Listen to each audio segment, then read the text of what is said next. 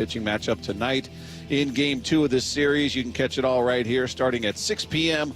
with the pregame show, 7:10 first pitch, Seattle Sports on 7:10. Just one game going on right now. They're in the bottom of the 8th in Chicago. The Cubs up on the Rays 6-4. Still to come, games of interest to the Mariner fans. Phillies playing host to the Kansas City Royals. You've got the Guardians hosting the White Sox. The Yankees and Red Sox get together in Boston. The Rangers are on the road taking on the New York Mets, and the Astros on the road being hosted by the Atlanta Braves. Snapshot brought to you by Miller Lite. When it's game time, it's Miller time. This hour is brought to you by Legacy Group Capital Common Sense Lending. From the Quantum Fiber Studio, this is Wyman and Bob. On Seattle Sports. Streaming live on the Seattle Sports app and at seattlesports.com. Now, here are your hosts, Dave Wyman and Bob Stelton. Welcome, everybody. It's Wyman and Bob. This is Seattle Sports on 710, seattlesports.com, live from T-Mobile Park. I am here, and Ryan Roland Smith is in his luxurious studio where the Top Step is recorded. The world-famous Top Step podcast is originating from. Ryan, how are you, man? Good. It's good to join you guys. Nice little run this team is on. I wish I was at the ballpark right now, but I'm helping out with a bit of football tonight. Can you believe it? Friday Night Lights for a 6-year-old. How about that? What are you doing with football? What's your role tonight? Well, I'm not the coach, right? Coach Ron has got it dialed in, but this is Lennox's first game. He's a little bit nervous. So here I am. I'm helping out. Looking forward to it, man. He loves watching football on TV. I'm trying to get him into it. So, all right. Yeah. All right. Yeah. Do you know do you know enough to give him advice? What's he playing? Is he a running back? No position. 6 years old. Just run around. And it's supposed to be flag football, but I just told him. I just whisper in his ear. I'm like, hey, just take these kids down. It's kind of like Luke Rayleigh did with Harry Ford last night. I said, just take him down. And the coach said, hey, no, it's flag football. Just take him down. I'm kidding. Yeah. No, he's pretty into it. He's just a bit nervous. I don't know why he's nervous. I mean, he's 6. No one cares. Like, let's go. Yeah, he's already been through the fire. He's had you firing pickleballs at him at 100 miles an hour, prepping him for his defeat of Mike Lefkoe. Right. So, That's right. It's all good stuff. So Ryan will stick around with us until 4 p.m., and then Charlie Furbush will join us here at the ballpark at 4, take over for Ryan, who's got football coaching duties tonight. Paul Moyer will be with us at 3 p.m., our buddy Gary Hill Jr. joining us at 5 p.m. It is Friday, which means mean texts are there for you. Get your mean texts in at 866-979-3776. That'll come up at 5:45 today. And then we'll catch up with a Mariners player. Not sure who that will be. But, Ryan, it's Hispanic Heritage Night here, and we've been treated to salsa music for about the past hour. Ooh, really loud. There's a band out there in the pen where normally you're set up for the post-game show, and they've got a band out there that's literally been rehearsing at least an hour at very high volumes. We're starting to wonder if we'd have to close these windows in here to start the show. You're not a fan of salsa music? Well, not when we're trying to do a show. I'm not. It was fine up until then. So luckily, when you're trying to dial in. As a matter of fact, last night I know it was a couple long late nights last night. A lot of people this morning were like, "Oh, you must be tired." Everyone's excited around town about the Mariners for good reason. But they were actually setting that up last night. I was like, "What are they setting up here?" Because they're basically booting us off the set to set up. So there you go. It's right next to. Yeah, you're right. It's right next to where we do our little post game. So yeah, wow, very excited, man. They're how much fun? Hard. How much fun is this for you? Because you've been part of this. You've been on the field. You know what it is to be a player. But now you're outside of it. You're amongst the common unwashed with us, watching this team do what they've done. And we'll get into the particulars of the games last night and previous to that. But just right now, you got 15 games left. Everything feels like a playoff game. Last night was a playoff game. The night before was a playoff. I mean, I'm on the edge of my seat. Every time they don't score, every time they do score, I'm cheering, I'm cursing. I'm so invested in every moment of these games. This, to me, is almost like a playoff game, and there's 15 more before you get to the actual playoffs. Oh, yeah. I mean, I'm having a blast. You know, it's I keep saying, I've said this over and over, this road trip's going to be huge. I'm sure we're going to get to that as to it's going to be the make or break. We know that, especially going to Houston, and it's going to come down to that series. It really is. But, man, what a run, especially after they come back from that road trip. And I say this all the time, that you get to the end of August as a player, especially to some of these guys who this is the longest they've played into the summer, right? So, like, usually in the minor league system, you get done at the end of August. It's more of a 5-month season. And, you look back at your numbers, what you did well, did not so well, wrap it up, and then you're like, oh, next year I want to get to this level. Well, now all of a sudden you're in the big leagues. There's no other level. Oh, by the way, you've got this month of September to get through to keep up whatever pace you're on. And it can be daunting, right? So I said this, even Brian Wu, who's been the most consistent. You get to the end of August, and this team, you could see them on the road. They got to that point, and they were physically, mentally exhausted. You could tell. There was just a little bit of like, how are we going to keep this pace up? Or the expectation, the bar has been raised so high after that trade deadline from all of us. How do we keep this up? Then they come back, and, man, all of a sudden this jolt of energy and how much fun they are having. Man, they're having an absolute blast. Obviously, the walk-offs help, but a walk-off after 13, 14 innings, it wears you out. But they're just having a blast, man. You can tell. And I'm not down there today, but the last couple of days, you can just see there's just that extra little boost of energy once they got home. Good weather. They can see the finish line in their sights. They're still in arm's reach as they got home off that road trip. And it's a fun time of year, man. It really is. And, even like Harry Ford, for example, obviously he had that walk-off RBI last night. But I sat down with him a couple days ago, and I said, dude, like, being a young player, getting your first call-up, getting kind of just thrown into the mix, I mean, how much fun is that? And he's like, man, this is amazing, man. Imagine having your first stint, your first go around the big leagues, having this experience. So they're having a good time, man. It's a blast, a lot of fun. Yeah, he's going to be under the perception, hey, it must be like this every year. Yeah, so for sure. He's going to be spoiled.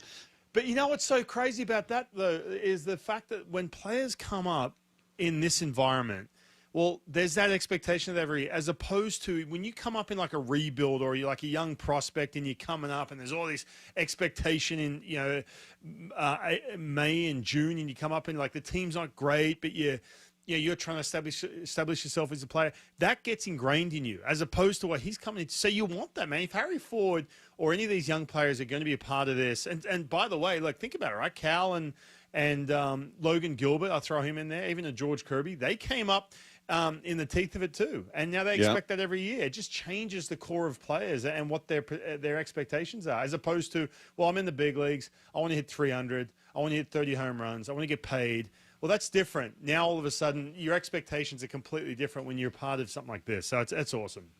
Yeah, text line is there for you at 866-979-3776. Curious if people are feeling the way I am, the way Ryan is, where I'm just literally, it is like a playoff game, and I've got a knot in my stomach through this thing, and I am living and dying with every passing moment of the game and every opportunity squandered, every opportunity taken advantage of. It's just, I love it. It is so fun. It's tense, but here we are, 6 wins in a row, which right now represents the longest winning streak in baseball.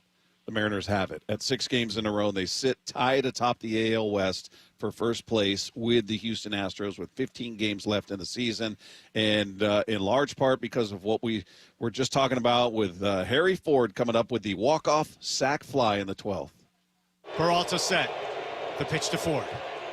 Swung on, popped up. Is this deep enough? To right field. Lugo backs up. He makes the catch. Polanco tagging. Here comes the throw. Polanco steaming home. He slides. He's safe! And the Mariners win! Sir Harry Ford walks it off with a sacrifice fly. And for the second night in a row, it's extra inning magic. Mariners win 7-6. They are in first place with the Houston Astros. Couple things on that, Ryan. First of all, I wasn't sure that was deep enough, because that was not a deep fly ball. That was a fairly, I mean, you heard Gary call it a pop-up. Well, it was. It's shallow, especially but where he was sitting from, yeah. Yeah, good on Polanco, just putting the head down and rolling. The other part of that, which I loved on the replay, is seeing Negron out there at third running with him down the third base line. Did you see that? He's literally keeping pace. he had a bit of a head start, but he was running along all the way to home with Polanco. Have you guys had a chance to ask him, or has anyone asked him? Has Lefko gone down and gotten the inside scoop what he was doing running? Well, with I'm him, sorry. what? Some of us have to follow the rules when the clubhouse is open. I know you, old fancy TV guy, can just wander in there whenever, but the clubhouse isn't open yet, Ryan. Everyone knows Lefko. You would know man. that if you were here. In. You don't even have to scan your pass. You just walk straight in. Have you not text messaged Negron, by the way, at 8 a.m. this morning, Lefko, and gotten the inside scoop? Let's go. I'm not as popular as you are. You know, when I get to your status and have like 18 sponsors, I can do that, but haven't achieved that level yet. Yeah, they'll shoo him out of that clubhouse. He walks in there now. They'll go, what do you think you're doing? Get out of here. I will report back in about 20 minutes. I'll go Please find him. find Just out. for you. No, I'm you. curious. Was that just pure excitement, or what was he trying to I think it was excitement. I think I mean it was. Sure. I'm just judging from looking at the TV, but it was pretty funny to see him racing down the third baseline, keeping pace with Polanco there. Still got some wheels, Negron. It was cool to see. But Harry Ford talking here, Ryan, about what he was thinking when he got up to the plate. Just just do a job. Just bases loaded, no outs. Just get a ball to the right side, get a ball in the air. Get is itPoto at third? Score. That was it. He's a man of very few words. He's succinct and to the point. Yeah, hit a ball in the air. By the way, I told you real quick on him. I sat down with him, and I've done this deep dive into this question about the trade deadline and keeping up with that and this whole bit. And this is, by the way, he's the next guest on my show. Just a little shameless plug there. But I'll have to ask him what that's like. Yeah, no, I've gotten into this giant, this huge question going on. He's just looking at me. He's like, "Sorry, what are you asking me?" I'm like, "What?" Anyway, but he did give a really good answer. Actually, I'll give him that. He gave a really good answer how to deal with all that stuff. But yeah, man, he's just living the dream right now, dude. He's just up there. He didn't even nothing in the cage, just out there. Just thought he was pinch running. By the way, apparently thought he was maybe going to pinch run or something. And by the way, the guy who's facing, I'm sure he's faced him a bunch down in Salt Lake, or maybe faced him once or twice, whatever. But he just came up hacking, and what a way to kick off your T-Mobile time here as a Mariner. It's good. I know, right? And that was pretty crazy to hear. He didn't take any cuts in the cage. Yeah, that was his first swing. Yeah, it was. I don't know how much heads up he got. And by the way, too, I was thinking about that last night when he said that. How he just rolled in, man, it's one of these ones where he knows what he's doing and all that, but he's only been here for he's only been at T-Mobile using the facilities for a couple of days. I remember for me, anytime I've gone somewhere new as a new job, even working for the Mariners or getting called up, you don't quite know your way around A, and B, it's you don't am I supposed to go in there when I'm in the big leagues, even though I do that in AA, AAA? But yeah, so it makes sense for sure. Yeah.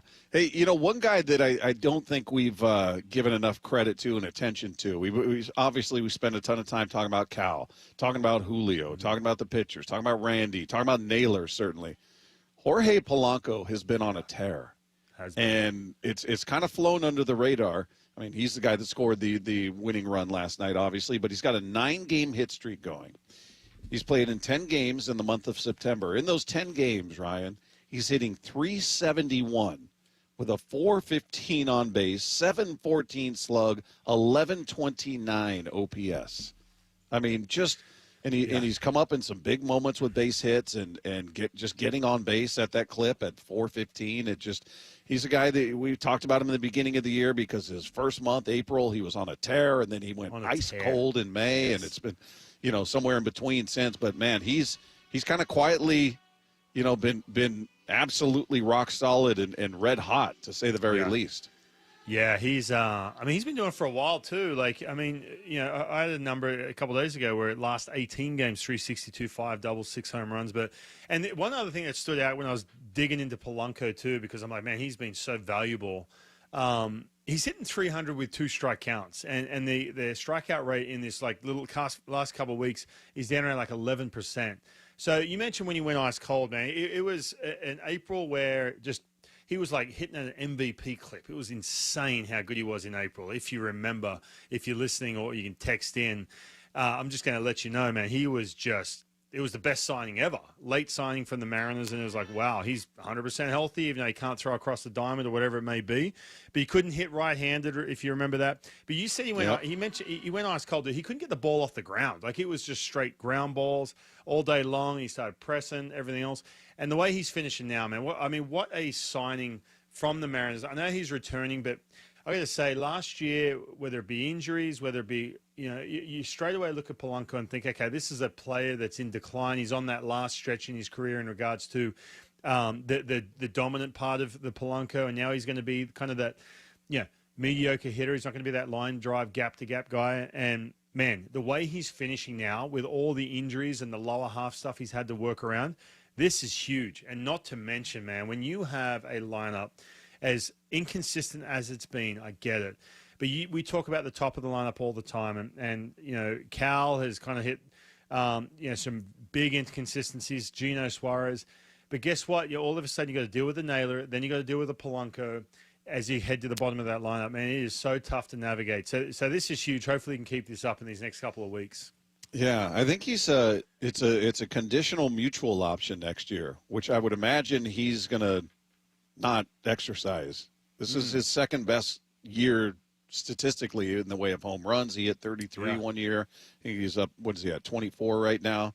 So he's having a resurging year. I would imagine he's going to want to capitalize on his market value. So we'll see what happens with that. But yeah, it's worked out. This was not a move, by the way, that I was excited about when they brought him back based on who he was last year. And then I was like, as a matter of fact, I was co-hosting with you. I remember, and you were talking about, no, I'm not, but you were like kind of shaking your head, shrugging your shoulders, bit of this, bit of that. And I said to you, I said, no, trust me, his April's going to be amazing, and then he's going to kill it. I know.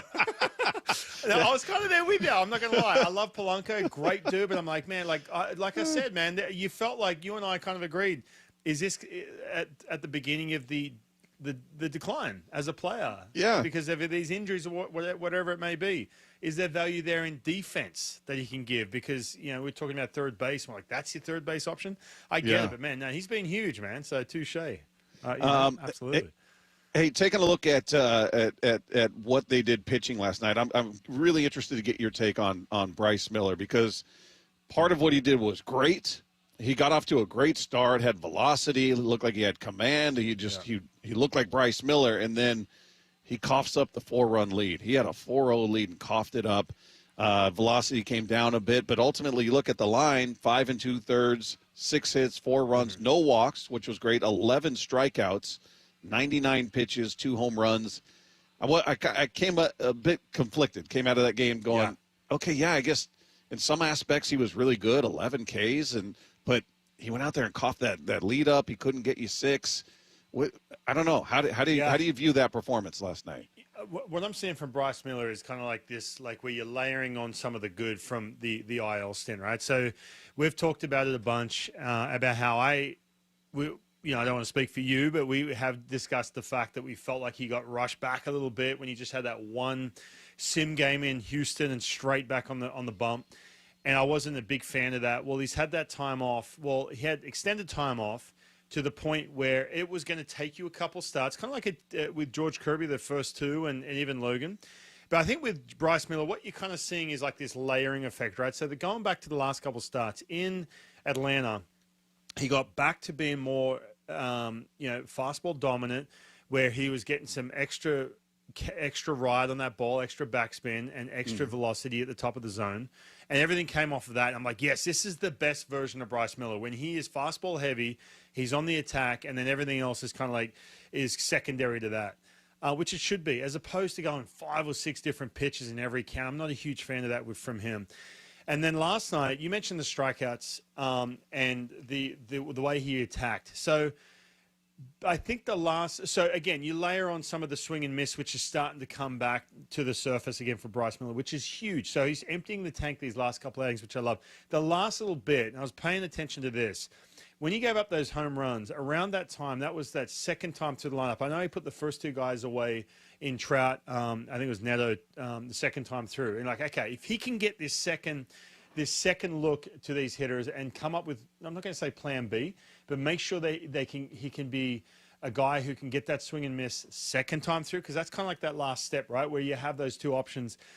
And I was watching him, like, okay, he got those two outs, and then all of a sudden the swing started to get really good against him. So I think that last piece of the puzzle for Bryce, and I'm using this, I know there's not much time left, but I want him to empty the tank before the end of the year. But there was so much good to take out of yesterday, where I think he is on this kind of trajectory, as opposed to this where it's back and forth and it's inconsistent and he does this one week and then that next start. I think he's more of on this trajectory where he's figuring out and putting the pieces together. And with all that being said, he can wake up this morning, I guarantee he did, saying, yep, my stuff is back. My swing and miss ability is back. Boom. Now all of a sudden I feel really good when I'm pitched 60 and I'm going to carve through that 4th, 5th, and 6th and get deeper in the game. So I really like where he's at right now. And I honestly think, man, I think the next couple starts he's going to be really good. Well, we'll definitely talk more about this rotation, and we will get into this bullpen because they have been unreal. So stay tuned for that conversation coming your way. Right now, let's take two. Big opportunity tonight for the Mariners. They are tied atop the AL West with the Astros. Houston begins a series in Atlanta against the Braves. 4:15 start. We'll be monitoring that one. But the Astros are starting a rookie reliever. So it's a bullpen game, and they're starting a guy, Jaden Murray, who has pitched all of 2 1/3 innings in his career. I like the idea of him getting shelled. How about that? Is there a way we could get the Braves to absolutely throttle him? Is that possible? Could he be overwhelmed, perhaps? Maybe they're feeling the pressure of being tied atop the division now, and he feels like he's got to do something extra, and he tries too hard. This is what I'm hoping for, Ryan. Well, they're up against Hurston Waldrop. I know the Mariners got him last time out, but he's been really good, man. I was shocked when the Mariners just crushed him last time out. But two things will happen here with Jaden Murray because, look, the Astros have not been good. They've lost 8 of 12, feeling that pressure. They're on the road. Two things are going to happen. Number one, he's going to feel like he has to be amazing to get through this game because of where they're at right now. They're starting to slip. Or number two, he's just got that nothing to lose. I'm just going to go out there and just see what happens. And then that's a dangerous thing as well. But I think the Mariners are in such better shape as we're now tied, looking forward to what the Houston Astros, where they're at right now. All right, Ryan, since you're a football coach now, we're going to throw some football terminology at you. So these are some injury designations for the Seahawks, some big ones. Devin Witherspoon listed as doubtful for Sunday with a knee injury. Nicky Manwari is out. Uchenna Nwosu did not have a designation. He's good to go to make his debut on Sunday. On the other side, Steelers starting corner Joey Porter Jr. has been ruled out. Yeah, this is going to be an interesting one because we're wondering, is Reek Woolen going to get the start? What's going to happen based on Mike McDonald's comments earlier in the week? So I'm wondering what this potential absence of Devin Witherspoon does to that. Like, are you going to bench Reek and not have Spoon out there? So that's going to be interesting to see what they do with the cornerbacks. If it's going to be Josh Jobe, I know they called or they brought Shaq Griffin up to the roster, so maybe he gets a start or he's depth. Who's going to be your nickel guy? Maybe it's Kobe Bryant. I don't know. There's a lot going on there, which I know you've already probably mulled over, Ryan. Oh, absolutely. I mean, between that and the 6U Snow Kings flag football I got coming up tonight, man, I'm a busy guy all day. I haven't got any time for this Mariner stuff, let me tell you. Yeah. Take Two is brought to you by Swedish Cyberknife. Treat prostate cancer with Swedish Cyberknife. Swedish.org/cyberknife prostate. It looks like it's becoming a bit of an uphill battle now for Cal to win that AL MVP. We'll tell you what we're talking about coming up next as we continue live from T-Mobile Park. It's Wyman and Bob with Ryan Rowland-Smith in. This is Seattle Sports on 710. Polanco tagging. Here comes the throw. Polanco steaming home. He slides. Back in first place. He's safe as the Mariners win. Sir Harry Ford. This is what I've been expecting since the trade deadline. It's 6 straight wins for the Mariners, who go for 7 in a row tonight. It's there to be had. It's right there. Mariners, Angels. First pitch at 7:10. Pregame at 6. And we believe in each other and we're ready to fight. On the home of the Mariners, Seattle Sports on 710 and the Seattle Sports app. Home and moving in right away. No waiting to sell your old place first. Sounds perfect, right? That's exactly what Orchard's Move First, Sell Later program lets you do. Buy your new home now and sell the old one later. Here's how it works. Orchard gives you cash so you can buy and move into your new home first, on your timeline. No waiting, no showings, no double moves. Then the Orchard experts take it from there. They handle repairs on your old home for you so you attract the right buyers. Once they're done, a local Orchard agent lists and sells your home for top dollar. Orchard's Move First program gives you the freedom to buy and move into your new home first and sell your old home later. Buy before you sell and get top dollar for your home with Orchard. Ready to find out how much your home is worth? Visit Orchard.com to get your free home valuation. That's Orchard.com. It's the Got to Go used car sales event at West Hills Autoplex, September 12th through the 14th. Hundreds of vehicles under $20,000. No payments for 90 days on approved credit this weekend at the West Hills Autoplex. Hazelwood has it! When it comes to the security of your business, doubts can creep in about who you're trusting to protect it. At Bail Arm, we got you. For nearly 80 years, we've been putting our customers' minds at ease with our advanced technology and personalized support. Feeling insecure about your current security service? Visit bailarm.com today. After 35 years in the window industry, I know choosing the right team for your window or door project is a big decision.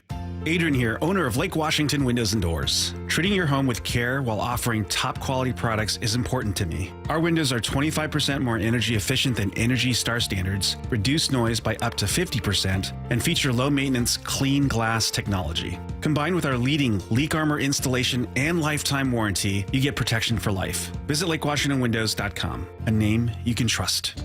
Do you need a new roof? Then visit 3treeroofing.com to get $500 off your roofing project by scheduling a free estimate. 3Tree Roofing's certified team builds a custom plan for your home using top-tier materials with industry-leading warranties. All of their install crews are factory certified to ensure that your roof can handle any weather Seattle can throw our way. Don't wait until leaks turn into expensive damage this rainy season. Visit 3treeroofing.com to schedule your free estimate today and secure your $500 discount. 3Tree Roofing, your Puget Sound roofing experts. If you're 55 or older and into that whole saving money thing, T-Mobile has an exclusive phone and internet bundle just for you. Right now, get 2 unlimited phone lines plus 5G home internet for just $30 each per month with AutoPay, plus taxes and fees. And with 5G home internet, setup is easy with just 1 cord and no technician needed, which is great if you're also into that whole keeping it simple thing. Switch now and experience the best mobile network in the U.S. Visit your local store to start saving. T-Mobile, it's better over here. Based on analysis by Ookla Speed Test Intelligence data Q4 2024 to Q1 2025. Ookla trademarks used under license. Unlimited on our network. Customers on voice plan may notice speeds lower than other customers and further reduction if using more than 50 gigs a month due to data prioritization. Video streams and SD on this plan. Home internet pricing after $20 a monthly bill credit plus $5 per line without autopay. Debit or bank account required. See 5G device coverage and access details at T-Mobile.com. The home of the Mariners. One hopper snared at short. On a quick hop by J.P. Crawford. That guy's a magician over there at shortstop. Seattle Sports. Download the Seattle Sports app. Lowe's knows how to get you ready for holiday hosting with up to 35% off select home decor. And get up to 35% off select major appliances. Plus, members get free delivery, haul away, basic installation, parts, and a 2-year Lowe's protection plan when you spend $2,500 or more on select LG major appliances. Valid through 10/1. Member offer excludes Massachusetts, Maryland, Wisconsin, New Jersey, and Florida. Installed by independent contractors. Exclusions apply. See Lowe's.com for more details. You like saving money, right? We all do. That's why Allstate just lowered the price of car insurance. Not, but wait, there's a catch. Lower. Actually lower. So if you're shopping around or just want to see how much you could save, check Allstate first for a new lower auto rate that could save you hundreds. You're in good hands with Allstate.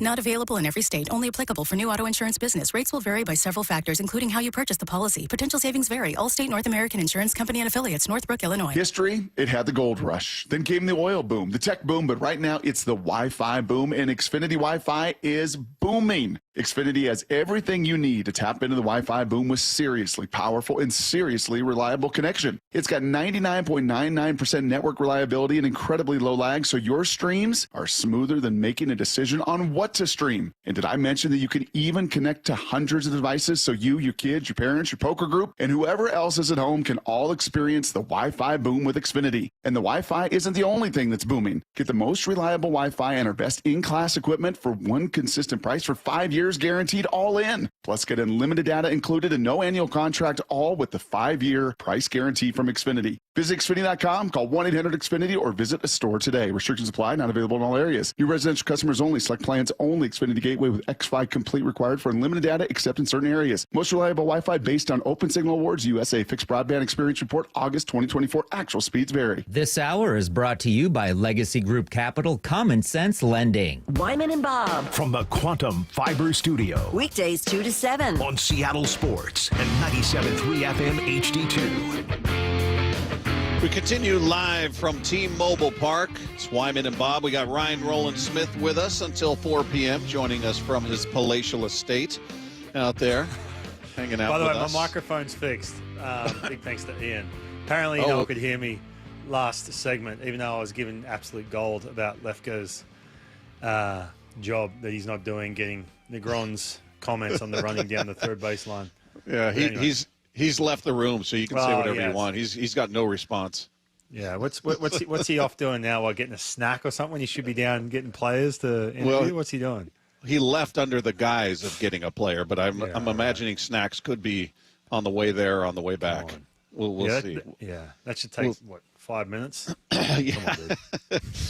Meanwhile, I was looking at this, and Ryan, you're looking at all the websites and all the baseball stories out there, and you couldn't get away from Judge hitting 2 home runs and Judge tying Joe DiMaggio, Judge doing.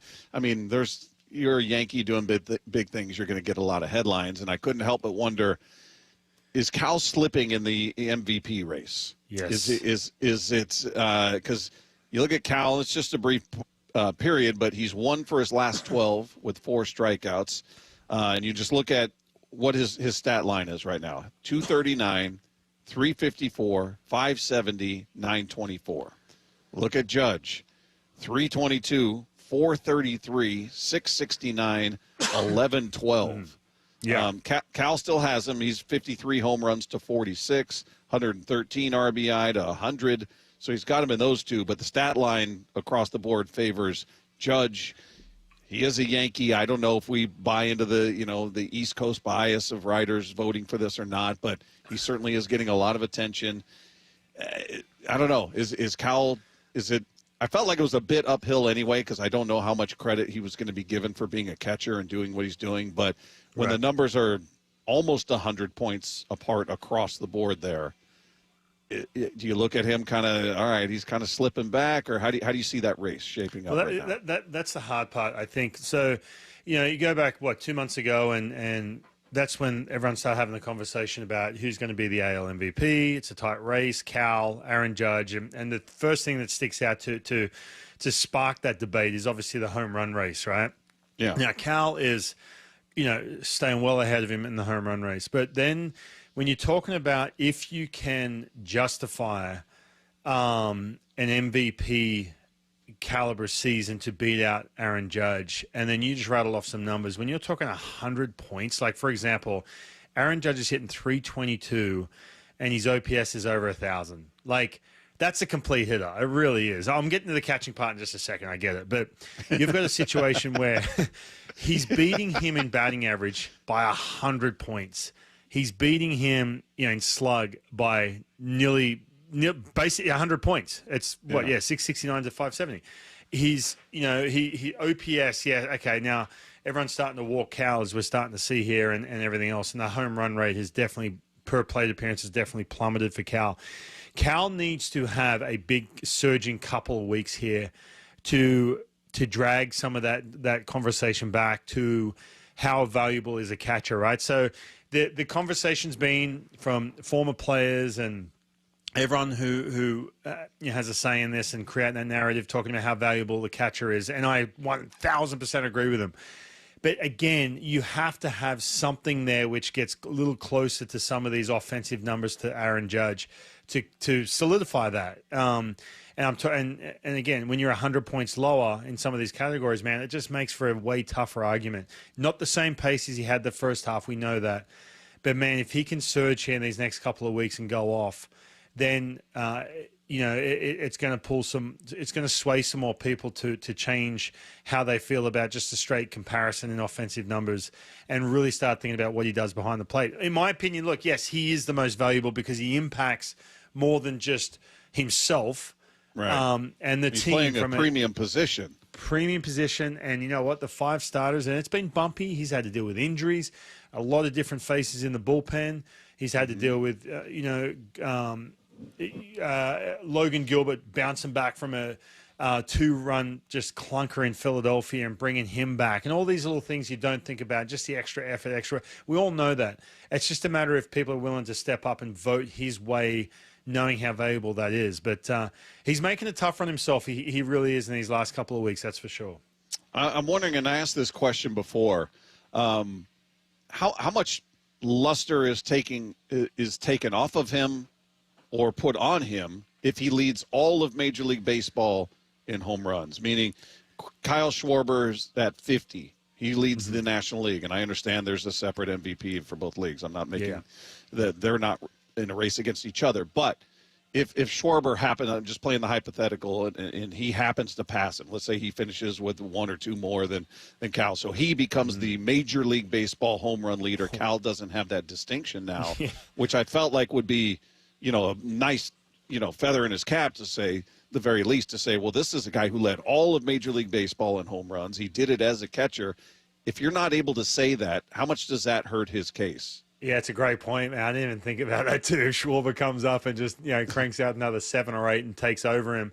And it's like, well, Cal Raleigh led the league for catches, not led the league. It's like, it's way different. It is way different as opposed to the sentence when you say, oh, by the way, Cal Raleigh is the home run champion. Oh, and by the way, he's a catcher. Oh, wow. It's completely different, narrative. And I know, look, some of these, whoever's voting is not that, they're not swayed by just that one sort of distinction. However, it does change it, and it does take the luster of it. It does, because looking back to, and let's say go 5 years from now and 10 years from now, I say this to anytime I talk to people outside, away from the ballpark, and they're like, oh yeah, Cal Raleigh. I'm like, I want to emphasize what we're witnessing, and this is historical, what he's doing right now, and just to pay attention to it as much as you can, because sometimes you take it for granted. You're like, oh, he's just cranking dingers. And then all of a sudden, 5 years, you're like, okay, remember Cal had that year where he, hit, 58 or whatever he finished? I don't know what he's going to finish with. It's insane. So you take some of that luster off, too, if it's, well, yeah, he hit X amount, but Kyle Schwarber also hit 60. You know what I mean? It does change it for sure. That's a great point. Yeah. Texts are coming in, some in defense of Cal, saying, hey, this is not an offensive award. Listen, I'm not making the case for Judge. Cal, neither am I. I said that 3 times. Yeah, but I don't think some fans don't even want to hear an argument against. They don't want to acknowledge that. I'm trying to get into the mind of the voters who are looking at Judge and comparing, all right, here's what Judge has done all year, here's what Cal's done all year. What's going to sway them? And, those numbers are going to matter. It's as much as you say it's not an offensive award. Being 100 points higher in average, on base, slug, that's going to matter to a voter. It just is, whether we like it or not. Bob, can we ask those texting in, take the catching part. Let's say Cal DH and playing first base, and you line up these numbers, and we'll rattle them off again if need be. Yeah, he beats him in home runs and RBIs. Stolen base, he's got 3 more. But then you go batting average, on base, slug, OPS. It's not even close. Let's get real. Slugging. And then WAR, too, I think. Right. So take that out of it. Would he even have a chance? Right? No. So that's the other part. And again, look, I'm not sitting here saying that Aaron Judge should be the MVP, period. Like, I was a pitcher, trust me. Catches, man. I saw it on the front lines, man. It is the most just exhausting position, toughest position. And what he's doing is just, I can't even wrap my head around it. But I'm just looking at this going, hold on a minute. There is quite a large gap into some of these offensive numbers from Aaron Judge to Cal Raleigh, which just makes it tougher for Cal to solidify it. Because if these were like, put it hypothetical, let's say batting average was 40 points below, right? I know everyone's like, oh, well, who cares about batting average? Well, it does make it a bit of it does add up to, when you're talking WRC and plus and all the OPS plus and all these other numbers and what have you. Slugging 100 points lower, if he was slugging 30 points lower, okay, that's a little bit different, right? OPS plus, Aaron Judge is 200, like the average player is 100. Cal's 160. So, like, look, if those numbers are a little closer, it solidifies it. But it doesn't, due to the fact that there is a big gap there. That's just the way it goes. I hate to say it, that's just the way it is. Yeah, it's just you're just giving facts. That's all. It's not. Yeah, that's how it goes. He should be. I'll be disappointed if he doesn't win MVP. I'll be really disappointed. Not because I love Cal and he's a Mariner. Like, I'm not sitting there going, "Oh yeah, Aaron Judge." Yeah, no. I'll be disappointed. I'll speak it when I'm on national TV as well. Yeah, but at the same time, it's not that cut and dry. Hey, a reminder, the Seahawks season is underway. We want to send one of you and 3 friends to watch the game on September 21st against the New Orleans Saints. All you need to do is open the Seattle Sports app and click the Win tab to find out how. Now, if you don't already have the app, very easy. Just text the word app, APP, to 866-979-3776. We'll send you a link to download it. It's completely free. You can enter every day to increase your chances to win. The contest runs through Monday, September 15th. Coming up, the next 9 games will go a long way into deciding the AL West. We'll get into that conversation coming up next as we continue live from T-Mobile Park. It's Wyman and Bob with Ryan Roland Smith in. This is Seattle Sports on 710. Touchdown Seahawks! Celebrating 50 years of Seahawks football with the voice of the Seahawks, Steve Rabel. Number 96, Cortez Kennedy. He was as wide as he was tall, and he was in the backfield terrorizing quarterbacks and throwing them to the ground before they knew what hit them.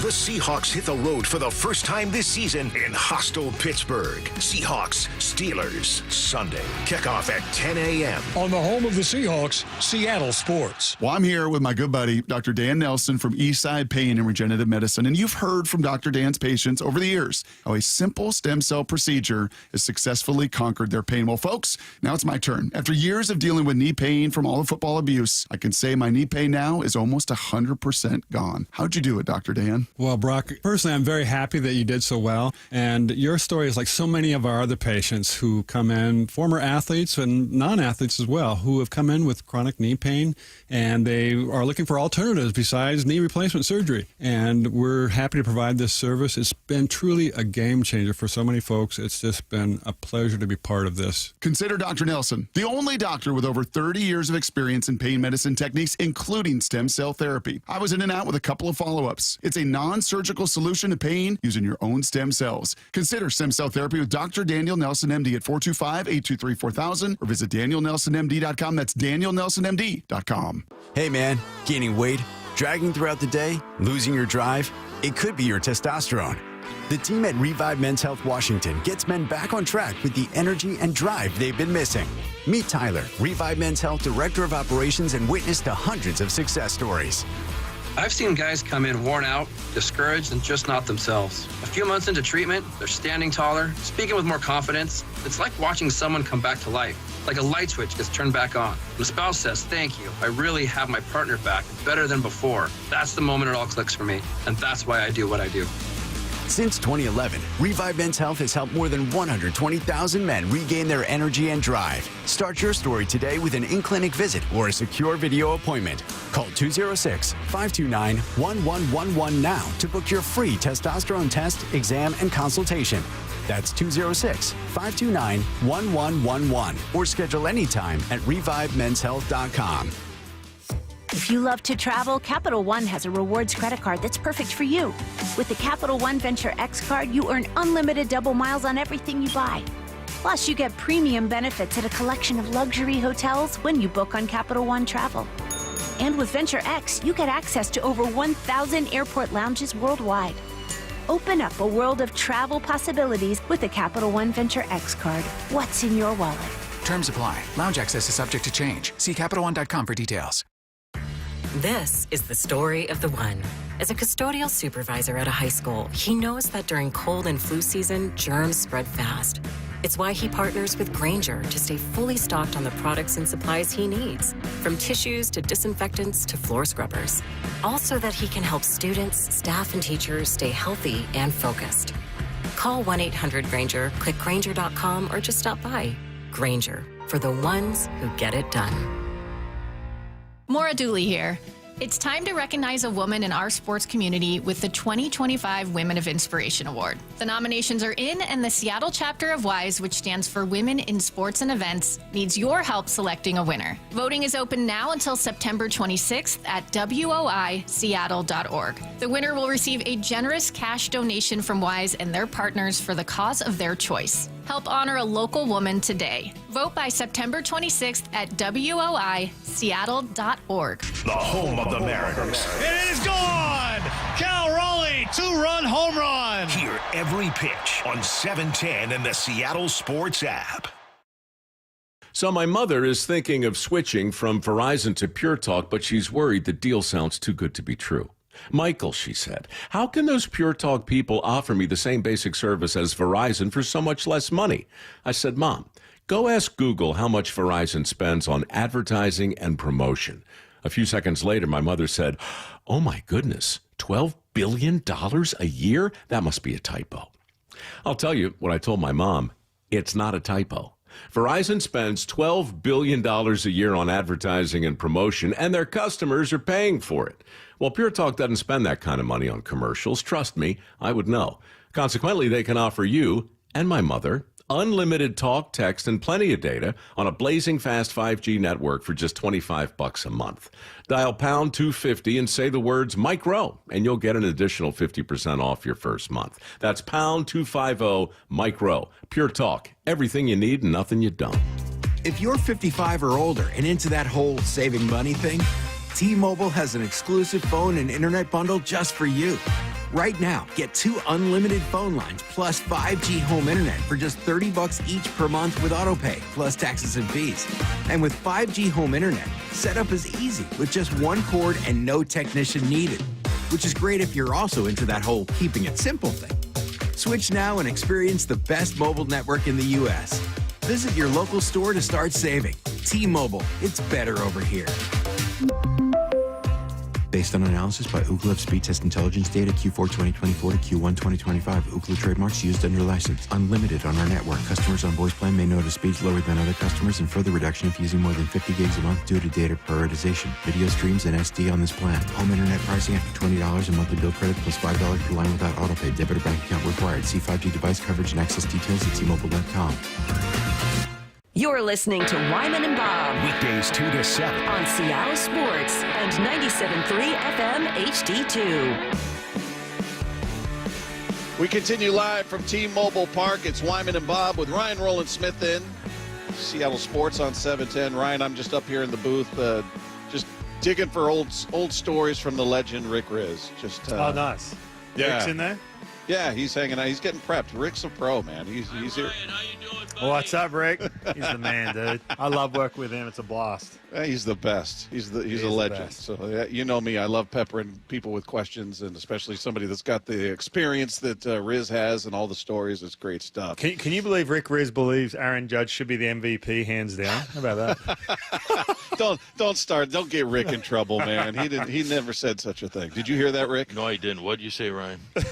I just told the listeners. I said Rick Riz believes Aaron Judge should be the MVP, hands down. The cow doesn't even stand a chance. Oh, don't. That is a bald-faced lie, baby.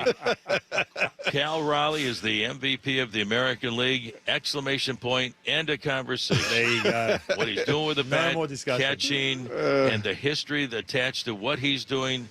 Cal Raleigh is the MVP, and anybody else, pick a name, they're a distant second to Cal Raleigh. He's got to be the MVP. Yeah, look at Ryan trying to get you in trouble, Riz. I can't believe it. Come on. Hey, Rick, I'm getting destroyed here on the text line, so I'm writing back to everyone. And by the way, I can't say I'm just kidding because they believe you. Getting destroyed for what? What'd you do? Bob, did I not say like 5 times that yes, he should be the MVP? I was just saying why it's not a clear-cut situation because of some of the offensive numbers, and I said I'd be disappointed if he wasn't. I don't know why I'm copping this from some of these listeners, calling me a Kiwi and all this. Go back to Australia. Oh Man. They're just wearing them out, man, on the text line. 866-979-3776. Bye, guys. Thanks, Riz. There you go. A little treat from the legend Rick Riz there. Ryan, some other things going on. Kevin Gausman pitched a complete game last night, which these days is a huge rarity. 2-hit shutout. Blue Jays took the series over the Astros. The Astros begin a 3-game series tonight in Atlanta, and then they host the Rangers for 3. I feel like this homestand is where the Mariners have to, as they like to say these days, stack the wins. Because we've seen, for whatever reason, how poorly these past couple of road trips have gone, and they've got a crucial one, the last one of the season coming up, 3 against Kansas City, followed by 3 against Houston. Yeah. I don't know how that's going to go. And I mean, I'd like to believe they go out there and they take 5 of 6 or at least 4 of 6 perhaps. But you know, in lieu of in light of what they've been doing on the road, I feel like that puts even more urgency on this particular homestand. And then the final 6, obviously, against the Rockies and the Dodgers. Do you agree with that? Yeah, because I said this before the break that where the Houston Astros are heading, where the Mariners are heading, with the issues they have, and you know lost 8 of 12 and everything else. You say all that, but the defining moment for this team in these next couple of weeks is what do they do on the road, and is it something that's going to play in their minds the minute they get on that plane on Sunday afternoon, head off to Kansas City. And we talked about how at the end of August, I mentioned this on the last road trip, end of August, there's a little bit of exhaustion and everything else, but you just don't want to get to KC and just kind of, because it plays on your mind, right? You're like, oh, here we are on the road again. Can we somehow get beyond whatever it is we do on the road? The pitching has to be better on the road, just flat out. This rotation simply has to get it done on the road as opposed to, something similar to what they do at home. And it's got nothing to do with the park. It has a little bit to do with the park. I take that back, of course. But for whatever reason, so do what you will with the Angels. Stack the wins. Take the next 2 or 3, whatever. Just keep winning, whatever. But, man, that series in Houston, I keep saying it, man, that will be, you will look back at that when we're talking, whether it be November, this team's in a World Series, whether it's January and you're looking at free agents or whatever it may be, what was the inefficiency, what was the turning point? I'm telling you, that series is gonna be the point and say, yeah, man, this final stretch, how we knocked off Houston down in Houston was huge. By the way, speaking of that too, the way it's shaping out right now, if you look on the playoff picture, what would you rather? If it looks like you're essentially going to face Houston in the playoffs, but the difference is going to be, do you play them in Seattle or do you play them in Houston? Mm-hmm. And what this team's done on the road lately, man, whew, you don't want that. You need it to happen here. you need to have it happen here, man. You're in the driver's seat if that happens. So, oh, man, what a series! I can't. I know we've got some games to go before that. I just can't wait to get to Houston and see if they can just take 2 or 3, whatever they got to do. Well, these all go so fast. And as we talked about to open the show, every one of these feels like a playoff game. So, I mean, look, they're not going to win the next 15, I don't think. I mean, realistically, they're going to drop a couple of games. But it hits so much harder, doesn't it? I mean, the wins are much more exhilarating, and the losses just feel like a gut punch. Like, how did you not – you're going to you're going to microscope every little – moment in the game. Well, if they would have done this, or if this happened, they could have won. And it's part of the fun, but it's as an invested fan, man, it makes me anxious. When we talk about that road trip, I start getting a tight stomach. I start, there's just a weird anxiousness as I sit there and think about that KC to Houston road trip. And by the way, too, but I'm guilty of this as you are, I'm sure. Look, the last couple of games, yes, they won. They got the W, and that's all that matters. I get it at this point. But, man, go back. Okay, if you were looking at a couple L's, look at what they did in extra innings. They had, bases loaded, none out at one point. Oh. They had, and there was, a punch-out with 3 pitches. Yeah, I'm not throwing anyone under the bus here. I'm not being negative Nancy or anything like that, but I'm just saying, there's some things that you just kind of wash over. It's like, ooh, but it does. It makes you anxious for sure when you think about it. Look, man, I can't express this enough. When you get on that plane and go out on the road, can you wash away what you've done on the road in the past and just think, hey, we're on this final stretch. We're in a good place right now offensively. Whatever, you got to trick yourself Because I'm anxious about that road trip. I can't tell you. I'm so nervous. I'm nervous, anxious, whatever the word is. I don't know. The kids are using these days. I'm on that road trip too. I'm just going to be sitting there biting my nails. I don't know. Oh, man. Yeah. So I'm right there with you, man. Right there with you. All right, coming up, we know how excited this guy gets to talk to Ryan. This is one of your biggest fans joining us next. And he's not a fan of many, but he is of you. Paul Moyer is going to join us next. It's Wyman and Bob with Ryan Rowland-Smith. This is Seattle Sports on 710. Polanco tagging. Here comes the throw. Polanco steaming home. He slides. Back in first place. He's safe as the Mariners win. Sir Harry Ford. This is what I've been expecting since the trade deadline. It's 6 straight wins for the Mariners, who go for 7 in a row tonight. It's there to be had. It's right there. Mariners, Angels. First pitch at 7:10. Pregame at 6. We believe in each other and we're ready to fight. On the home of the Mariners, Seattle Sports on 710 and the Seattle Sports app.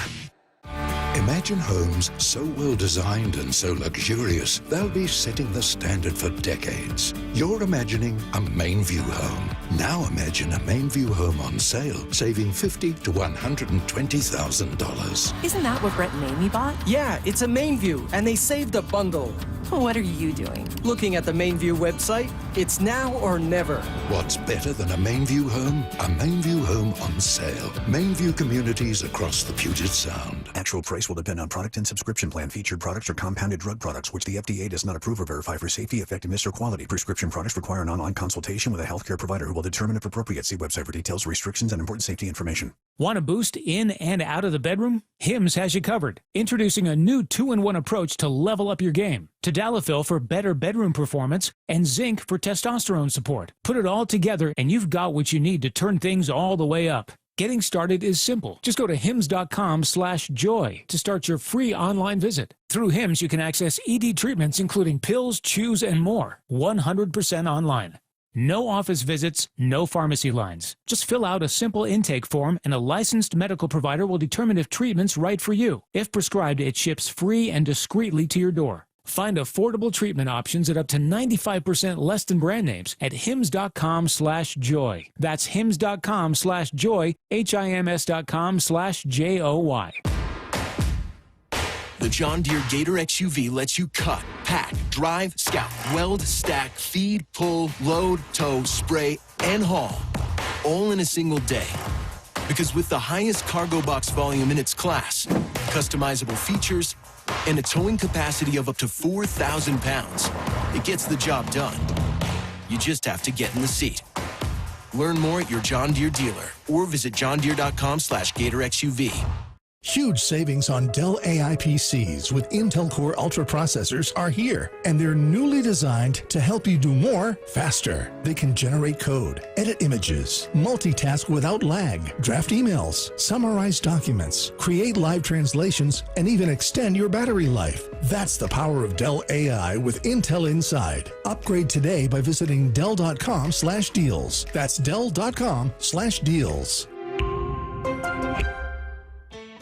This weekend, it's the Got to Go used car sales event at West Hills Autoplex. We've received more trade-ins than we can hold. Hundreds of vehicles under $20,000, 50 under $10,000, plus a massive selection of certified pre-owned.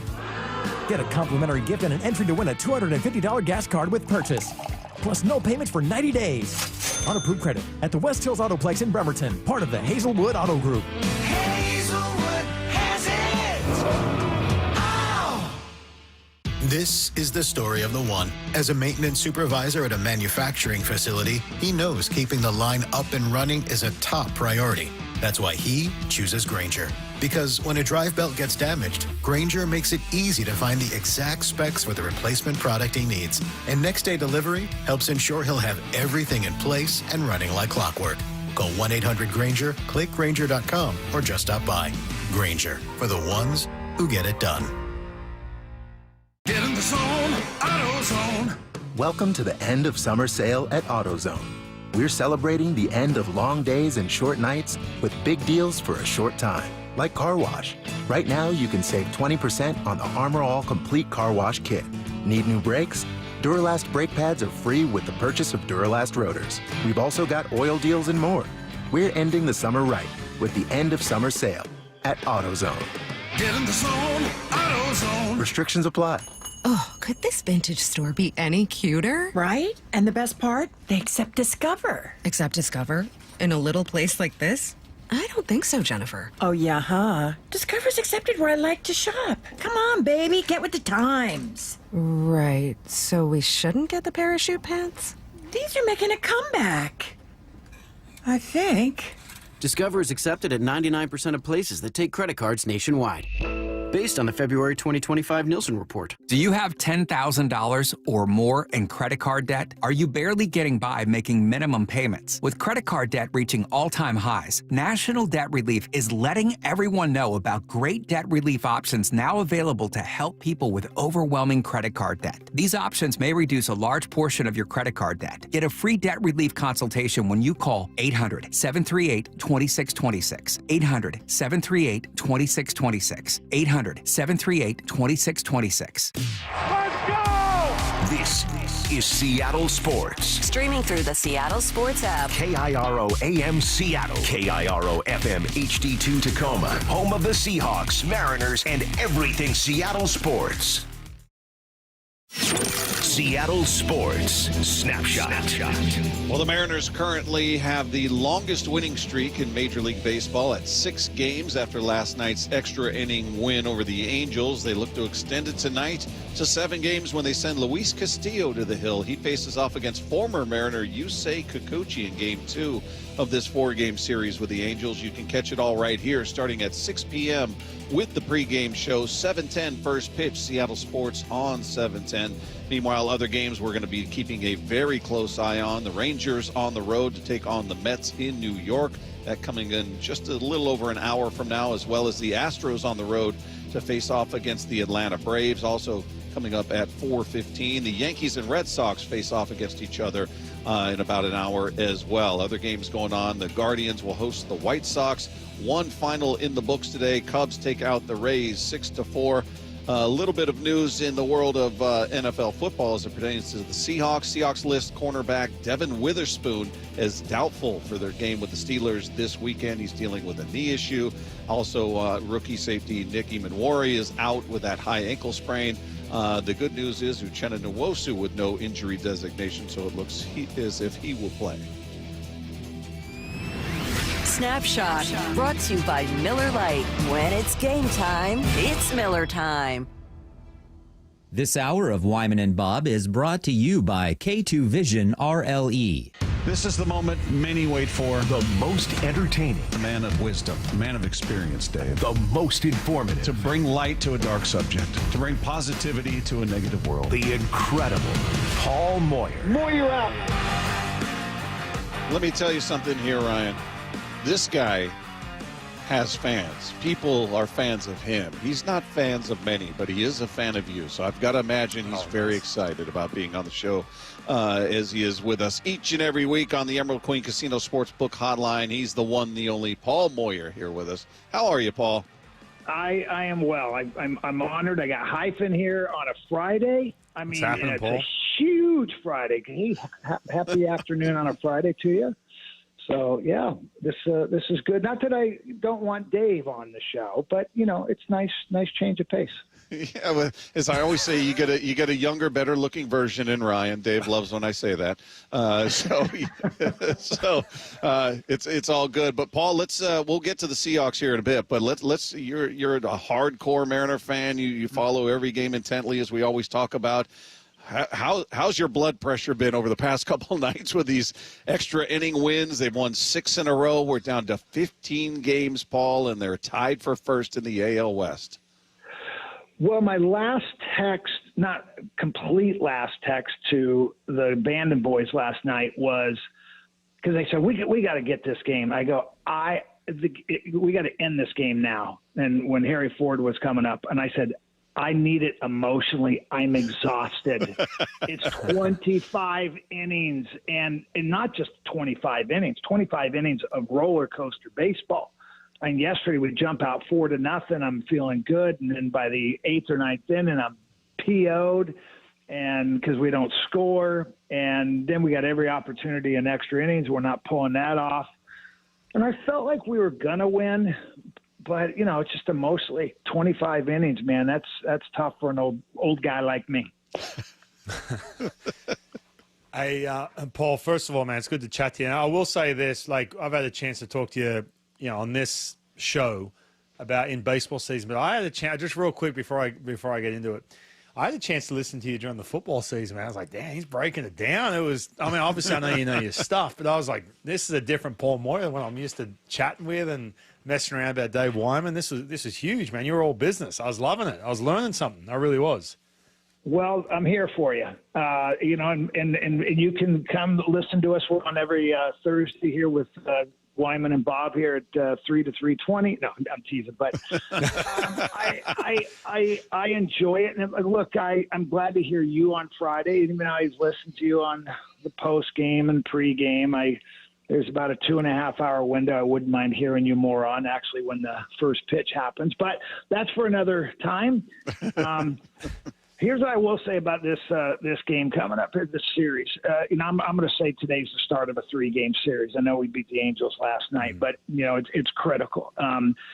There's a lot of reasons why. One is we got a chance to catch not just and we've been pushing that boulder uphill, right? We got to first place a while back, and then the boulder went all the way back down to the bottom. We've pushed that boulder back up. We need to push it over the top and actually pass Houston. But we also need to catch, just in case, we got to catch the Yankees and or Boston. And they're playing each other right now in a 3-game series. So really important. Obviously, Houston got the Mets. They're not playing well. We got Kansas City starting next week. They're not playing well. But we got to take care of business at home because that's where we have played well. And, I think we're playing Kansas City and Houston next week at the right time. But it's 6 games on the road. My hope is we don't lose a series. We take care of business here against the Angels, and we sweep the Rockies, and we clinch it on Friday against the Dodgers because someone came through for me for 4 beautiful tickets, so I can't wait. Nice. Hey, Paul, we were talking about this before you came on, just talking about how playing on the road compared to playing at home. And the obvious answer is always, well, when you're at home, front home crowd, everything else. But to me, it's a little bit different, man. Sometimes it just get in the back of my mind if I was in a certain stadium or you'd head out on the road and you'd struggle the last road trip. Can you articulate, probably much better than me, what happens in this team that we've seen the last couple of road trips? What is it about some of the struggles? How does that happen? Or if you dealt with any of that playing at certain places, situation they're in now where we talk about banking these wins at home because they are way better. What is it like? Can you articulate what are the challenges playing on the road compared to playing at home besides the typical, well, you're in front of your home crowd?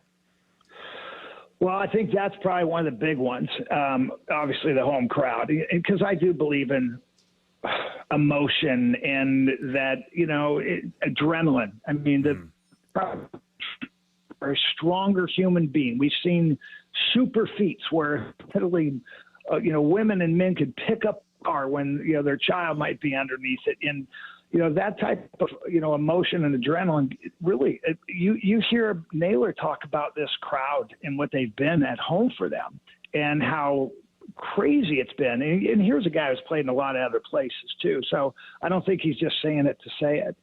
I know for football, there's so much adrenaline in the game that catapults you in certain moments. And I do believe in momentum, even though one of my colleagues does not.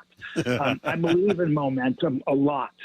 I think for away from the home crowd with baseball right now, last year our pitching was so dominant, it didn't matter where we played. That was the type of baseball we were. We shut everybody down. They were low-scoring games. If we could score 3 runs or more, we probably won. And we just, the statistics aren't there this year pitching. I mean, on the road, we're not good. It's particularly, over the last month. I think they turned that around now because I think our hitting now, it's certainly been beneficial on the road. And it's been timely here at home. You're in the playoff hunt, Ryan, and it's next week.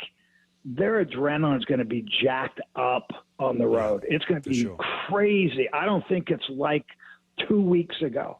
It's a completely different atmosphere, and I think they're going to carry this homestand onto the road next week. But, yeah, if I had that magic formula, as you know, an old cliche, I'd be a very rich man selling it.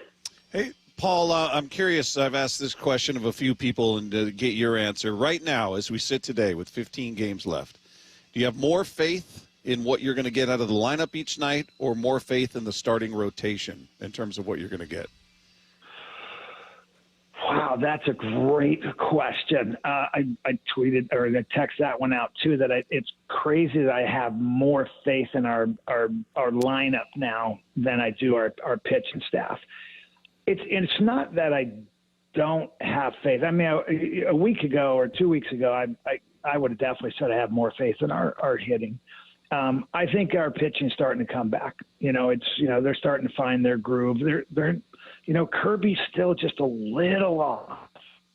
I mean, we're talking a fraction, and they can just tighten that up a bit. I think the one benefit that's happened, though, with our starting pitching struggling a bit and being able to get into the – I think our bullpen's all of a sudden become an identity. And, and it doesn't matter who they throw out. I mean, obviously, we got 16-plus innings. They haven't given up a run or an earned run. Pretty impressive. And you start feeding off that, too. But that's a great question. I want to say hitting or our offense, but we rely so much on the home run that you just, if we were stringing 4 or 5 hits together, every 3 or 4 innings, I would probably feel more confident in that. But yeah, I'm going to lean on our offense, and rightfully so. I mean, 1 through 9, JP came through finally. I mean, if we could get him back, but we don't need all 9 cranking it, right? We don't need all 9 guys hot. They carry each other from week to week. And I think that's what we have. We have a lineup 1 through 9 that any one of them can come through. And so, yes, I just think it's nice to see because you got to have that going into the playoffs. All right, then I'm going to put you on this. I'm not going to put you on the spot here, but a gut reaction here. Wild card series versus the Astros. Who's your game 1 starter? Game 2 and Game 3. Speaking of this pitching that's been a little inconsistent, that's for sure. Who you got? So we're talking Logan Gilbert, George Kirby, Bryce Miller, Castillo, and Brian Wu. Who you got Game 1, Game 2, and Game 3? Or at least Game 1? I think Wu's earned it. I mean, he's just been the most consistent. And, we haven't seen a bad outing from him. A bad outing from him as he goes 5.5 innings. So just that he's earned it. My next guy up, it's just Logan, and it's not statistically. I just think Logan wants it. I think he's that guy that said, "No, I my whole life I've waited for this moment," and it's there. Boy, the ones after that is tough. I want to go with Kirby, but Kirby's just off right now. If he can just tighten it up a little bit. I don't know if it's his cutter or 2-seam, the one that starts in on lefties and breaks right back, and hits that corner. He's just not there. But I love his drive and his attitude on it. And so this is a tough one between Castillo and him. I love Kirby because of his competitive fire, but I don't like it when he gets down. And in the playoffs, I don't know, man. I think this is one you just got to let this one ride out, and you say, okay, guys, whoever's the hottest, you get that. And here's the beauty. I think Miller's really starting to get into form, but you got to have one of those in the bullpen. You got to have one of them ready to go. And I think Miller would be the easiest one to slide into that bullpen. Just because I don't think that's a Castillo move. His whole life he's been a starter. I think Kirby could. I just don't think emotionally he would love it. I think Miller probably is the one you could say, yeah, he goes, I'll take that. I'll take on that responsibility. Ryan, I was asking that question all week. So what's your answer to that? Because I was thinking the same thing. It's Wu, and then I don't know who. No, I'm going Logan Gilbert Game 1. I'm going Brian Wu Game 2. Yeah, I'm going Brian Wu Game 2, and then I'm still going George Kirby Game 3. I said that pre his last outing, and I'll say it after it as well. Why would you go Logan above Wu in Game 1? First of all, he's pitched in the postseason before. I just feel like he's there's just more experience there. There's more feel there for it. Game one. And by the way, too, game two, in a 3-game series, man, that game two is so pivotal. I just feel like, Brian Wu has that ability to slow the game down. And by the way, you don't quite know what your bullpen's going to look like. You want someone who can go a little bit more distance game two, because Logan Gilbert, he's either going to go 7 shutout or he's going 4 innings and punching out 15. So I don't know. I just feel like Brian Wu, that pivotal game two. I'm still going Logan Gilbert game one. And I've got to go George Kirby. I feel like he just has that thing about him, man. Game 3, I can see him going game 3 over Castillo or Bryce Miller. Yeah. What do you got? I like it. You know what? That's what I love about open debates here. You've convinced me. But let me throw another one at you. Let me throw it. Does it matter? Are you the same no matter what, whether it's home or away? Oh, man, that's a good question. See, I'm still looking at this glass half empty where they're going to be on the road. I don't know why. I just can't help myself. So more so, yeah, I know. more so on the road. I feel like, especially with Logan Gilbert, more so on the road. But at home too. At home, I'm going the same formula too. They've got to get that series, Paul. They've got to get that series at home, man. They got to topple this Astros team. They need to be at home in that first series. Oh man, for everyone's sake, Yes, please have that here. Hey, Paul. One other thing that Ryan and I were talking about, and you'll be stunned to know that he was just pro New York the whole time on this answer here. But we were just talking about the MVP race, which has been a conversation for months now.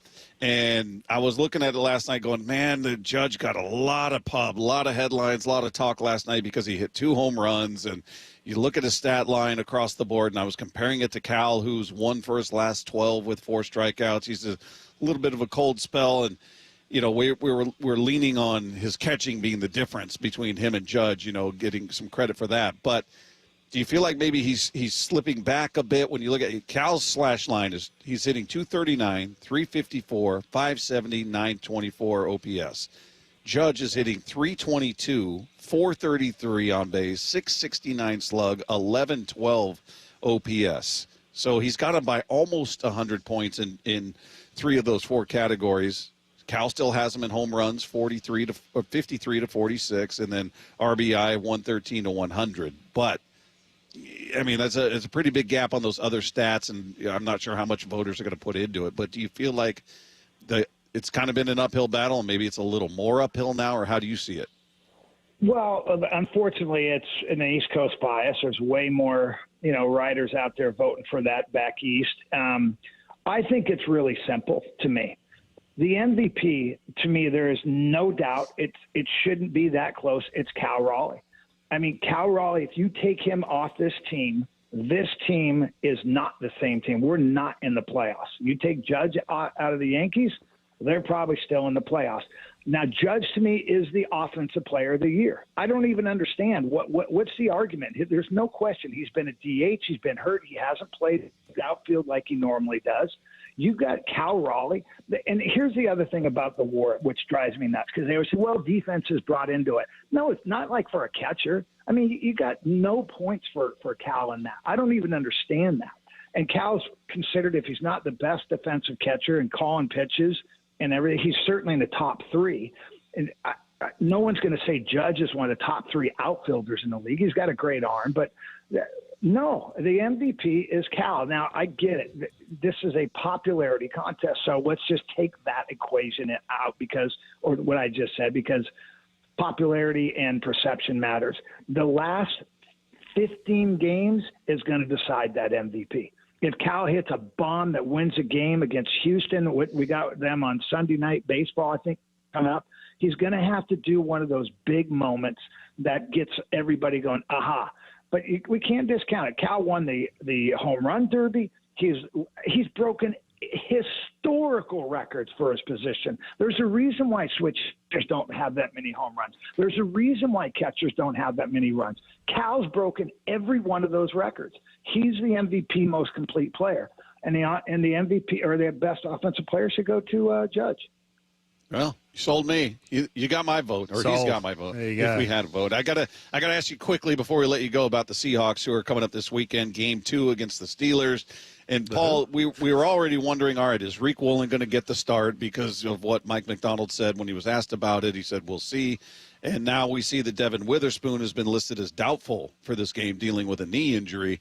Can you afford not to start Reek Woolen? Who's going to be the nickel corner? How problematic do you see this being? Yeah, that's a problem. And losing Witherspoon is a problem. I mean, he's a complete player. They play him everywhere. He's not just a guy who can line up on the slot and at times the running back and tight end. I mean, they move him around. They also blitz him. He's great in the run game.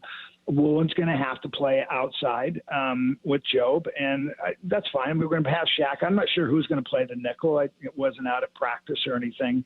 They'll have a matchup. The reason why I'm really bummed about this one is I think we will shut the Pittsburgh Steelers run game down.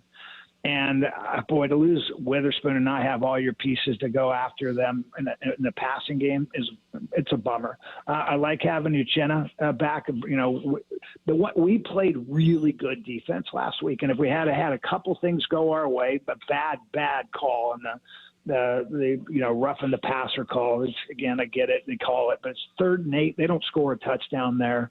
And if Woolen makes a play twice on that final drive, they don't score a touchdown. We shut them out of the end zone. But it's a big game. And, having Witherspoon out is a big deal. So going to have to rely a little bit on this offense. Here's what I'll say. I know we're up against time. This game is important for Pittsburgh and the Seahawks. We will find really what kind of team we are. We'll find our identity. After the second game, going to the second game, everybody knows what you want to be now. No one really knew from preseason. No starters were playing. Everybody's seen it. They've seen the game plans. We understand how we can match up now on people. This is a huge game for the Seahawks. And, I think they'll play well, but we're going to have to make plays unlike we did last week. He is Paul Moyer. He's with us each and every week. And, Paul, I'm just glad I was able to bring you and Ryan together once again because I know you're such big fans of each other. Paul's the man. Amen. Yes. Hey, Hyphen's the guy, man. I love it. I can't wait. What are you doing? What are you doing for the game tonight, Hyphen? I'm off. It's an Apple game. I'm back in the booth on Tuesday for the rest of the season. I can't wait, man. That road trip's going to be epic. So I'm looking forward to getting back in the booth. Looking forward to it. I can't wait, man. Awesome. By the way, Paul, I think Ryan might need some help from you because he's going to be coaching up his young son and my 6-year-old flag football. Tonight, Friday Night Lights. 6 years old. I'll text you, man. Bring me out there. I'll coach him up for you. Let's go. Come on. You can be the assistant coach. Let's go. Ryan's advice to this point, Paul, was just to go out there and tackle everybody, even though it's flag football. Well, he was going to throw a soccer ball down and start kicking it until he had to say, no, that's the other football. Let's get it right. No chance. Rugby ball. Paul, we appreciate you, man. Have a great weekend. All right, you guys. Thanks. Appreciate it.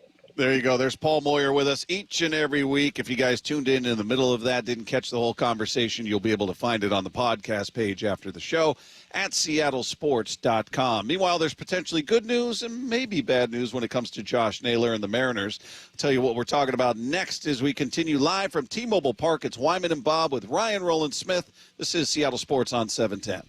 Touchdown Seahawks! Celebrating 50 years of Seahawks football with the voice of the Seahawks, Steve Rabel.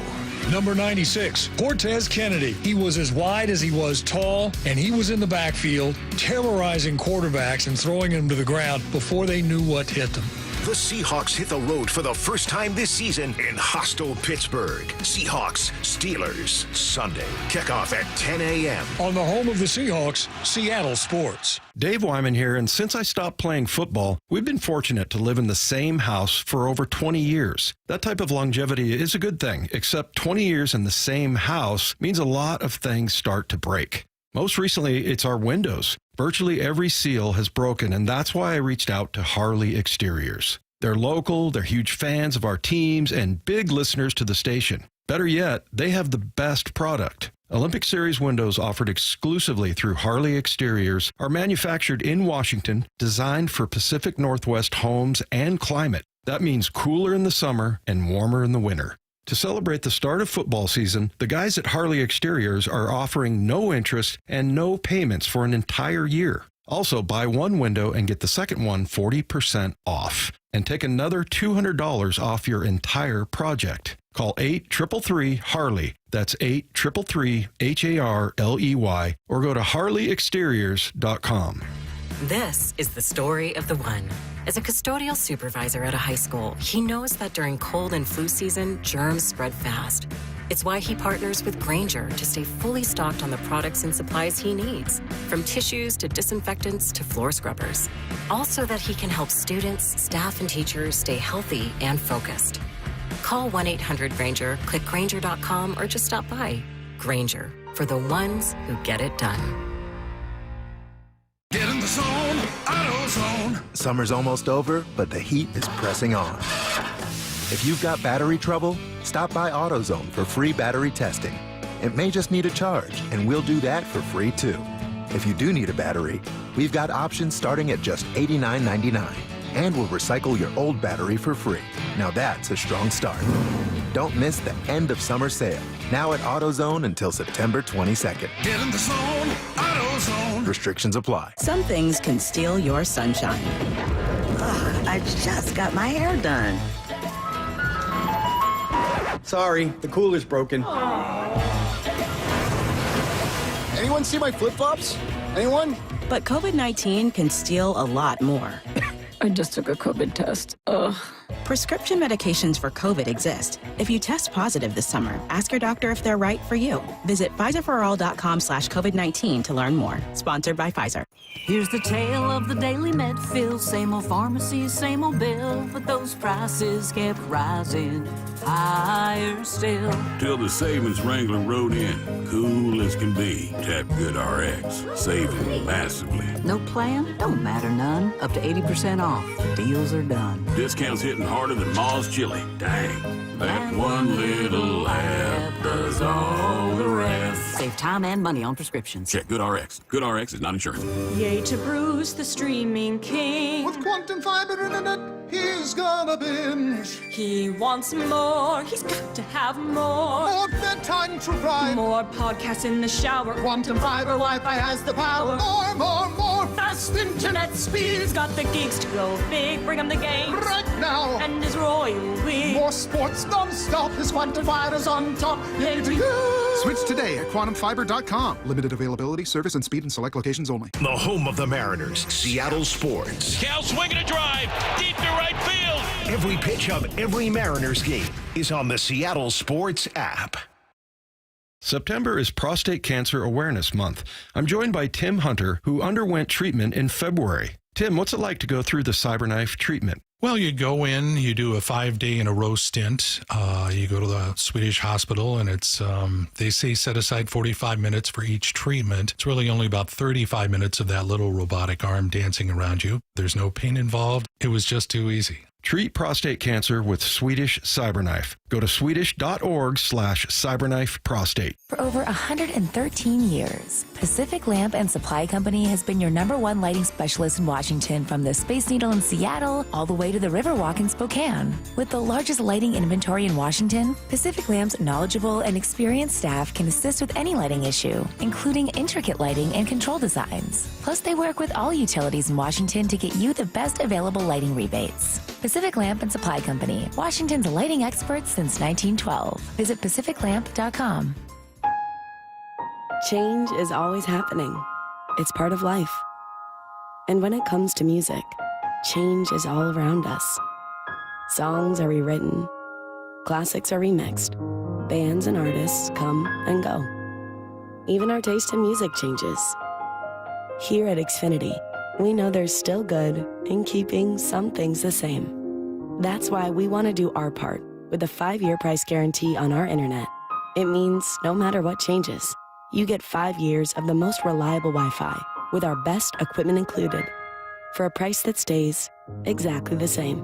Surprised? Life is full of them.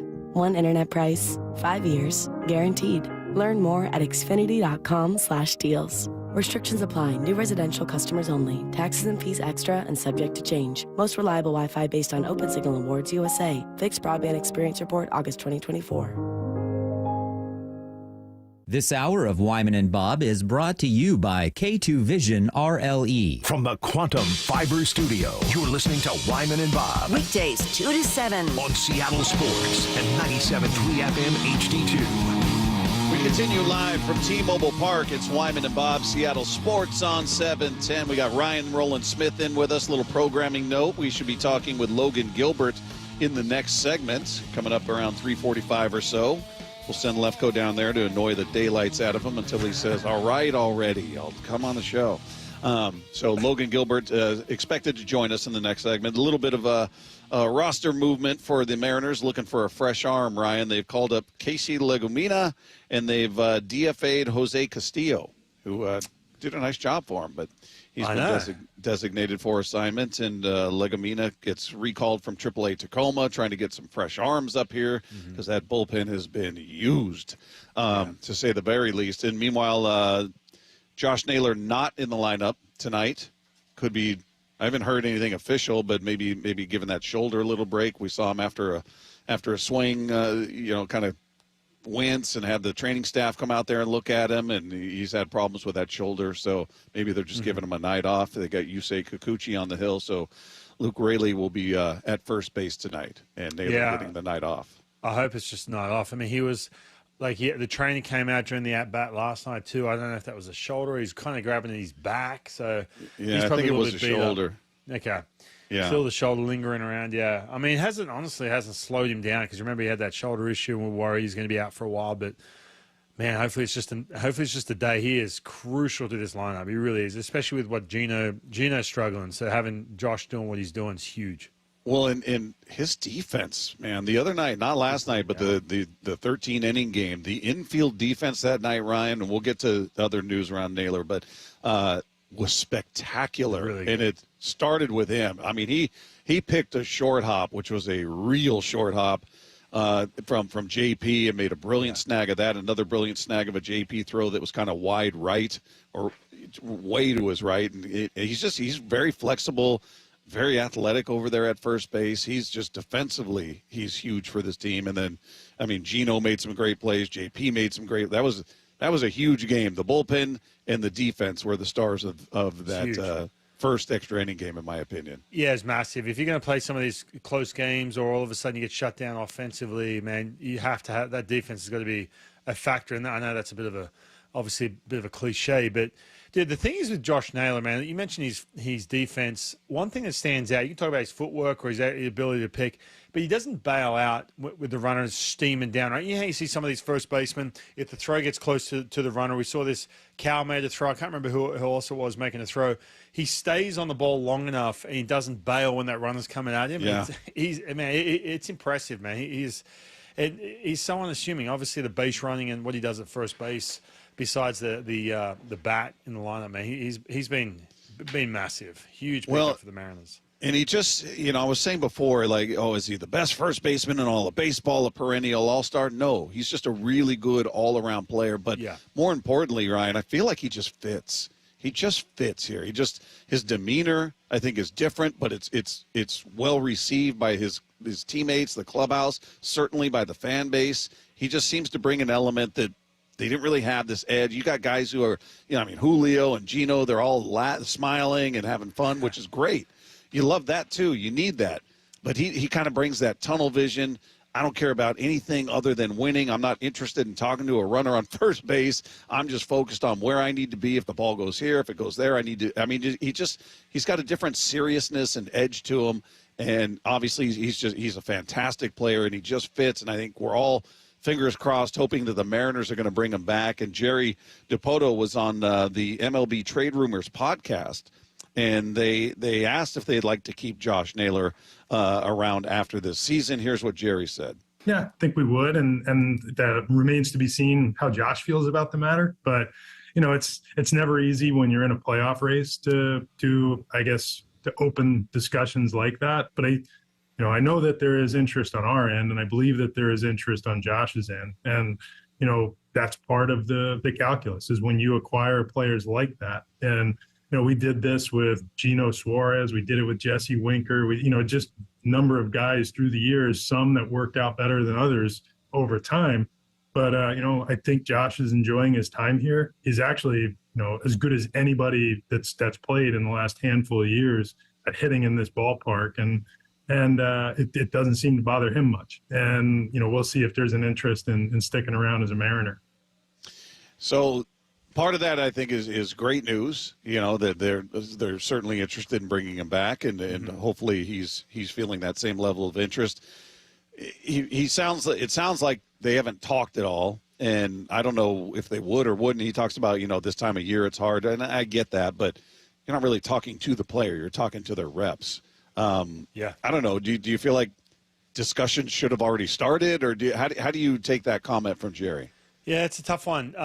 And I think, too, on his end as well, like they're in a playoff race right now. I mean, even, the move they just had to make there in regards to the pitching, all these little pieces, how you forecast who you're going to play in the playoffs. So even on the baseball upside of it, too, they're not in a position right now where they want to start, breaking down and analyzing what his value is going to be because, yes, they're in a playoff race. And by the way, what they do this year is really going to affect how they navigate and go into 2026 as well. Let's get real. So I think on both sides of it, they're looking at this saying, well, man, we've got so much right now in front of us.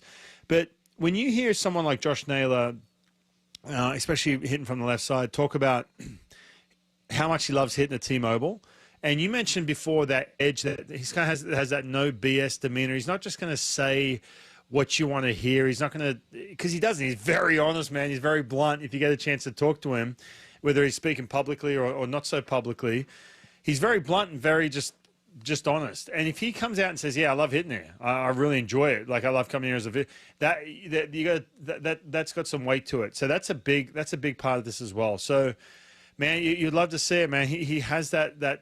You need that in the clubhouse too. That you just going back to what you said about that. Just no BS. Just get it done, and that's it. You don't have to be flashy about it. And I love all that too. Hey, you need guys who have that energy. Don't get me wrong. But when you have that to balance it out in the clubhouse, it's huge. So, yeah, would love to see it. I don't know what the cost would be. I have no idea. I haven't even looked into that. But it's a tough time right now to start trying to figure that out for 2026.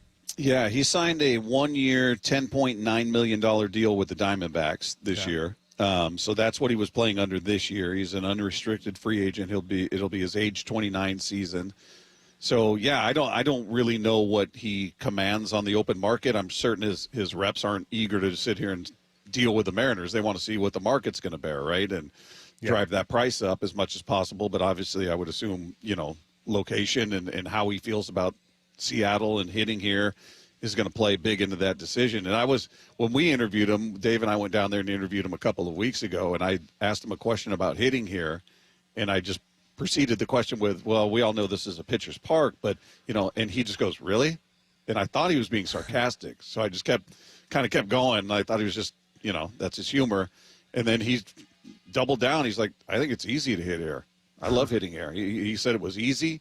And he said, I think it's a hitter's park. And you look at his numbers, for him it is a hitter's park. The guy mashes here. I mean, his numbers here at T-Mobile are off the charts. So for him, that's true. Very few hitters ever say that. Maybe Mike Trout. Mike Trout seems to hit just fine here, but they're very few from the outside. That I don't know that I've ever heard anybody say, A, it's easy to hit here, B, it's a hitter's park. I don't know ever heard that. And usually you go from a place like Arizona. I've pitched in Arizona, pitched for the D-backs, and then pitch. It's so different. But, yeah, his home run rate, home run per plate appearance, and his slug rate, his extra base, everything's gone up. Because when he came over from the D-backs, I'm looking at this going, there's a bit of a decline here in regards to some of the power, but he's become more of a complete hitter, which I've got no problem with whatsoever.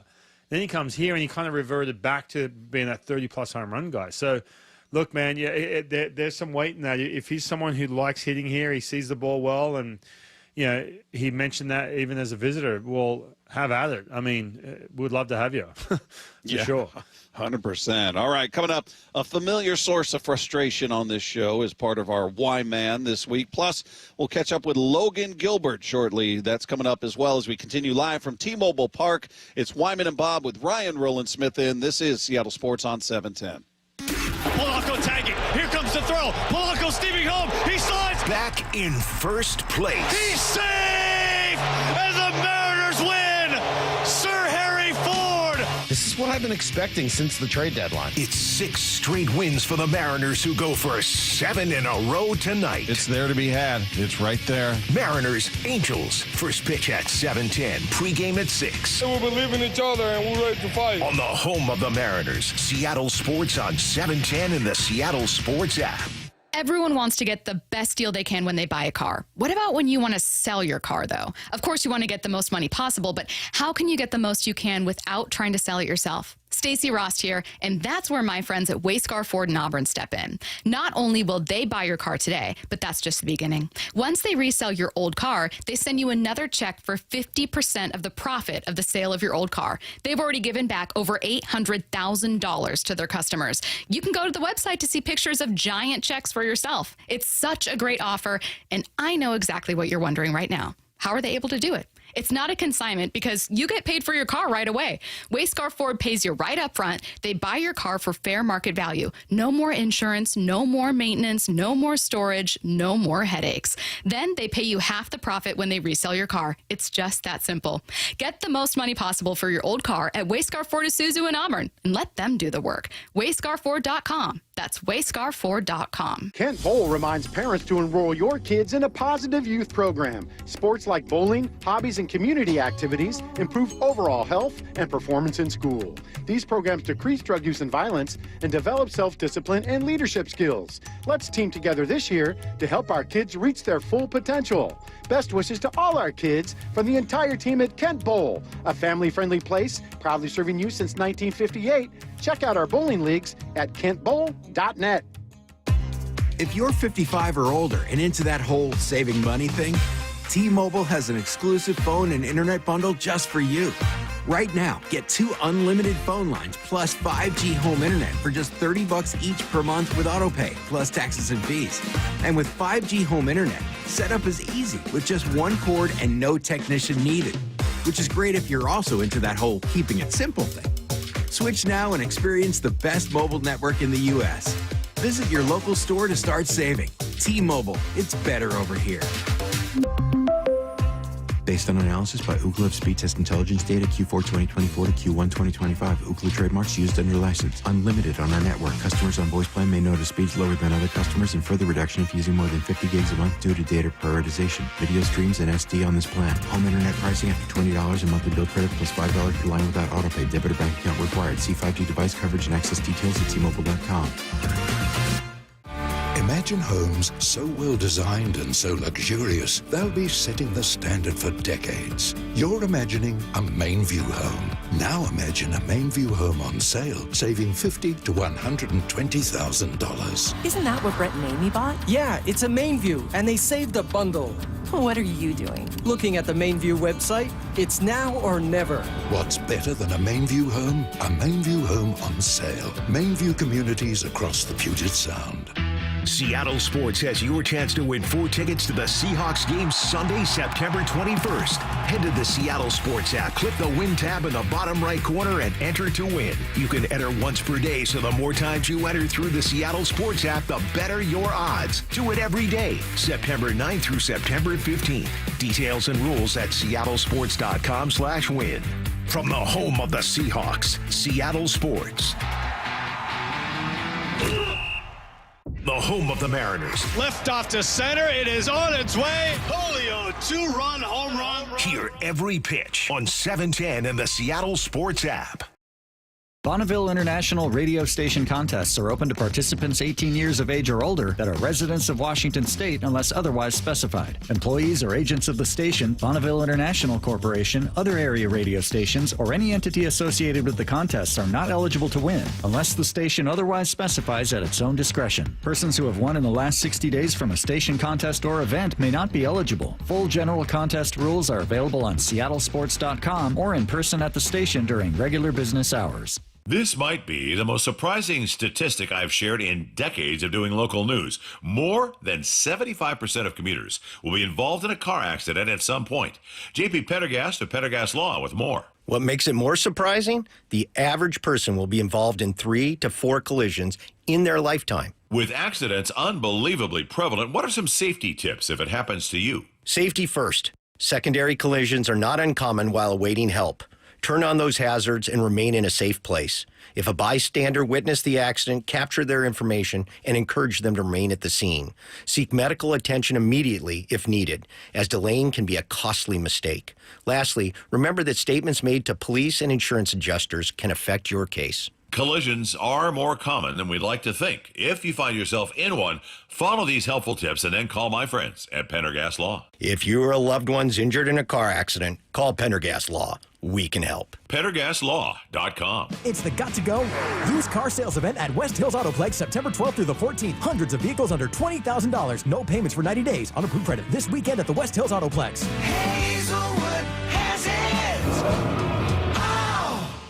Luxury has arrived at Snoqualmie Casino and Hotel. Mike Salk here, and you can book for an unforgettable summer experience. Book now. It's open. Wake up to breathtaking Cascade views with world-class dining. Go to snocasino.com for details. Seattle's closest is now Snoqualmie Casino and Hotel.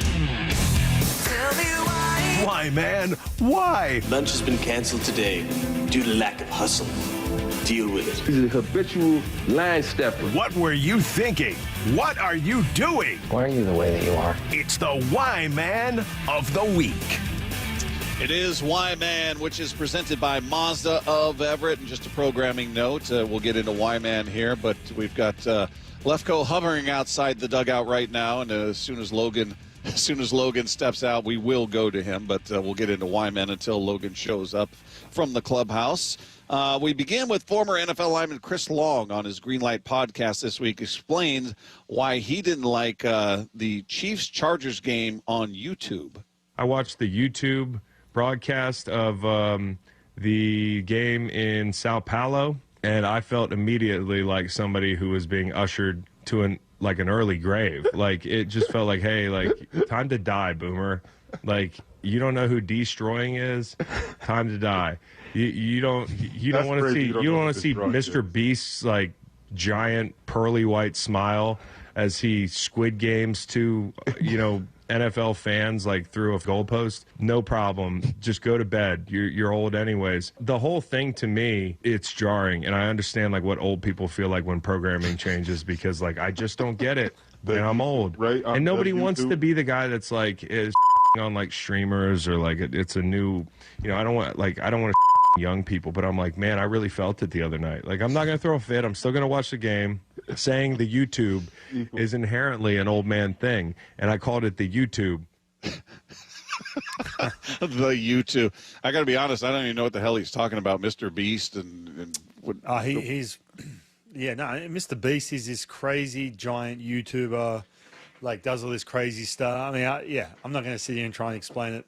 But, okay. Yeah, look, I'm with him, man. I just, sometimes when, like, these different platforms get a hold of, broadcasts and they try and think outside the box and add all this, like, oh, it's so distracting. Just let me watch the game, right? Like, Apple, who's doing the Mariners game tonight, they've reverted back to just a traditional two-man booth, call the game as it is. The first year in their existence, it was a mess. They were trying to do like this, like podcast style broadcast and three-man booth and all this other stuff. It's like, what is there? It was a mess, and they reverted back to the truth because people, you know what? Believe it or not, whether you're 20 or 40 or 60, the attention should be on what you're watching in the game, not all the other stuff that you have to be distracted by or entertained by. Like, it's ridiculous. I'm with it. Yeah, I'm with him too. I don't know in particular what it is he's talking about there with those guys, as you just talked about. But the one thing Dave and I always harp on that listeners will go, "Oh, you guys are old men," is just watching a game on a streaming platform, like having to sign into Amazon Prime to watch a game. Oh yeah, or sign into Apple, which is fine. I can do. I'm not somebody who's afraid of technology. I don't know how to do it. I know how to do it. My complaint has always been, and this is it's an absolute truth, is that you can't channel surf. I'm used to, watching a game on Root, and then there'll be a game on MLB Network I want to see as well. So when the Mariners go to commercial, back and forth, yeah. I hit the back arrow to MLB Network. I can watch that game for a bit, 2 minutes. All right, I'm going to get back to the Mariner game, and it's just 100%. One push of a button, whereas one, you're logging in. You see the wheel spinning. It takes time for it to load. You get back into the game, and then it goes to commercial. It's like, man, I don't want to take all this time to go back to this other game. Bouncing around is much more cumbersome when it's a streaming situation. Yeah, I hear you. And all these big platforms too. These they're all in this race to see if they can basically revert back to what cable is. In other words, how much can they have under their umbrella where you can keep it all in one spot? Because, yeah, I'm with you, man. Like when you flick through you click the guide button and you go to the sports section, it's just this event is happening. This event, you're like, oh yeah, you got like 5 or 6 on your screen. You can go back and forth on. I'm with you. Drives me nuts. The worst is when you're trying to watch a show and. God, I sound like I'm old now. But, like, it's on, like we've got Disney Plus. We've got the kids, right? Disney Plus, you need to have the Hulu connected to it. And you go, I'm like, what does that mean? Like, I see it there. It's right there. Let's go. Anyway, ridiculous.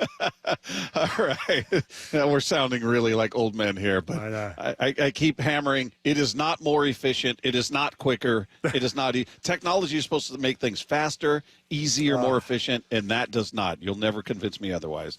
Still waiting on Logan Gilbert. I'm keeping an eye on Lefko, who's creeping down toward the dugout there. So I don't know if he's seeing Logan or not. We'll get to our second Y-Man of the week. This is Lamar Jackson, the quarterback of the Baltimore Ravens, who shoved a fan who was slapping players on top of the helmet, and the Buffalo Bills fan slapped him on top of the helmet, and he shoved the fan back into the stands, and he went on to explain what happened and why he did what he did. I didn't try to, it just happened. Like, I got pushed. I'm like, what? I thought I was, like, outside. I wasn't even thinking about me being out there on the field, but my apologies to that whoever that was. I don't know who it was. My apologies to him. Like,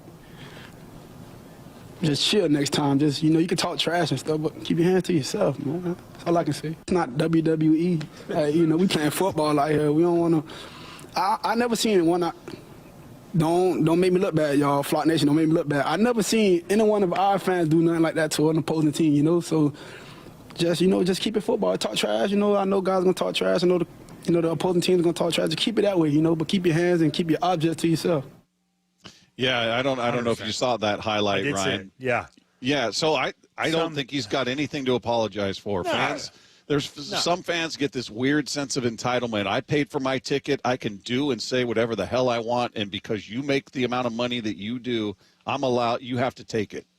Bull. Look, man, Bull. I'm going to sound old here again, but the kid, it looked like a kid, like a young, I don't know how old the kid was, but I believe he got banned right from the stadium, lifetime ban, I hope, which is, I'm so happy to hear that. I'm not going to lie, because who do you think you are that entitled where you feel like you can, by the way, there's no way walking down the street you would go up and push a dude like that, because you'd be leveled in 2 seconds. Yes. So what makes you think, right, that you can sit there and have the ability to do that and feel completely secure to do that? And, he shouldn't be apologizing for that at all. Are you kidding me? And the problem is with him now apologizing is now every other clown who wants to copycat it is going to be like, oh, I'm going to get some clout here on social media. I'm going to get likes and clicks and engagement, and everyone's going to look at this video if I do the same thing. You're just encouraging, the minute he apologized for that, man, you're just encouraging some other clown, some other kid to do the same thing, or some idiot who thinks they're too entitled to. Yeah, and they know they won't have to answer for it. They're in the crowd. They're not going to, exactly. And I always bring up this quote from Charles Barkley. I don't know if I told you this, but it was years ago, and they were going to the game they were doing on TV. They were going to halftime, and the players walked through the tunnel in the NBA, and there were some fans like throwing popcorn, and you saw drinks flying at players that were going into the locker room, and they come back to the studio show, and there's Charles. He's like, "Can I just say something? You should be able to grab one fan out of the stands every night and beat the hell out of him." and I was like, amen. Yes, you should. Man. Yes, you should. I mean, there's just a weird, and this is a very small section of a fan base, but there are a few that'll say, hey, these guys get paid millions. They should learn how to deal with it, blah, blah, blah. No, you don't put your hands on it. You don't throw things at them. You want to talk trash? Yeah, talk all the trash you want, but you don't ever touch them. You don't ever throw things at them, man. It's just cowardly. I'll be honest with you. Heckling. I used to get heckled all the time, man. I mean, I was an easy target. People would go on Wikipedia and say I was Australian or I was wearing glasses, had a hyphenated name, whatever. Copped it. I thought it was hilarious. I loved it. But the funny thing was, the whole time in the back of my head is like, dude, if we were in public, there's no way you'd come face to face with me, stand there in my face and say that, or even especially to that kid. Yeah. Try and push a dude like he pushed. No way would you do that. You'd be stupid to do that, right? So, yeah. But you know what? I'm sitting there going, the reason you were yelling right now, sometimes I'd get involved. I thought it was hilarious. I was dying laughing at half the heckles, that's for sure. But that's just a situation where if you want to somehow get involved physically, you're an idiot. Absolutely. Yeah. Well, Ryan, we know you got to go. Awesome to talk to Logan. I know. I'm watching Lefko's still hovering. Logan has yet to emerge from the dugout, so hopefully we'll catch him when we come back from our commercial break here. Charlie Furbush will be joining us, but always awesome to have you on, man. I could sit there and rap baseball with you for hours, so always appreciate it, man. I appreciate you guys having me. I love coming on here and co-hosting. Monday, 3 o'clock is my favorite 15, 20 minutes of the week. But, let's go Mariners, man. This is going to be a fun stretch. Can't wait. It's going to be a blast. I'm nervous, man. Me too. Have a great weekend, buddy. We'll talk to you on Monday. Sounds good. See you, mate. There you go. There's Ryan Roland Smith. We'll come back. We're going to talk about everything going on with the Mariners. Charlie Furbush is going to join us. Hopefully we'll have Logan Gilbert as well. All of that coming up as we continue live from T-Mobile Park. It's Wyman and Bob, Seattle Sports on 710. Looking for even more Seahawks content? Then you gotta check out The Reset. Hey, it's G. Scott, and every week, me and my co-host and Seahawks great Brandon Meebane talk Seahawks. We break down the matchups, and we're joined by former Seahawks players. From Lakewood to Lombardi, Seahawks champion, my main man, Jermaine Kearse. What up, G? Watch The Reset live on YouTube or subscribe on the Seattle Sports app. We meet by accident, fixing every last bit, accurate auto body. If you've been in an auto accident, you have the right to take your vehicle to any repair facility. Accurate Auto Body has been family owned and operated since 1994, and they work for you, not your insurance company. Your insurance company may not love them, but you will, because we meet by accident, fixing every last bit, accurate auto body. Have you tried the dining district at the Bellevue Collection? Grab lunch with friends, meet up for happy hour, and stay for dinner and beyond. You can sample international flavors and local favorites from talented chefs. Try a new cocktail on a rooftop bar or watch the game with friends. And explore the lively nightlife scene. The Dining District at the Bellevue Collection, where your taste adventure begins. Learn more at BellevueCollection.com/dining district. Imagine finding your dream home and moving in right away. No waiting to sell your old place first. Sounds perfect, right? That's exactly what Orchard's Move First, Sell Later program lets you do. Buy your new home now and sell the old one later. Here's how it works. Orchard gives you cash so you can buy and move into your new home first, on your timeline. No waiting, no showings, no double moves. Then the Orchard experts take it from there. They handle repairs on your old home for you so you attract the right buyers. Once they're done, a local Orchard agent lists and sells your home for top dollar. Orchard's Move First program gives you the freedom to buy and move into your new home first and sell your old home later. Buy before you sell and get top dollar for your home with Orchard. Ready to find out how much your home is worth? Visit Orchard.com to get your free home valuation. That's Orchard.com. September is Prostate Cancer Awareness Month. I'm fortunate to speak with someone who underwent treatment for prostate cancer in February. Dave Wyman here, joined by Tim Hunter, a lifelong local radio host. Tim, how did you hear about Swedish Cyberknife? Well, it was this familiar-sounding voice on the radio telling me about it, and so I thought I'd investigate that. Everything I heard was what I wanted to hear, and so I reached out. What's it like to go through the Cyberknife treatment? Well, you go in, you do a 5-day-in-a-row stint. You go to the Swedish hospital, and it's they say set aside 45 minutes for each treatment. It's really only about 35 minutes of that little robotic arm dancing around you. There's no pain involved. It's just a matter of listening to music in headphones and trying your best not to move. Looking back on your Swedish Cyberknife experience, what stood out? It was too easy. It was just too easy. I went through it, and I just went, that's it? Treat prostate cancer with Swedish Cyberknife. Go to swedish.org/cyberknifeprostate. Upgrade your home's comfort, style, and energy efficiency before winter during Lake Washington Windows Autumn Savings Event. Save $500 on every window, $1,000 on every door, plus enjoy 0 payments and 0 interest for 12 months. Details at lakewashingtonwindows.com. Stacy here. Sell your car to Wayscar Ford, and when they resell it, they share half their profit with you. That's right. Sell your car to Wayscar Ford, Isuzu, and Auburn. They'll pay you today for your car, and once they resell it, they'll share half their profit with you. WayscarFord.com. This is the story of the one. As a custodial supervisor at a high school, he knows that during cold and flu season, germs spread fast. It's why he partners with Grainger to stay fully stocked on the products and supplies he needs, from tissues to disinfectants to floor scrubbers. Also that he can help students, staff, and teachers stay healthy and focused. Call 1-800-GRAINGER, click Grainger.com, or just stop by. Grainger, for the ones who get it done. Progressive's Teen Driver discount could lower the cost of insurance for your teenager and save you some money. And then you can still spend money on them.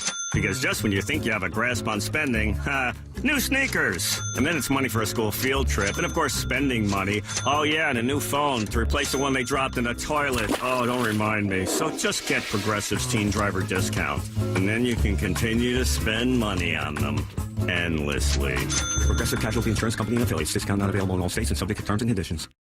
Tired of hearing scary radio ads about the IRS? Tax Relief Advocates is different. TRA is here to tell you that if you owe money to the IRS, whether it's $5,000 or $500,000, we have a solution. TRA can eliminate or reduce what you owe to the IRS with zero risk to you. We have over 1,000 5-star reviews on Google and an A+ with a BBB. End your tax nightmare today by visiting TRA.com. Or call 800-275-1728. That's 800-275-1728. Let's go! This is Seattle Sports. Streaming through the Seattle Sports app. KIRO AM Seattle. KIRO FM HD2 Tacoma. Home of the Seahawks, Mariners, and everything Seattle sports. Seattle Sports Snapshot.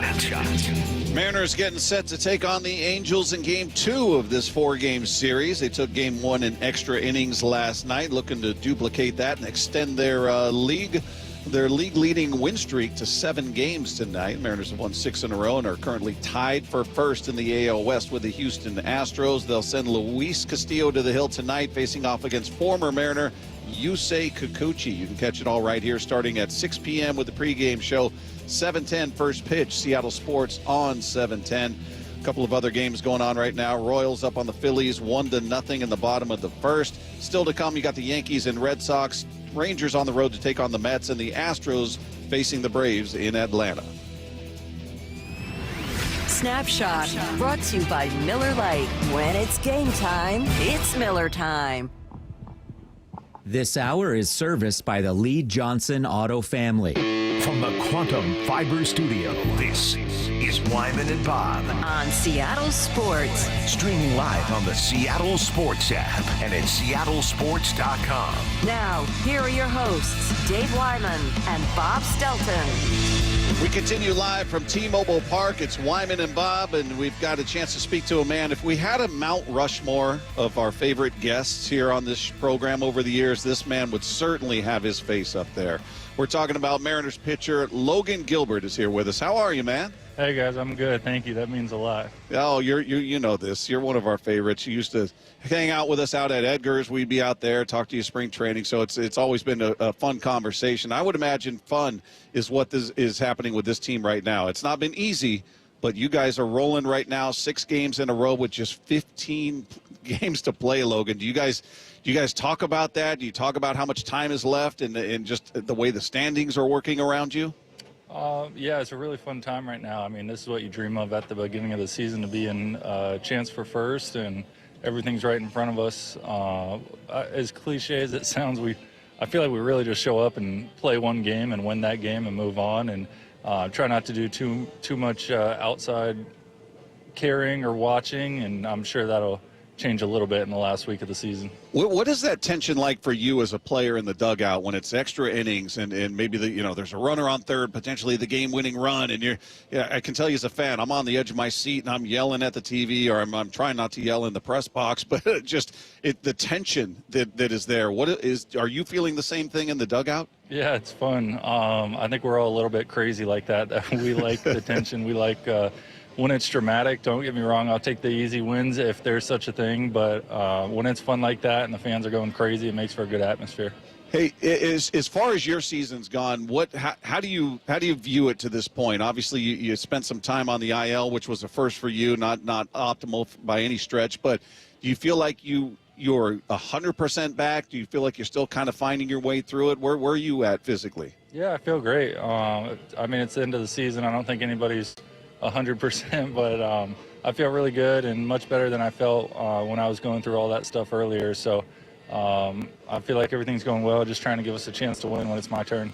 How much are you just individually, whether it's in the dugout, whether it's at home, whatever, looking at the scoreboard and, all right, what did the Astros do? What did the Rangers do? What did KC, Cleveland? How much are you watching the other teams? I try not to, the best that I can. We saw the Blue Jay game was on the other day, so took a peek at that.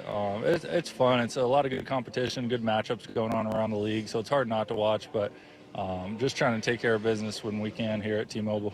Hey, what is your mindset like here when you're pitching versus on the road? We've talked a lot about the sort of just the disparity and whether it's, the starting rotations ERA on the road versus home. Obviously, the win-loss record, it's easier at home. It's your crowd. You're familiar with everything. But is there just a different focus for you on the road? Is it harder to find that rhythm or groove that you have here at T-Mobile?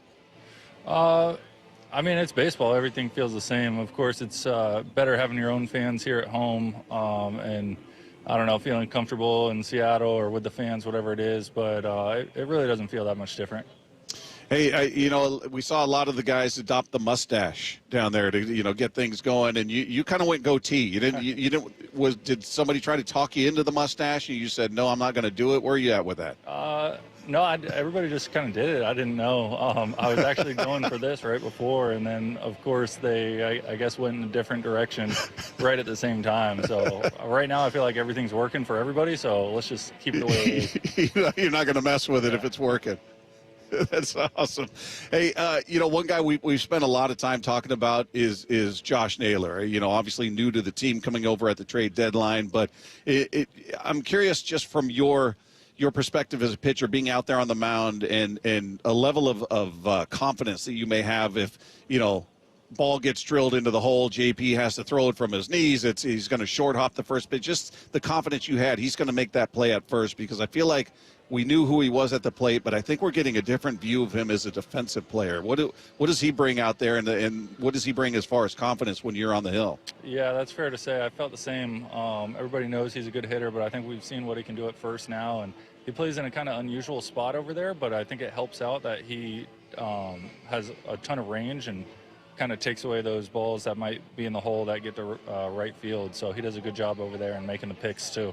Is he a guy, his demeanor, we had a chance to talk to him, and he's got a different vibe to him. He's got an edge. I mean, he's certainly not an unfriendly guy, but he's got a focus that is pretty intense, and he talks about how he doesn't like to chat up the guy who's on first. He's just focused on, what I'm going to do on this next pitch and where I'm going to be.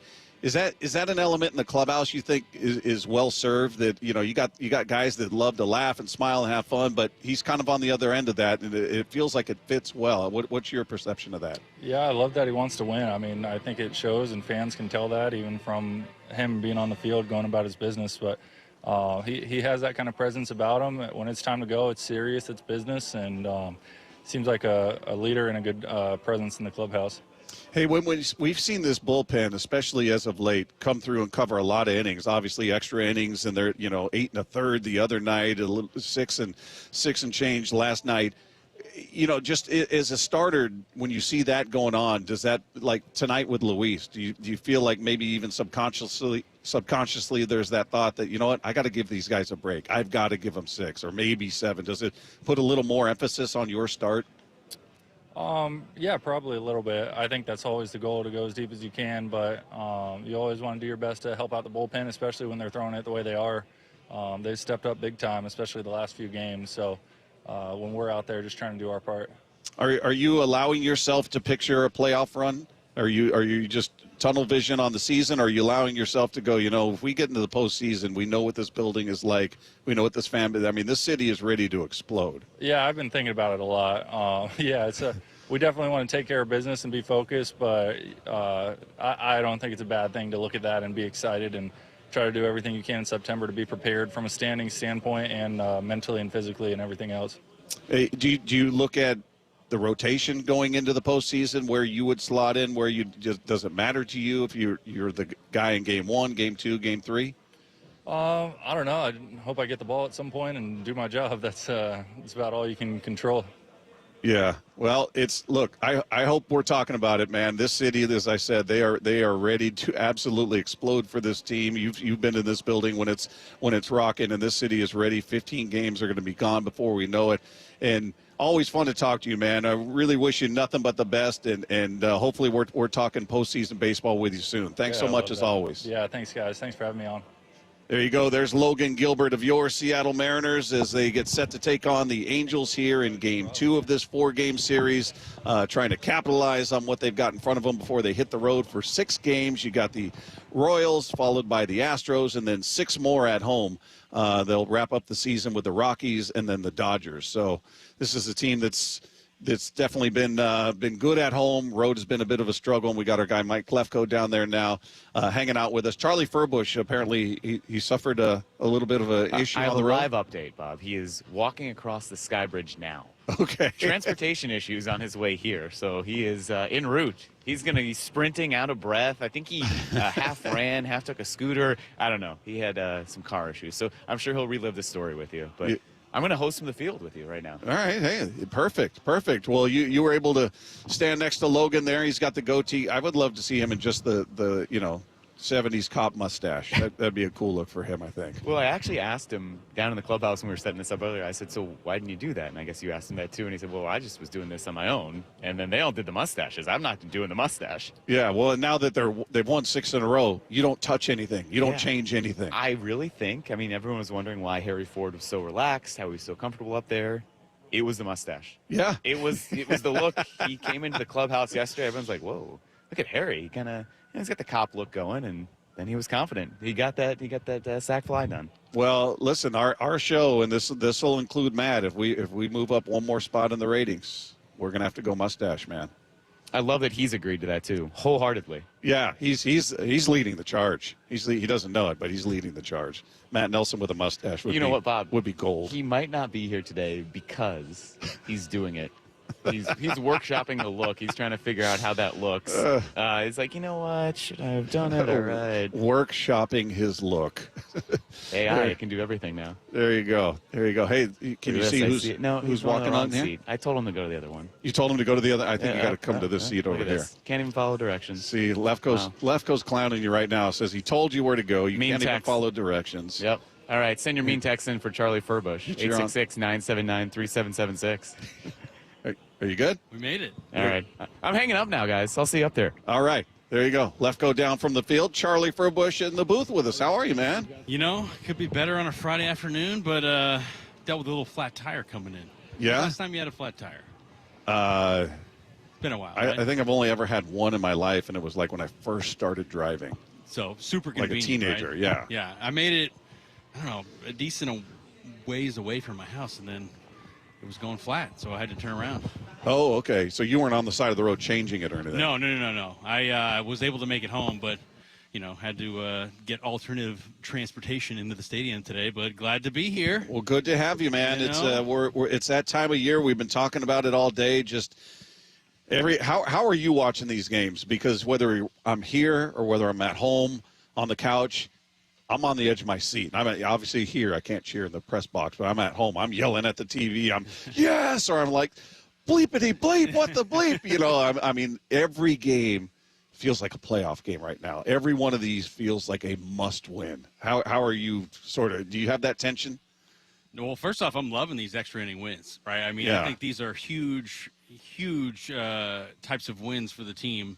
Just collectively, right? I mean, you're going to be in situations, ideally in the playoffs, where it's going to be, you know, that end of late inning game, and you have to get it done. And when, you know, you go back to the regular rules in extra innings. So I just think that, you know, having to play all these extra inning games, it really gives them a test of what they're going to be, what's it going to be like in the playoffs if they ever get there. So you're right, though. Every game is like must watch. This streak is awesome. You know, I know we talked about it last week, like, this is the stretch where you need to win games, right? And they did what they did against the Cardinals, and now, you know, you set yourself up for a nice, hopefully, series win or sweep here against the Angels. I didn't get a chance to get deep into this with Ryan because we had guests and whatnot, but this bullpen has been unreal. I mean, they have saved their bacon, to say the very least, especially considering your starters haven't been going deep, so they've had to cover a ton of innings. But Mariners, during this 6-game winning streak, have a 0 ERA. The bullpen has a 0 ERA. They've pitched 29 in the third innings, 5 walks, 28 strikeouts, 1 extra base hit allowed.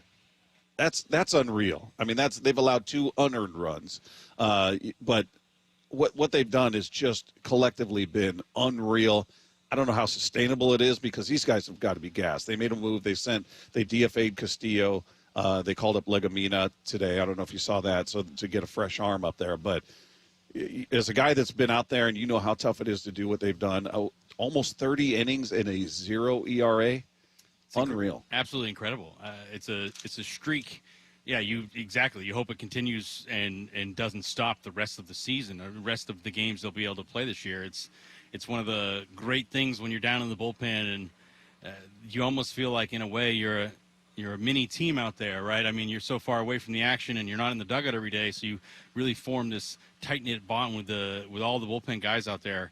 And it's always the mentality is like, okay, you know, the goal for a lot of things is like, let's just get the ball to Munoz, right? So anyone at this point, we need you to step up when you're going to step up. It's, you know, pretty certain that Brash is going to pitch in most 8th innings, but everyone else has just done a tremendous job of coming in when a starter gets knocked out of the 4th inning and picking up that slack. So it's such a confidence-boosting thing for each individual, but as a unit, knowing, like, it doesn't matter what the situation is. We have weapons out there that can get it done and keep our team in the game, and that's ultimately what the goal is, right? Is if you have to come in earlier in the game and, you know, unplanned for, you know, get the job done and hold the game where it is. It just gives your team that much better of a chance to win the game. And right now, everything, you know, seems to be going right for the Mariners, and it's just so fun to watch. You know, it's like it feels so awesome to be in first place right now and to be back in this position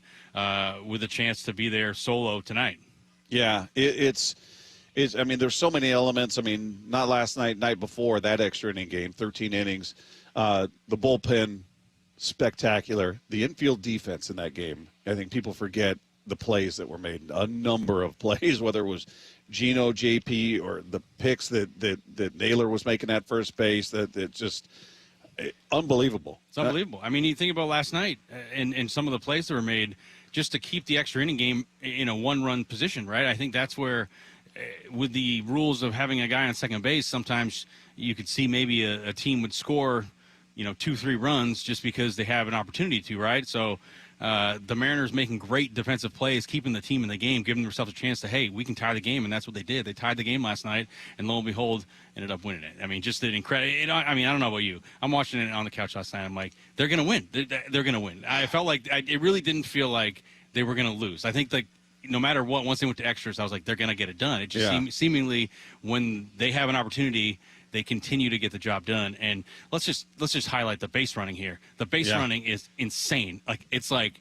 they're going, everyone's going. So it's just, and it's putting every pitcher at a place where they don't really want to be, because, you know, I think with how it's all set up, you see a lot of times, like, okay, if someone picks over to first, I'm going the next pitch, right? And I think sometimes you don't see pitchers go back to back over there, but the Mariners are taking advantage of it, and it's like allowing everyone to steal bases. And I just that's what makes me feel like they're doing everything in their power to try and win the game, and that's why I think they're on this win streak right now. How distracting would that be for you to have a runner like Naylor, who's not a burner, he's not one of the great base stealers, but he is here, and he's aggressive, and he dances around over there, but you've only got technically 3 chances to get him.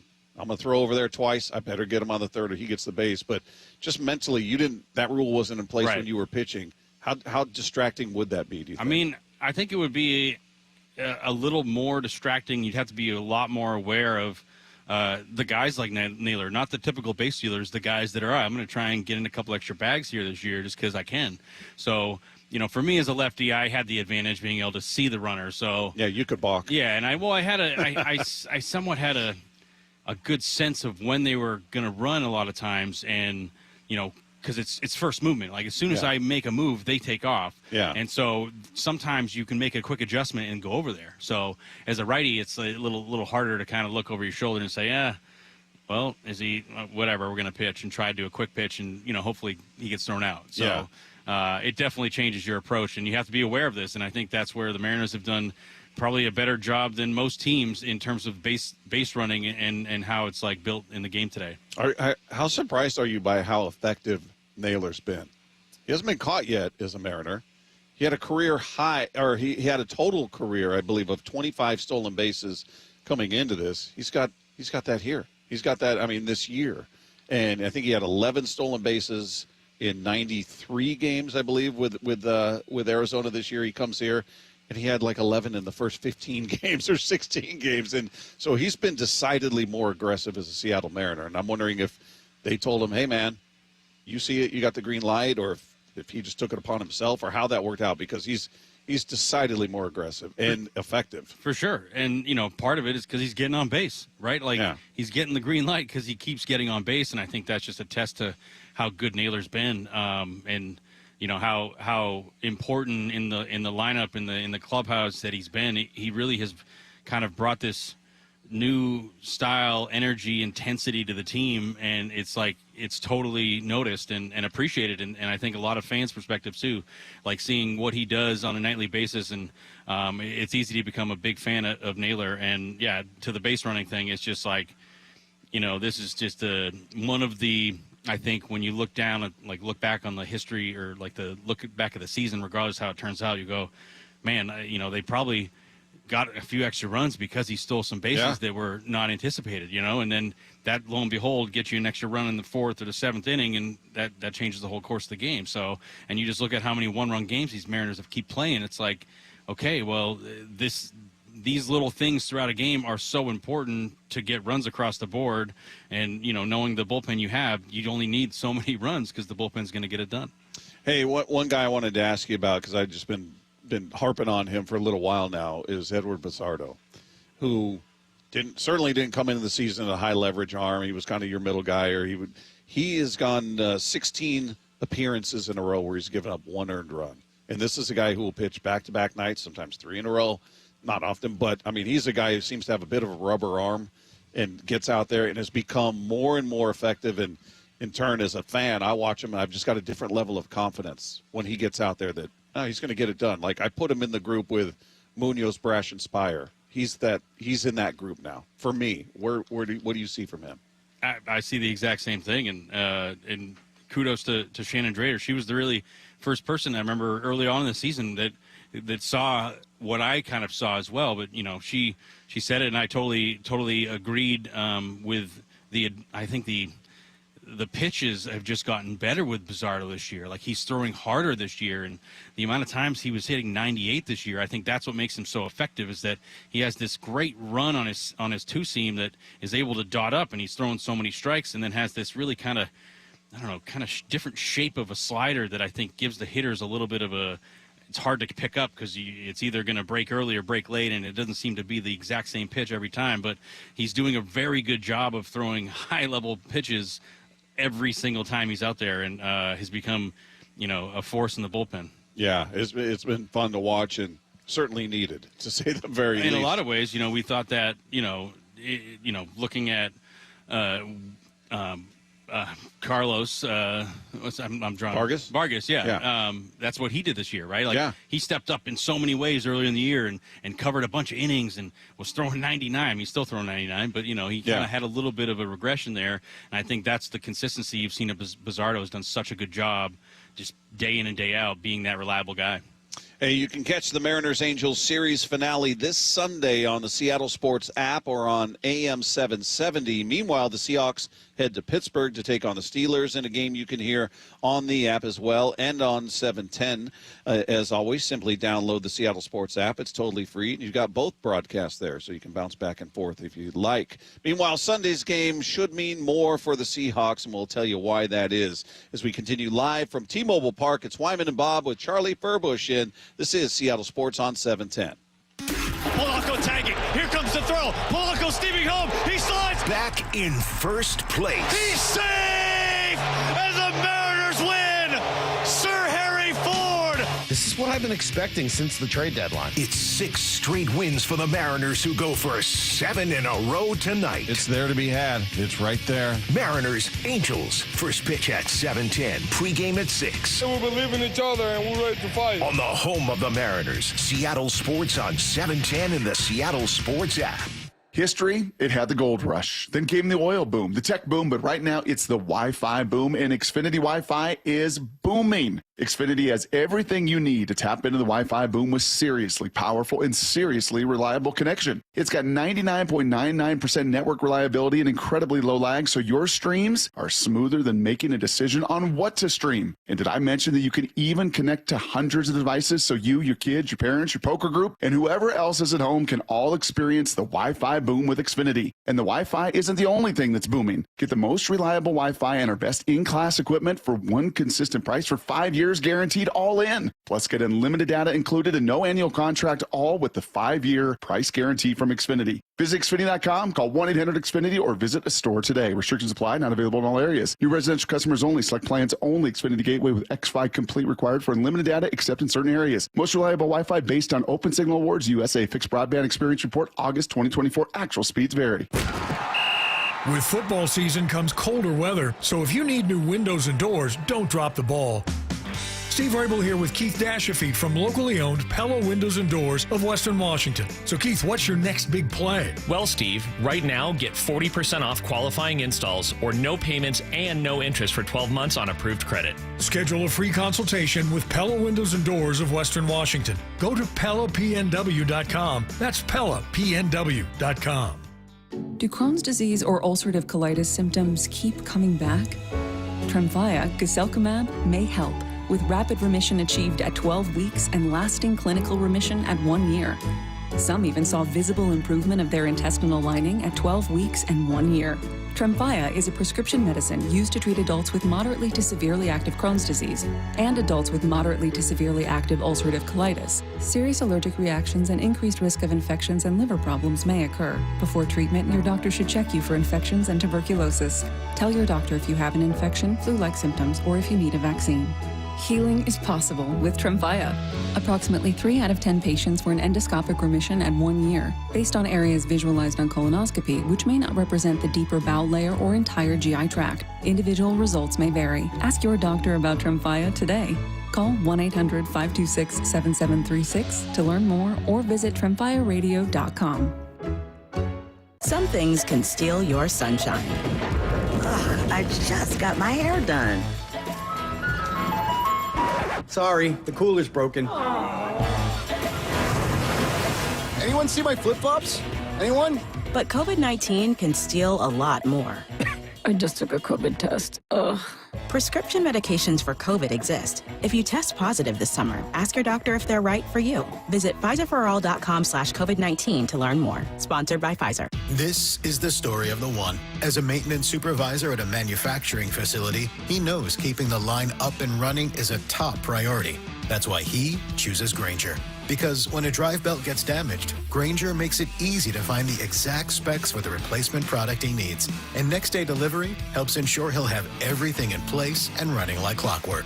Call 1-800-GRAINGER, click Grainger.com, or just stop by. Grainger, for the ones who get it done. the home of the Mariners. One hopper snared at short. On a quick hop by J.P. Crawford. That guy's a magician over there at shortstop. Seattle Sports. Download the Seattle Sports app.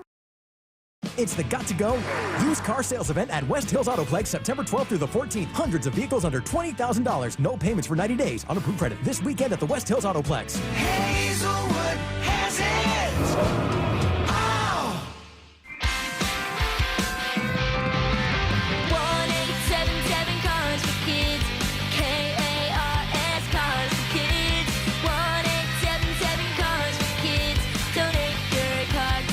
Call 1-877-CARS-FOR-KIDS to reach a friendly live agent. Donation's super easy, and your car can be picked up as soon as tomorrow. Call us now, 1-877-CARS-FOR-KIDS. Donate your car today. Did you know you can donate real estate too? Imagine finding your dream home and moving in right away. No waiting to sell your old place first.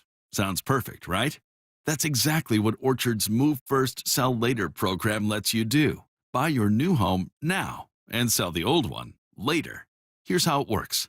Orchard gives you cash so you can buy and move into your new home first, on your timeline. No waiting, no showings, no double moves. Then the Orchard experts take it from there. They handle repairs on your old home for you so you attract the right buyers. Once they're done, a local Orchard agent lists and sells your home for top dollar. Orchard's Move First program gives you the freedom to buy and move into your new home first and sell your old home later. Buy before you sell and get top dollar for your home with Orchard.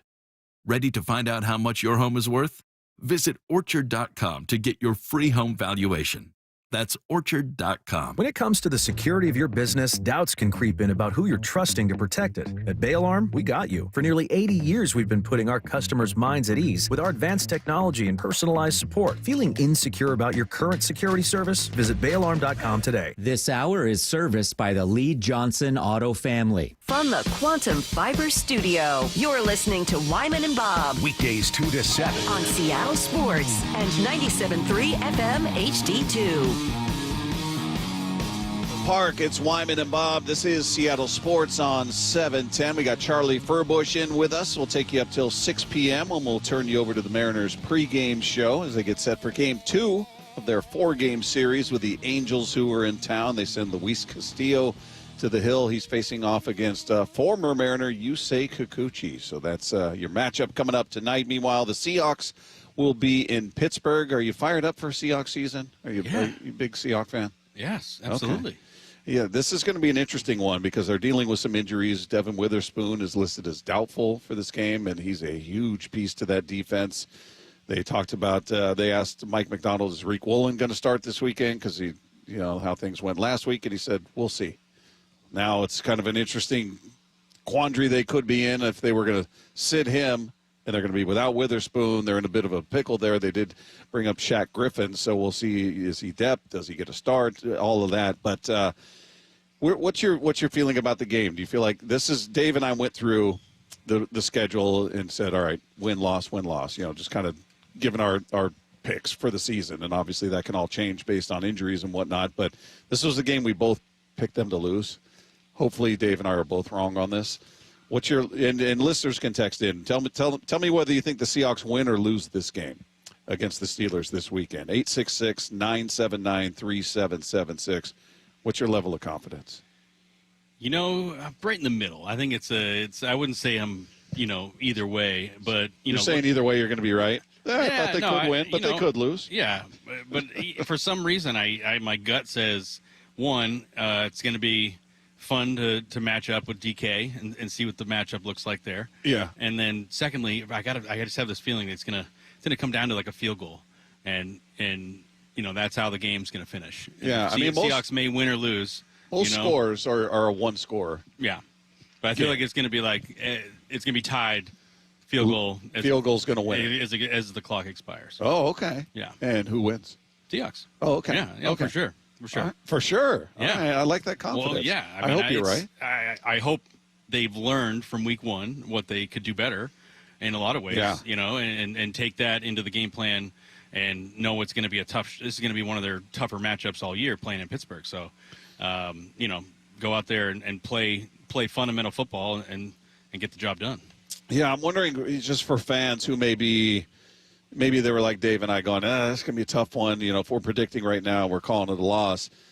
If they do lose, but let's say they played decidedly better on offense. Because last weekend I felt like they were really conservative. It wasn't the offense I think anybody felt like we would see based on what they look like in preseason. We saw them really effective at running the ball, and we always couched it like, all right, it's preseason, we get it.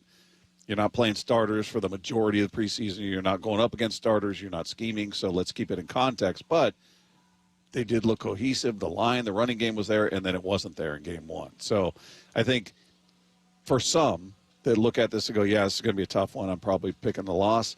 If they go out there and it is a close game and say they run the ball decidedly better and the line looks better, I'm wondering if it could almost be, I hate moral victory. I don't know, I hate that term, but I wonder if it'd make you just feel a little bit better about, yeah, you're not happy about being 0-2 by any stretch, but if we see that step, like, okay, they're trending the right way, take some of the sting out of it. 100%. Yeah, I mean, it's a long year, so, and it's kind of, you got to go on runs and let the chips fall where they may, and sometimes you have to be tested week 1, week 2, and realize, we aren't nearly as prepared, or the game plan we had going into this isn't working. So how do we make adjustments going forward? Is it a messaging thing from the coaching staff? Is it a total scheme play calling thing? Combination of both? How do we unlock players? Are we dealing with injuries? I mean, there's a whole litany of variables that they're going to have to deal with and make adjustments along the fly. And that's kind of the beauty of it, is like week to week it can change and based on who's available. And I think for me as a Seahawks fan, I want Sam Darnold to have a better output here. I think after losing Geno Smith, and then seeing him in week 1, I was like, all right, he's still chucking it. You know what I mean? Yeah. Looking good. I just hope that there isn't a big regression there getting Sam Darnold on board. So it'll be exciting to see how he performs in a tough environment in Pittsburgh. Yeah, the other question for the listeners out there, again, 866-979-3776. Does this game carry a little extra juice as a Mariner or a Seahawks fan? Because DK Metcalf's on the team. Obviously, he was here for a number of years. They drafted him, and knowing he wanted out. He and Geno both said, we don't want to be here anymore. I feel like there's a little more animosity directed at DK for whatever reason. They both said they don't want to be here, but whatever. Does it?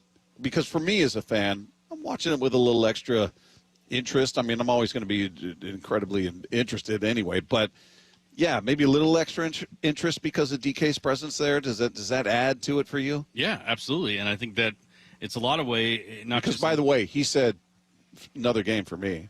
Yeah, baloney. Of course. But from a fan perspective, and this happens not just in football, but a lot of sports where you get a player that's played with one team for a number of years, and you kind of grow this connection and you grow a relationship with him, and then unfortunately it kind of goes sour and it doesn't work out the way you want. Now he's in a different place.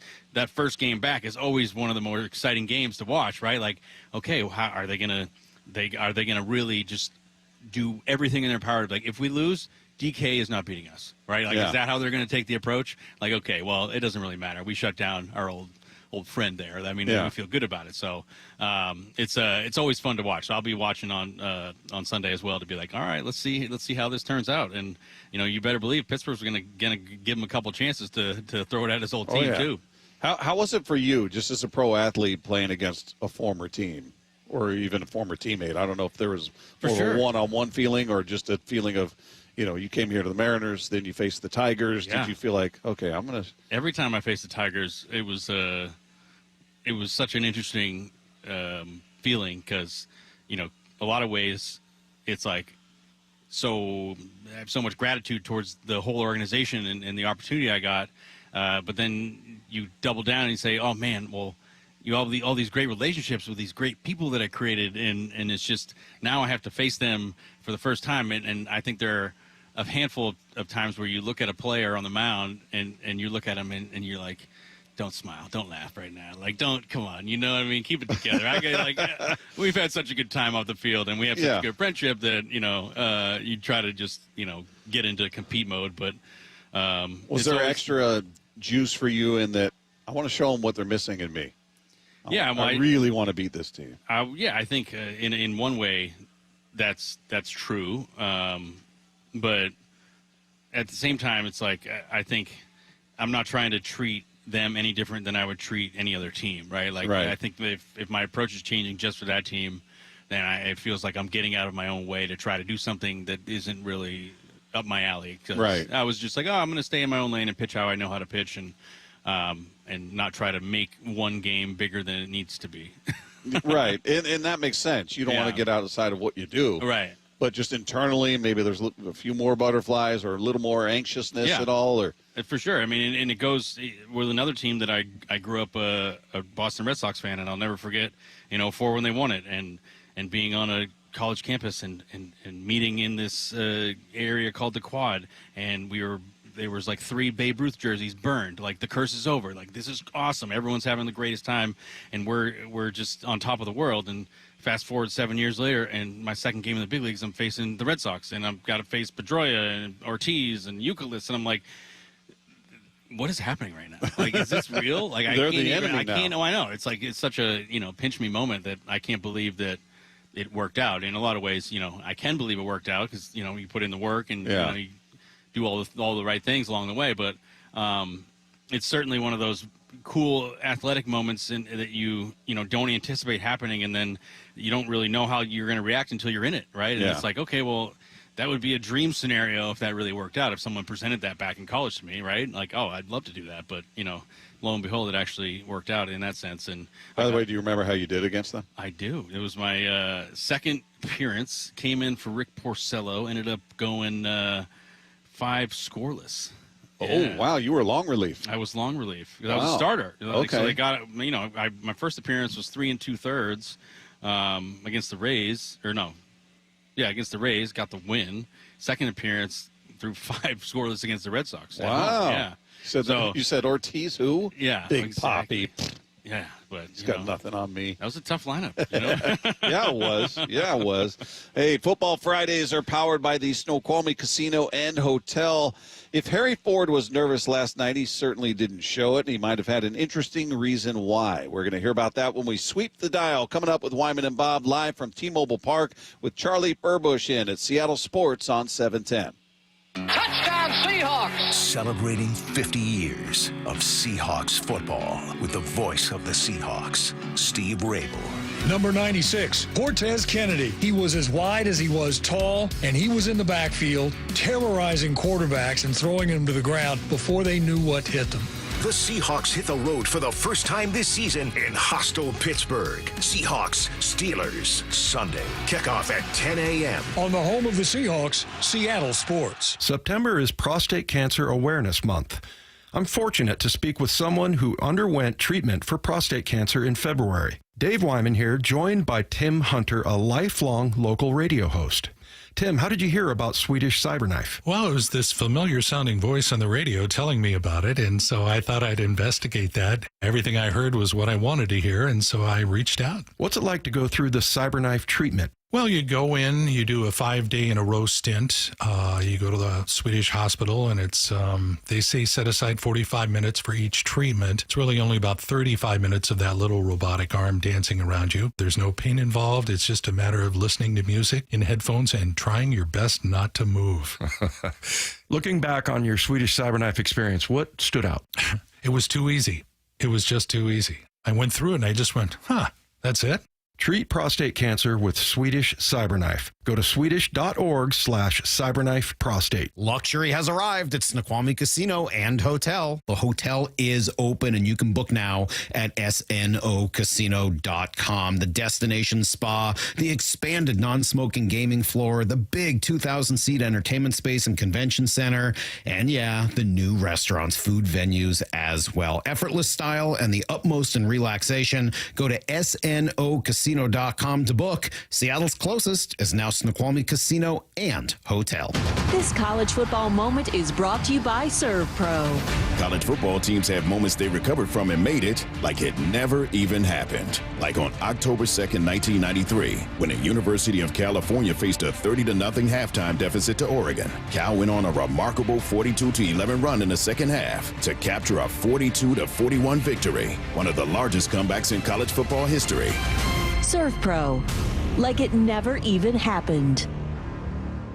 This is Joe Budden. You and I make decisions every day, but on Prize Picks, being right can get you paid. So I'm here to make sure you don't miss any of the daily fantasy action this football season with Prize Picks, where it's good to be right. Download the Prize Picks app today and use code PLAYNOW to get $50 in site credits after you play your first $5. That's code PLAYNOW to get $50 in site credits after you play your first $5. Prize Picks. It's good to be right. Must be present in certain states. Visit prizepicks.com for restrictions and details. Why is Mazda of Everett the #1 dealer on the West Coast? Mazda of Everett is locally owned and operated for 20 years. They work hard to get you their best deal every time and to make sure you drive away happy. With over 700 new Mazdas, they stock more than anyone in the Seattle area.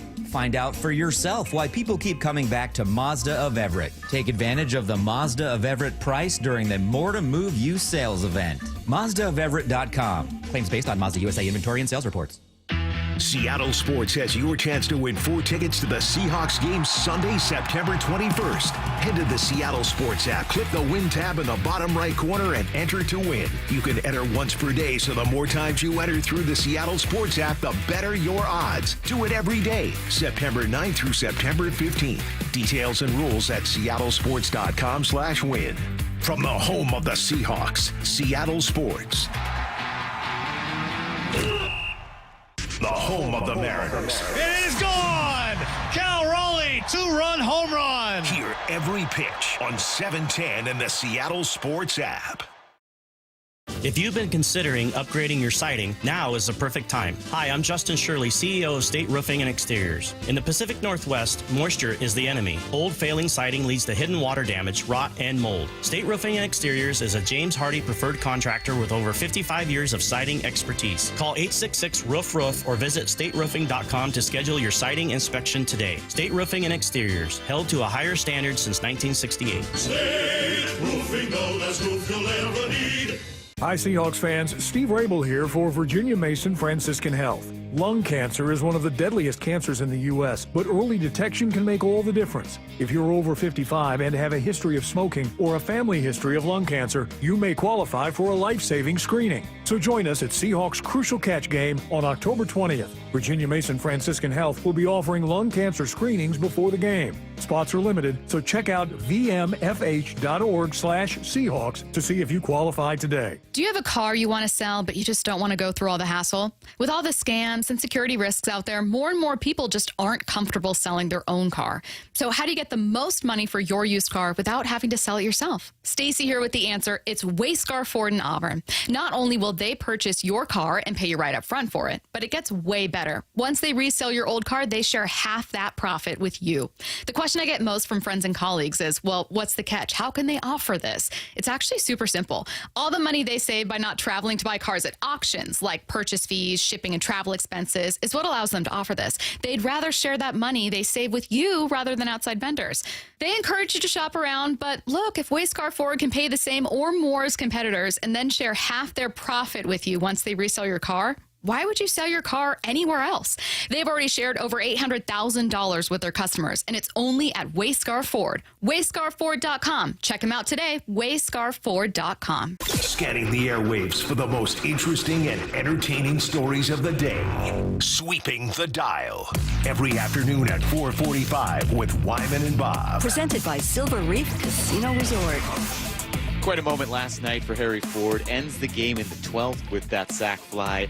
And, you know, in a situation like this, your first plate appearance here at T-Mobile Park, it would be natural if you were nervous. But it sounds like that maybe the reason Harry Ford wasn't nervous is that he didn't even think he was going to hit.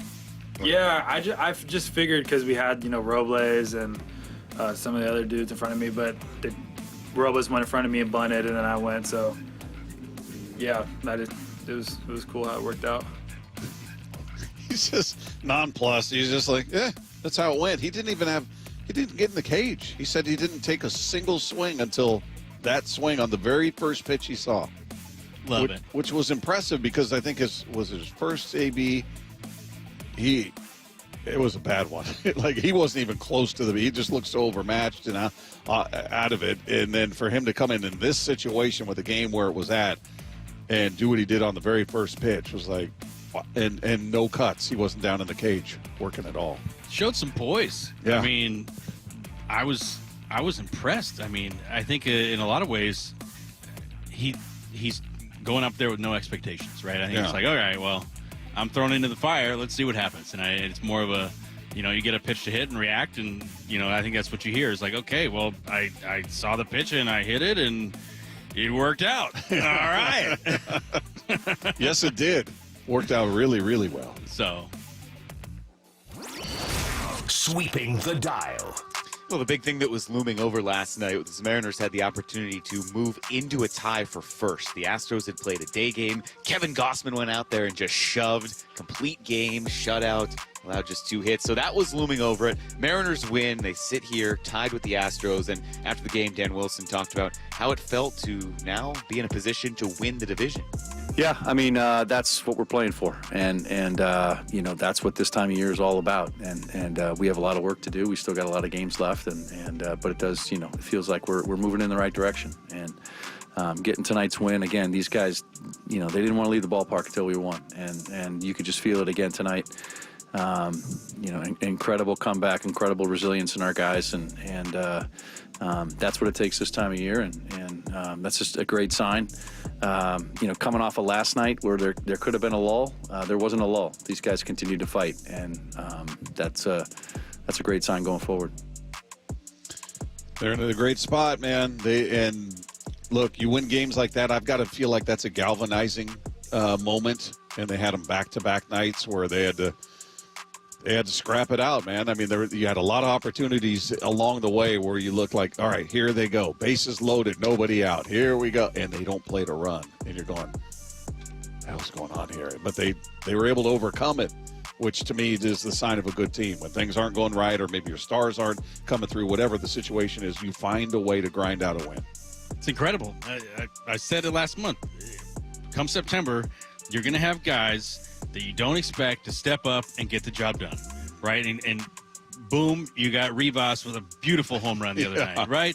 Now you got Harry Ford getting it done. You got guys like Emerson Hancock in the bullpen holding it together out there. It's just been absolutely incredible. And I'm continued to be impressed by the team when the horses on the roster show up and hit big homers. It's great, but guys, on the other side of the roster are also picking up their slack. It's just so fun to watch. Sweeping the dial. We've seen a lot of it the past 2 nights. Cal being intentionally walked. He was intentionally walked twice 2 nights ago. Drew 3 walks last night. I think was intentionally walked like once more. So he is getting pitched around. And they walked Julio behind him. It was just a parade. All right, all right, everyone take your base. So Cal is getting pitched to very precisely now. And on MLB Network, Greg Gamsinger and Harold Reynolds kind of broke down who has to step up now on the Mariners with teams deliberately not giving Cal anything to hit. The importance of Julio Rodriguez, who's hitting after Cal Raleigh, is so imperative, Harold. It's incredibly important for the Mariners. 100% agree with you. Julio, and this is Julio's time. Second half player. And we've talked about this a lot because Cal Raleigh's got so much attention, you forget how good Julio is. He's doing everything. But Greg, I got something for you. It's not just Julio. It's the lineup. Randy has been tearing it up. Rosarena's having a big run here in September. You look at Julio, you were just talking about. It's another big knock. I mean, they're just not base hits. They're like, put us ahead or win game type hits. All right? And then you got Naylor doing his thing. So the guys you acquired, Naylor, Suarez, you got Julio, and you got Randy, these guys have to do it because are you pitching to Cal Raleigh? No. They're going to pitch around him, but this is why you go get the reinforcements. Yeah, he's right. Julio, when they do pitch to him, he's got to come through, and he has in different moments. He's not going to do it every time, but the other night he hit the 2-run homer to give him a 2-0 lead. The team comes back to tie it. He hits a 2-run homer to give him a 4-2 lead at the time. So he's during the month of September so far, hitting 273, 304 on base, 614 slug, 918 OPS in the month of September. 4 home runs, 11 runs driven in. So he's second half Julio, but he's right. The other guys, everybody else has got to get it going. And there's a guy we're going to talk about coming up in the next segment that I don't think is getting a ton of attention, who's really been red hot for this team. Who is it? I'm not going to tell you. I'll tell you in the next segment. Jeez, Charlie. He's curious. Come on. Jeez. Welcome to the business. I know. By the way, classic Wyman. Yeah. Wyman tries to spoil everything. So, you're filling in for him today. I guess it's appropriate. Have you heard that? I've learned from the best. Have you heard that with Wyman? Like, we'll do a top 10 list or top 5, and he'll start with number 1. Yeah. No, I didn't know that part. That's actually hilarious. He'll skip to the end of everything. Yeah, He'll spoil it. He'll be like, well, my number 1 is this guy. And we're like, we're working our way He's from rubbing off him. 5. You know what I mean? Yes. He's just rubbing off. I think he just reads the last page of any book he reads just to see how things end, and then he'll skim through the rest of it. But, yeah, that seems to be his mode. By the way, Dave did text in earlier and said, please call the texters dumb for me. Wants to get him heat out. That's right. We got mean text. Yeah. We got mean text Charlie coming will be up. here for him, too. We had our guy Adam Ray send in a bunch of mean texts. I don't know if he's still out of the country or what, but he's very, very diligent about sending his mean text. So we got some from him. We'll do that at 5:45. So you guys still have some time to get creative at 866-979-3776. Mean text coming up. Meanwhile, as we continue here from T-Mobile Park, we're going to set the scene for tonight's matchup against the Angels, get Charlie's thoughts on what it's going to take for this Mariners team to win the division. All of that is coming your way as we continue, as I said, from T-Mobile Park. It's Wyman and Bob with Charlie Furbush in Seattle Sports on 710. Polanco tagging. Here comes the throw. Polanco steaming home. He slides. Back in first place. He's safe as the Mariners win. Sir Harry Ford. This is what I've been expecting since the trade deadline. It's 6 straight wins for the Mariners, who go for 7 in a row tonight. It's there to be had. It's right there. Mariners, Angels. First pitch at 7:10. Pregame at 6. We believe in each other and we're ready to fight. On the home of the Mariners, Seattle Sports on 710 and the Seattle Sports app. The fall, well, it's a great time to reset your workouts on new stuff, and Top Fitness has some great deals going on right now. Hey, Brock Hewitt here, and you've heard me talk about working out in your home gym. It's the best. From flooring to everything that goes in that gym, like treadmills, ellipticals, and strength training systems, well, Top Fitness provides it all. Top Fitness represents the very best brands available, like Washington's own Precor, yes, the company that created the elliptical, and Inspire Fitness, the leader in strength training machines, along with so many others. Give Top Fitness your room dimensions right now, and you know what? They'll do the rest. They'll do a complete fitness room design. And right now, get 0% interest financing. Mention you heard it from me and receive an additional $100 off any new treadmill or home gym. It's no secret that everyone, from personal trainers to professional athletes, love Top Fitness. Top Fitness has locations in Tukwila, Linwood, and Bellevue, or visit them online at topfitness.com for more info. That's Top Fitness, your best place for home fitness equipment. Coverage varies by plan. View contracts and exclusions at endurancewarranty.com. This is an announcement to all United States vehicle owners who own a 2003 or newer vehicle with a manufacturer's warranty about to expire, or no warranty coverage at all. With a struggling economy and the cost of living on the rise, Endurance is now offering an affordable, low-cost vehicle coverage plan to the general public. As of today, you could be one of millions of drivers that now may qualify to have your vehicle protected under this coverage and have all future covered auto repairs paid directly to the repair shop for you. You pick your plan. You pick your deductible. You even pick the repair shop. Roadside service, towing, and rental coverage is included. Get your vehicle protected now and save your wallet from costly vehicle repairs. A toll-free number has been established for you to call for your free 5-minute quote and to see if you qualify. The number to call is 800-266-3845. Again, that's 800-266-3845. 800-266-3845. So my mother is thinking of switching from Verizon to Pure Talk, but she's worried the deal sounds too good to be true. Michael, she said, how can those Pure Talk people offer me the same basic service as Verizon for so much less money? I said, Mom, go ask Google how much Verizon spends on advertising and promotion. A few seconds later, my mother said, oh my goodness, $12 billion a year? That must be a typo. I'll tell you what I told my mom. It's not a typo. Verizon spends $12 billion a year on advertising and promotion, and their customers are paying for it. Well, Pure Talk doesn't spend that kind of money on commercials. Trust me, I would know. Consequently, they can offer you and my mother unlimited talk, text, and plenty of data on a blazing fast 5G network for just $25 a month. Dial pound 250 and say the words Mike Rowe, and you'll get an additional 50% off your first month. That's pound 250 Mike Rowe. Pure Talk. Everything you need and nothing you don't. This is the story of the one. As a custodial supervisor at a high school, he knows that during cold and flu season, germs spread fast. It's why he partners with Grainger to stay fully stocked on the products and supplies he needs, from tissues to disinfectants to floor scrubbers. All so that he can help students, staff, and teachers stay healthy and focused. Call 1-800-GRAINGER, click Grainger.com, or just stop by. Grainger, for the ones who get it done. This is the story of the one. As a maintenance supervisor at a manufacturing facility, he knows keeping the line up and running is a top priority. That's why he chooses Grainger. Because when a drive belt gets damaged, Grainger makes it easy to find the exact specs for the replacement product he needs. And next-day delivery helps ensure he'll have everything in place and running like clockwork. Call 1-800-GRAINGER, click Grainger.com, or just stop by. Grainger, for the ones who get it done. This is the story of the one. As a maintenance supervisor at a manufacturing facility, he knows keeping the line up and running is a top priority. That's why he chooses Grainger. Because when a drive belt gets damaged, Grainger makes it easy to find the exact specs for the replacement product he needs. And next-day delivery helps ensure he'll have everything in place and running like clockwork. Call 1-800-GRAINGER, click Grainger.com, or just stop by. Grainger, for the ones who get it done. This weekend, it's the Got to Go used car sales event at West Hills Autoplex. We've received more trade-ins than we can hold. Hundreds of vehicles under $20,000, 50 under $10,000, plus a massive selection of certified pre-owned. Get a complimentary gift and an entry to win a $250 gas card with purchase. Plus no payments for 90 days. On approved credit at the West Hills Autoplex in Bremerton, part of the Hazelwood Auto Group. Hazelwood has it!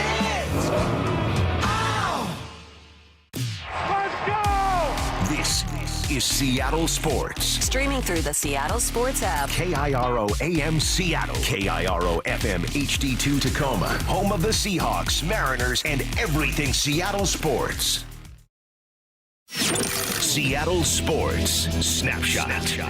Your Seattle Mariners are sitting atop the AL West, tied with the Houston Astros for first place. They have the longest winning streak in baseball currently at 6 games, looking to make it 7 in Game 2 of their series with the Angels tonight, a 4-game series tonight. Luis Castillo taking the hill for the Mariners. He faces off against former Mariner Yusei Kikuchi, so it's going to be a great pitching matchup. Hopefully the Mariners can continue the streak that they're on currently. You can catch it all starting at 6 o'clock with the pregame show, 7:10 first pitch right here, Seattle Sports on 7:10. Meanwhile, games going on right now. Phillies hammering the Royals 5-1. That one in the bottom of the 4th. Bottom of the 6th in Washington is the Pirates 3-1 over the Nationals. Top of the 4th in Toronto. Orioles up on the Blue Jays 1-0. No score between the White Sox and Guardians in the top of the 4th. Also top of the 4th in Miami. Marlins up 3-1 on the Tigers. Yankees are up 2-0 on the Red Sox. That one in the bottom of the 3rd. Unfortunately, the Rangers are hammering the Mets early, 6-1. The score in that one, bottom of the 3rd. And the Astros are up on the Braves in the top of the 4th, 2-0. Snapshot, brought to you by Miller Lite. When it's game time, it's Miller time.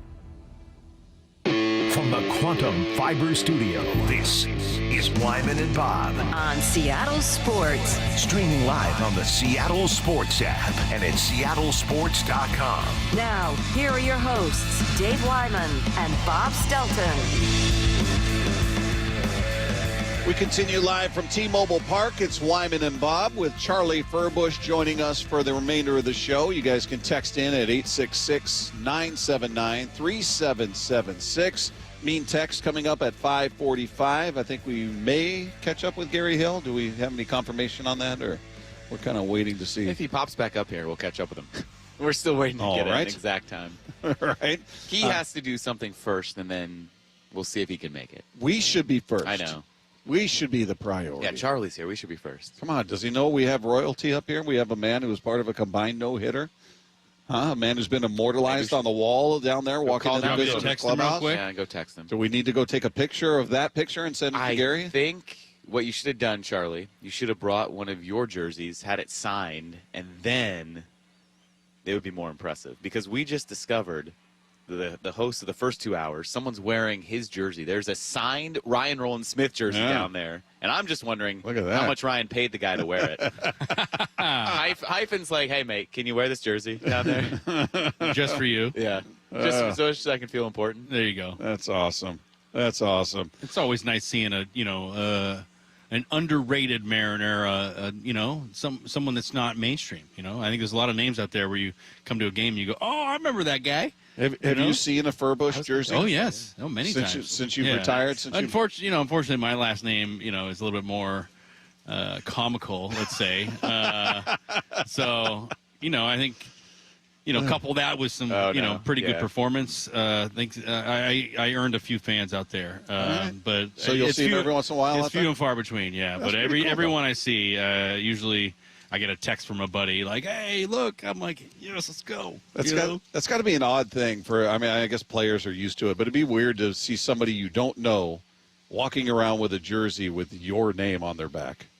It just strike me as odd. I guess these guys get numb to it, especially if you're a star. There's a million Cal Raleigh jerseys and Julio and Griffey and all those guys. But when they first saw it, it must have been kind of strange to see, wow, there's some random person I don't know who doesn't know me, and they're walking around with my last name on their back. Yeah, it's not as weird as you think, I mean, it's cool. It's an honor. Yeah, for sure. It's like, you relish in it in a lot of ways. I think, and that's from my perspective, and same with Roland Smith. It's, we appreciate the fans few and far between.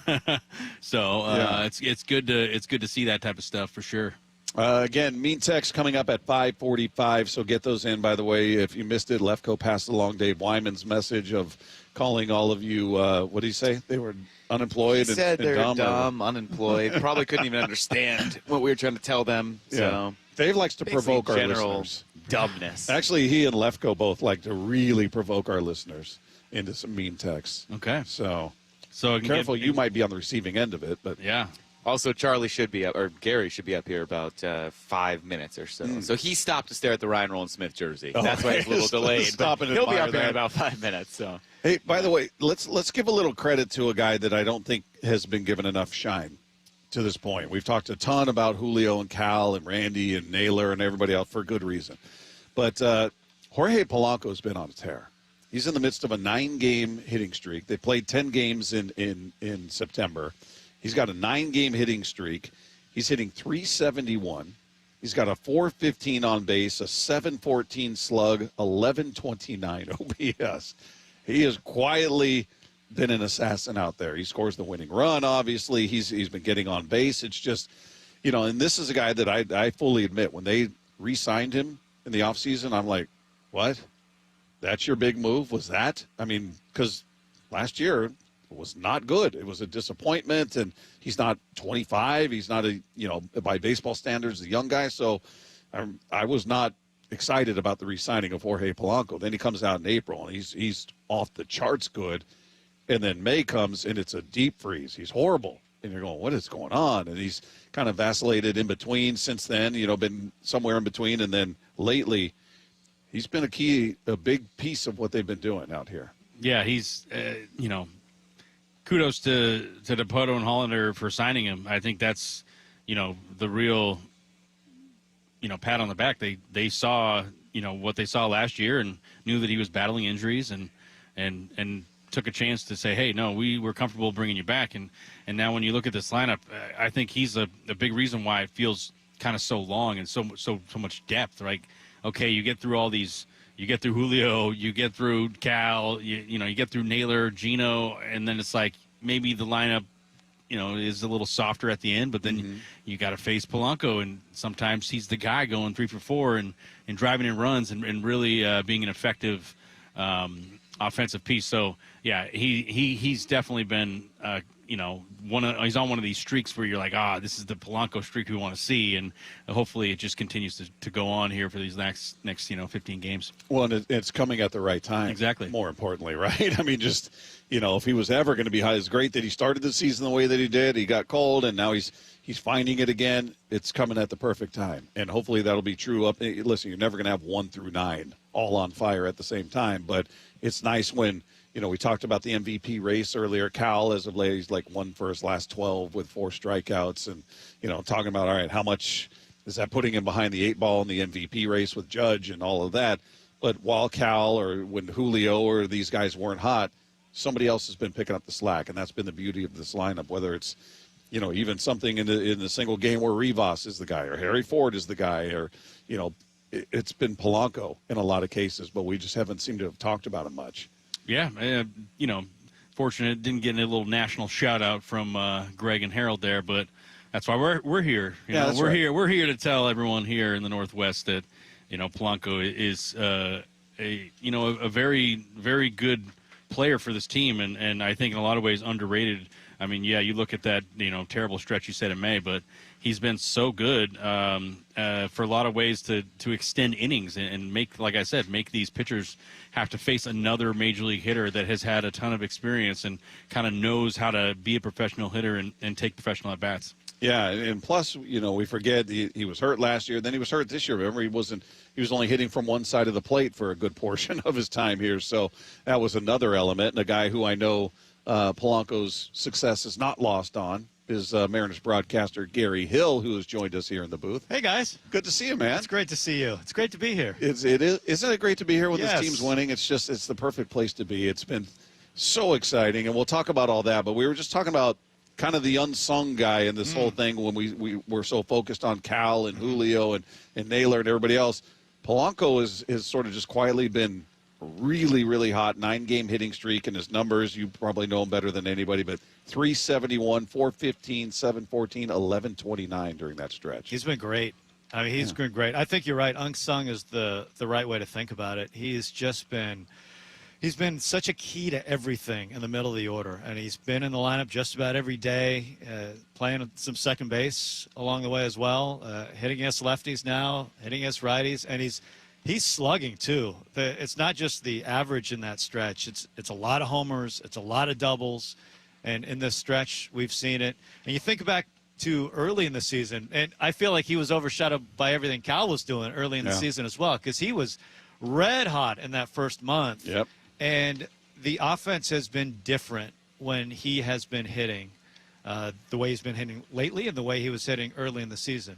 And now when he's surrounded by even more, I mean, we talk about the depth of the lineup, and I think we've seen that, especially in this recent stretch. But man, he is such a difference maker when he's hitting the ball like this. He's been great.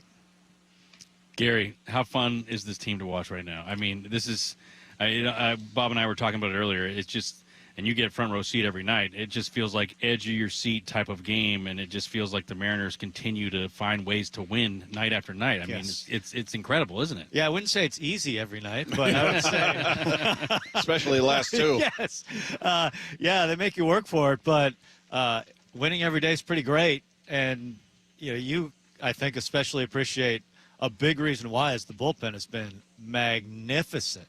I mean, they've nearly gone 30 innings without an earned run in this 6-game winning streak. Yeah, I retweeted your tweet you put out there. 29 in the third, 0 earned runs, 5 walks, 28 strikeouts, 1 extra base hit. Isn't that ridiculous? Everyone's getting it done. It's done. unbelievable. I mean, you think about all the high leverage innings in there. Like some of those innings were in Atlanta where it wasn't so high leverage, but in this series against St. Louis, and last night, especially the last 2 nights, I mean, they nearly had a complete game in one of the extra inning games. They went 8 1/3 as a pen. Yep. Right? And you're talking about there's no margin for error when you get into those extra inning games for bullpen guys. And it has just been incredible to watch. They're so good in the back end. They're elite in the back end when you talk about Munoz and Spire and Brash. And for me, talk about unsung guys. Bazardo, man. He has been that. You want to talk about Polanco offensively, Bazardo's my guy in the bullpen. He has really put the bullpen together. He's been the glue, I think, for okay, who's going to be that next leverage guy that they really needed? It's been Bazardo. He's pitched in every role. He takes the ball seemingly every day. I mean, we watched him the other night when he was down, and there he was in extra innings, stretching it out, getting ready just in case they needed him. I mean, the guy takes the ball every day. He has two, when you look at individual pitches, he's got two great pitches. He's got the two-seam, and he's got the slider. And so this isn't like happenstance. This isn't luck. He's been great, and there's a reason for it. He's got two elite pitches, and he knows how to use them. Yeah, I'm with you 100%. I've been harping on Bazardo for a little bit now because his last 16 appearances, 1 earned run. And as you talk about, he's a guy who's going back-to-back nights or 3 in a row. I mean, he's got that rubber arm. It's just he's been crucial. Now, I'm hoping they're not relying on all these guys, too. I would love for the starters to start getting deeper into games. Yes. That's been part of the problem is the bullpen coming through, but they're being asked to do a lot. How much do you think that puts on Castillo tonight going, it's back-to-back nights of extra innings for these guys. We got to get some length. I mean, do you think – I'm sure he's not focused on it, but maybe just subconsciously he's thinking, I got to do my part here to get at least 6 to help these guys out. I don't think they have a choice. I think there's a reality to this game. When you look at how many guys have gone back-to-back, how many guys have pitched 3 out of 4, it's most of the bullpen coming into tonight. They had to make a move today, called up Casey Legumina again because they needed another arm. So we never know exactly who's available and who's not going into a game. But I'm guessing a significant number in the bullpen is down for this one, which, so you have to get a long start from Castillo. And he has been, he had a rocky August, right? It wasn't good. Before that, he was in this position several times where they needed a good start from him. Like, they had to have a good start. So he's been there before. I'm encouraged by what we saw last time out, and he's been really good at home this year. He's been really good against righties. And you look at how the Angels lineup stacks up. He's going to face a lot of righties in this lineup. So I'm encouraged by the matchup. But, there is certainly pressure on him to go deep into this one. And I would also say, it kind of goes hand in hand, it's not going to be easy because we've seen Kikuchi before. He's struggled lately, but he's good, quality pitcher. But this is a game where you could really use some runs from the offense to take some pressure off Castillo and some pressure off the bullpen, because this is going to be a tough one to piece together tonight. For sure. Talk about how important base running has been for this team. I feel like that's one of the things that hasn't really been talked about. We've obviously seen Naylor steal a bunch of bags, but it's seemingly night after night they're finding opportunities to steal a bag and continue to, move the offense along. How important do you think that's going to be the next 15 games and into the playoffs? Well, I think we all saw that coming when they traded for Naylor, that he would be, Vince Coleman, just swiping bases left and right. Seemed obvious. It seemed obvious. And what's funny? It's not just like, they're up by 5 runs and he's swiping a bag. Like, he has stolen some key bags, especially in this recent stretch. Like, 3rd the other night. Like, that was a huge steal. Huge bag. Put himself in scoring position. So, you're right. And it's not just stolen bases, it's taking the extra bases when you can. And, they've got, like, Julio got thrown at home plate, whatever. So, but they've been aggressive, and I think that's a good thing. And they are a capable team. We've seen it all year. They're one of the leaders in stolen bases. They have such a unique profile as a team because they're, top 2 in homers and top 3 in stolen bases. As a team, that's a really unique profile. Usually you don't get both colliding as a team, but that's who they are. And I think they're at their best when, especially with the rules now, like it's easier to steal bases. And so we've seen it play out. The Mariners have been pretty effective at it. I mean, we've seen everyone from Naylor and Cal to Robles when he's been healthy. And so, I think that's definitely a thing. Who do you have the most confidence in? Remove Wu in this rotation. We've talked about, all right, let's hypothetically say they're in the wild card series. You got 3 pitchers. Who are your 3 guys? Everybody assumes Wu would be 1. Yes, for sure. Who's your 2 and 3? Well, Gilbert for me. And it's funny when you look at his year because the dominance has been there for Gilbert. I mean, you look at the strikeout rate, he's got the best in baseball. It's better than Skubal. And especially if you're talking about, and that's why this stretch is so important and winning the division is so important. If the Mariners can play some playoff games here at home, Gilbert has been ridiculous at home, like historically good at home. Going into the last start, I was looking at his batting average against at home. It's among the best of all time, right? It's DeGrom, then Logan Gilbert, and then Nolan Ryan. Like in individual seasons. Yeah. I mean, that's how good he's been in this park. Now, he hasn't given the length we're accustomed to. So it's been, 5 inning starts typically, sometimes 6 innings. So, for a guy who led Major League Baseball in innings. Yeah, so he hasn't always married the two together. But if you're talking about a playoff game or a playoff series, like, give me that dominance, man. Like, give me some 100%. strikeouts, hang some zeros, and if that's the cost and you're only going to go 5, hand it over to the bullpen. Because the playoffs, it's a different scenario. There's days off. You can really work that bullpen if you need to. 'Cause you remember Texas a couple years ago, they really only had 2 effective relievers, essentially.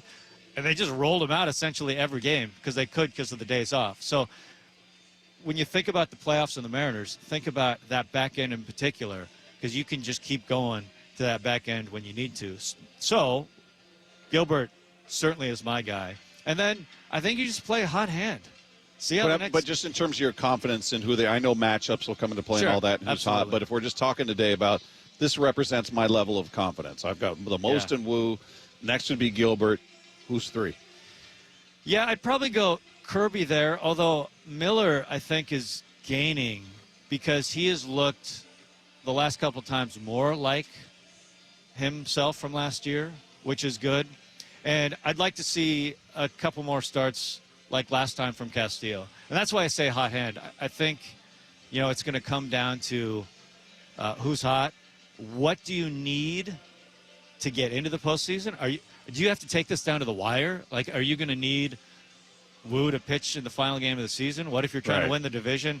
There's so many factors. And I think one advantage the Mariners have over a lot of teams is, hey, if you have to go with your 5th guy in a game 1 of a postseason because you had to spend everyone else to get in, you feel pretty good about that compared to a lot of teams if they had to go to their 5th guy to start a postseason series. It's a much different story. So I think that's where the depth plays in. I do think these next couple weeks, the rotation to me is the biggest key for the Mariners. To punch their ticket to the postseason, if they're going to win a division, if they're going to make a deep run in the postseason, to me, it's the rotation and getting back closer to what they were last year. Yeah, I completely agree. How do you think Dan is handling this? This is, his first real run now, being in first place, 15 games left. What's the message? I know as a former player, it's easy to say one day at a time, but, is that generally, what he's trying to focus in, is just focus in on winning tonight? Yeah, I think September can be very clarifying in that sense where, especially now, I mean, we're talking mid-September. We're talking like 2 weeks left, right? I think at this point, it's pretty straightforward. And we've seen it play out the last couple nights. You do what you got to do to win tonight, and you deal with tomorrow. And, you look at that approach. And that's what they've done the last 2 days. And, they're in a spot today where the bullpen's in tough shape. But I wonder, too, are there more guys available because it's September? If this is a game in May where you have guys that have gone back-to-back or 3 or 4, I bet all those guys are down. But this is a game in mid-September and a game you really want to get. So I'm guessing there's a couple guys that are available that wouldn't have been in May. So I think those are the kind of things that are a little different in September because it's right there for him right now. It really is. I think going into this homestand, I really like the matchup with St. Louis and the Angels in this ballpark against the Mariners. And I thought this was the time to make their move on the Astros. I think you had a chance to catch up with Wu earlier. What he's done on the mound has been awesome and amazing and unexpected in terms of his durability. He was probably my biggest question mark in terms of, all right, who's going to be the one that you worry about health-wise, but he was my second best pitcher going into the season behind Logan. So he's a guy that his talent's obvious. His demeanor to me is different. He's got, in my opinion, he's got much more of an edge to him. And Not that he's unfriendly or anything, but there was a lightness to him before, and now you see him, even when they zoom in on him on the mound, he's got his little sneer when he's up there. And when you talk to him, even after a game, he just seems to have a bit more of an edge to him. Have you noticed that? I have. Doesn't it feel like when you watch him, it feels like he is transformed and he knows? Like he knows he's a guy, right? Don't you get that feeling when you watch him pitch? Like he knows, hey, I'm better than you, and I'm going to go right at you. Yeah. Here's my 4-seam. Come get it. Yeah. Here's my 2-seam. Come get it. Like he knows his strengths, and he's on the attack all the time. It's actually a beautiful thing to watch. It is super fun. And to watch, I mean, I was just talking to him a moment ago, to think about his journey, from Cal Poly and injured and didn't pitch much in college at all. Right. And here he is, an all-star this season, right? He is having the best season of his career. He's truly one of the best starting pitchers in the game, setting career highs and innings pitched and everything else. Just all that he has accomplished as a Mariner, I think it's a testament to him, and I think it's a testament to the Mariners. I mean, this has been such a wonderful partnership between player and organization, and I think they've really been able to get the best out of one another. And to watch just what he has done, I find it incredible. Yeah. He's been, I mean, you knew it last year, finished with a sub-3 ERA last year. Wasn't a full season, but we all saw it. So it was just a matter of, can he be that guy through the whole season? And to this point, he has. He's been amazing. I want to see, and to your point, I want to see in the postseason series. I want to see what it looks like against Houston or Toronto or the Yankees or whoever in a postseason series. I think that's going to be super fun. I want to hear you call postseason. I just want to hear Riz in the postseason. I want to hear you and Aaron. We just need a postseason. We all need it. The fans deserve it. The fans here in Seattle, they're the best. They're the absolute best. And I want this so bad for Mariner fans. Yeah. I want the postseason run. I want the postseason. I want a division title. I want a postseason run, and I want it for the Mariner fans. And I want to see this place rocking because there's nothing like this building when the games get big and the moments get big and cool stuff is happening and Cal's hitting homers and games are on the line and Munoz is trying to get a save to win a game, to win a postseason game. That's what I want, and I want it for the fans. Yep, we saw it in 22. We know what it's like, and the players have commented on it. It's a different building. So, Gary, we appreciate you, man. Look at there's Riz. He's ready to call postseason action. I heard it in the Kingdome in '95 for the first time. You couldn't even hear yourself think. And then to hear it 3 years ago, a couple of years ago, and to hear it again would be awesome for the fans. Yeah, 22 was fun. Oh, my gosh. 22 was fun. Awesome. Let's do this again. Yes. Gary, Riz, we appreciate you guys, man. Yeah, thanks for having me. Sorry I was a few minutes late. You got stuff to do. We get it. We get it. All right. Hey, a reminder, the Seahawks season is underway. We want to send one of you and 3 friends to watch the game on September 21st against the New Orleans Saints. And all you need to do is open the Seattle Sports app and click the Win tab to find out how. Now, if you don't have the app, just text the word app, APP, to 866-979-3776. We'll send you a link to download it. It's completely free. You can enter every day to increase your chances to win. The contest runs through Monday, September 15th. Well, we had Ryan Rowland-Smith with us for the first 2 hours of the show, and he threw out an interesting hypothetical earlier, and we're going to get back into that coming up next, get Charlie's take on it as we continue live from T-Mobile Park. It's Wyman and Bob with Charlie Furbush in Seattle Sports on 710. Polanco tagging. Here comes the throw. Polanco steaming home. He slides. Back in first place. He's safe as the Mariners win. Sir Harry Ford. This is what I've been expecting since the trade deadline. It's 6 straight wins for the Mariners, who go for 7 in a row tonight. It's there to be had. It's right there. Mariners, Angels. First pitch at 7:10. Pregame at 6. We believe in each other and we're ready to fight. On the home of the Mariners, Seattle Sports on 710 and the Seattle Sports app. Molly Hatchet is bringing their iconic Southern Rock to the Event Center at Silver Reef Casino Resort on Saturday, September 27th. Prepare for an unforgettable night of hits like Flirtin' with Disaster and Gator Country. Mark your calendars for Saturday, September 27th. Tickets are on sale now and start at just $30. Don't miss your chance to see Molly Hatchet at Silver Reef Casino Resort. Get your tickets today at silverreefcasino.com.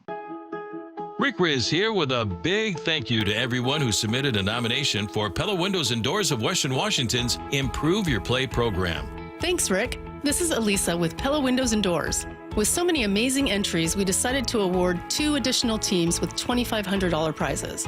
We are thrilled to announce Team Wilder Basketball and Linwood High School Football. Thanks to you and Pella Windows and Doors of Western Washington for helping our local youth thrive. Change is always happening. It's part of life. And when it comes to music, change is all around us. Songs are rewritten. Classics are remixed. Bands and artists come and go. Even our taste in music changes. Here at Xfinity, we know there's still good in keeping some things the same. That's why we want to do our part with a 5-year price guarantee on our internet. It means no matter what changes, you get 5 years of the most reliable Wi-Fi with our best equipment included for a price that stays exactly the same. Surprised? Life is full of them. One internet price, 5 years, guaranteed. Learn more at xfinity.com/deals. Restrictions apply. New residential customers only. Taxes and fees extra and subject to change. Most reliable Wi-Fi based on Open Signal Awards USA. Fixed Broadband Experience Report, August 2024. When the weather changes, your home shouldn't be the one left unprepared. Hi, I'm Justin Shirley, CEO of State Roofing and Exteriors here. We offer the strongest solutions in roofing, siding, decking, windows, and gutters, made for the Pacific Northwest. And right now, get 0 down, 0 payments, and 0 interest for 24 months or up to $3,000 off your next project. No gimmicks, no stress, just reliability you can count on. Visit stateroofing.com or call 866-ROOF-ROOF to schedule your free estimate today. State Roofing, the last roof you'll ever need. If you have unfiled taxes or are in debt to the IRS, this is important news. Did you know the IRS has programs specifically designed to help people struggling with tax debt? Powerful tax assistance programs that can save you thousands if you qualify. No one knows these programs better than the experts at Optima Tax Relief, America's most trusted tax resolution firm. A+ rated by the Better Business Bureau, their award-winning tax attorneys and licensed professionals have resolved over $1 billion of tax debt for their clients. One call to Optima can start the process, helping to put an end to your worries about wage garnishment, asset seizure, and other aggressive IRS actions. Find the best options to solve your tax problems. Call the experts at Optima Tax Relief today for a free consultation. Call 800-343-6460. 800-343-6460. 800-343-6460. Optima Tax Relief.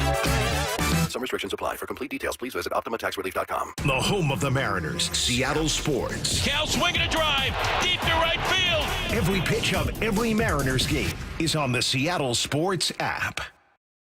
Luxury has arrived at Snoqualmie Casino and Hotel. The hotel is open and you can book now at snocasino.com. The destination spa, the expanded non-smoking gaming floor, the big 2,000-seat entertainment space and convention center, and yeah, the new restaurants, food venues as well. Effortless style and the utmost in relaxation. Go to snocasino.com to book. Seattle's closest is now Snoqualmie Casino and Hotel.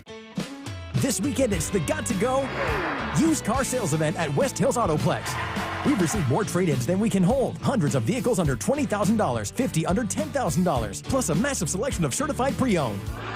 Get a complimentary gift and an entry to win a $250 gas card with purchase.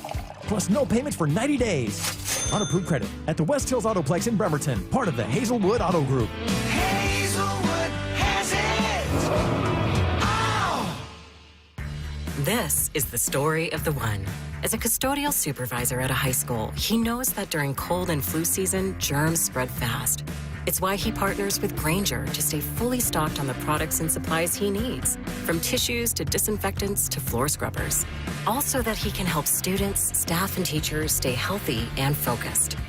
Call 1-800-GRAINGER, click Grainger.com, or just stop by. Grainger, for the ones who get it done. This is the story of the one. As a custodial supervisor at a high school, he knows that during cold and flu season, germs spread fast. It's why he partners with Grainger to stay fully stocked on the products and supplies he needs, from tissues to disinfectants to floor scrubbers. All so that he can help students, staff, and teachers stay healthy and focused. Call 1-800-GRANGER, click Grainger.com, or just stop by. Grainger, for the ones who get it done. Wyman and Bob. From the Quantum Fiber Studio. Weekdays 2 to 7. On Seattle Sports and 97.3 FM HD2. We continue live from T-Mobile Park. It's Wyman and Bob with Charlie Furbush in Seattle Sports on 710. We got mean texts coming up in about 15 minutes, so get those going at 866-979-3776. How are they doing so far, Lefko? No, Gary and Riz are texting in right now. I'm watching them. They're sending on their mean phone. texts? Yeah, they're sending mean texts in right now. So Gary's going. They have some good ones. Gary Hill is great. And Riz is great, too, but you guys stink. There literally is one that says that. Does it? Yeah. Hey, yeah, Gary is working hard on the phone right now. Well, we'll see. Riz would never send us a mean text, though. I don't think he's got that in him. That's what you think. He's got a great burner. We've never figured it out. What's a meme? There have been a good amount about Wyman. He did call for it preemptively before he left to go to Pittsburgh. So. Yeah, nice of him to send in an insult to the listeners on his way out the door there. So we'll get to your mean text again. You got about 15 minutes to get creative there. Again, 866-979-3776. By the way, the Mariners hosting the Angels tonight, and the T-Mobile Park roof will most certainly be open. It's another beautiful night outside for baseball, a beautiful night for a Mariners win. That's the Mariners Roof Report, brought to you by State Roofing and Exteriors. Now, we were talking to Gary about this, about, the hypothetical. You got 3 games in a wild card round. Who are your starting 3? And to me, it's more about, obviously the matchups and who's hot. That's going to be a factor. But just if we're just going today, and it's more about your level of confidence in those 3. I think most people say Brian Woo's game 1. Ryan said Woo would be game 2 instead of 1. He'd go with Logan in game 1. And he just talked about, game 2 being so pivotal in a 3-game series that you want your guy there. What do you think of that logic or that theory?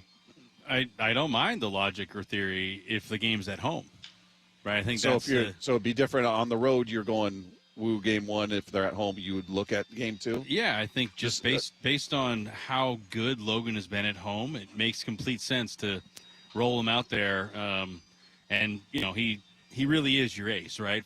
In a lot of ways, and I think he's been super dominant at home, and I think that's where would actually be a really good play in a lot of ways if you could get 6 or even 7 out of Logan at home, and then you got to, go let it rip Brian Woo in game 2. It totally makes sense. Who's your 3rd? I was a little on the fence about. See, this is a really tough one. You know what I mean? It can all change. We won't hold you to this. Yeah, I know. It all changes. But after seeing 11 punchies from Bryce Miller the other night, I mean, let it rip, buddy. You go Miller 3. In one way, shape, or form, you're talking about a dominant pitcher right now. He's 11 strikeouts is no joke in the big league. So you're obviously doing something right. And no walks. That's exactly. So, and nothing to take away from Kirby and Castillo, but I think when he just continues to impress me, and I think that's where he does have the ability to be this kind of swing and miss nasty pitcher, a little bit more so than a Kirby or Castillo, and I think that's where the value would be in the rotation. It's okay, well, between the 3, you could argue that Kirby is there and can throw as hard, but I think in terms of swing and miss type stuff, that's where Miller has the upper hand. I feel like. What are you seeing out of Kirby? Because you go through and look at his game log, and you're going to see some gems in there. It's quality start, and then he had the implosion, and then he's had back-to-back games that have been great. Is he mechanically off? Do you think physically he's not where he should? I mean, what are you seeing as a pitcher? Is there anything that stands out to you? Yeah, I wouldn't say there's anything mechanically off right now. I think this is kind of the evolution of a starting pitcher in a lot of ways. I think that as you go through season after season, you're constantly making adjustments, in your approach and just tinkering along the way to try and figure out how to continue to attack big league hitters in different fields, in different stadiums, and different, how you're feeling or what you slept like the night before. There's a lot of different factors that go into it, and sometimes you don't really understand how you react or how you could maybe prepare or do things differently until you're in them, and then, hits the fan and you're not doing well. It's like, okay, well, how do I make adjustments? And I think that you're seeing that, obviously with the injury to start the season with Kirby, that's never ideal, but he was able to, keep it at a minimum and get himself back to healthy. And you're right, he's thrown some really, really strong games this year. And for a guy that's been so consistent for so long, you're seeing a little inconsistency. So I think that's where, as a pitcher, you're sometimes are fighting yourself of how do I get back to this, kind of free and easy type mentality in pitching, and knowing that these guys are trying to, knock me out of the game every time I'm out there. How do I continue to make adjustments on the fly? And I think that's a hard thing to do. And you couple that with maybe not being as efficient when it comes to high-quality strike throwing that he's been so good at. He's been such a good strike thrower. And I think that's where, when we talk about the actual strikes, and I've said this time and time again, it's the high-quality strikes that separate everything. Like, I think that's where he's just throwing a little bit more pitches over the middle of the plate, and he's, trying to figure out how to make sure that he can be as precise as possible. And when you're just a little off, or there's a little bit of mental blockage from time to time, it can just throw you off haywire. So I think he's just going through the evolution of it. I would not be surprised to see Kirby, let's say next year, have like an absolutely outstanding season and be healthy and throw 30-plus games. Like, I wouldn't be surprised to see that at all. But I think he's just kind of going through the evolution of how do I continue to make adjustments in this very high-level, hard game we play. Yeah, you look at his game log, out of his last 9 starts, 6 of them are quality starts. It's just when he's off, he's way off, right? 2 innings, 7 runs. He had a 4 2/3, 7 runs, where he just kind of goes out there and gets his tail kicked. Well, there's the lack of confidence right there. That's for me. Like, and if you're in a playoff position, you can't afford that. You can't afford a clunker, because then it's like it almost feels like an automatic loss in that sense. So when you're in the playoffs, that's where I go, okay, well, if we can get, let's say, 4 scoreless out of Bryce and hand it off to the bullpen, right? I think it's like that sounds like a better approach, based on where he's at, and assuming everything is feeling good and healthy. Like, that's where it makes more sense too. He has a little less wear and tear this year because he hasn't pitched as much. So, seeing the upside there, then you could revert, reverse psychology and say, well, maybe Miller would actually be better out of the bullpen, right? Yeah. So there's a lot of thought on it, and I think Gary brought up the great point of it's going to be on who's pitching hot, and like we'll roll with. I think it's a no doubter they're going to roll with Gilbert and Wu, but it's just going to see what happens here at the end. A reminder to catch the Mariners-Angels series finale this Sunday on the Seattle Sports app or on AM 770. Meanwhile, the Seahawks head to Pittsburgh to face the Steelers in a game you can hear on the app and on 710. As always, simply download the Seattle Sports app to find both broadcasts. It's totally free, so you can go back and forth on the app. Meanwhile, your last chance to get them in, Mean Text coming your way next with Wyman and Bob. You got Charlie Furbush in with us live from T-Mobile Park at Seattle Sports on 710. Polanco tagging. Here comes the throw. Polanco steaming home. He slides. Back in first place. He's safe as the Mariners win. Sir Harry Ford. This is what I've been expecting since the trade deadline. It's 6 straight wins for the Mariners, who go for 7 in a row tonight. It's there to be had. It's right there. Mariners, Angels. First pitch at 7:10. Pregame at 6. We believe in each other and we're ready to fight. On the home of the Mariners, Seattle Sports on 710 and the Seattle Sports app.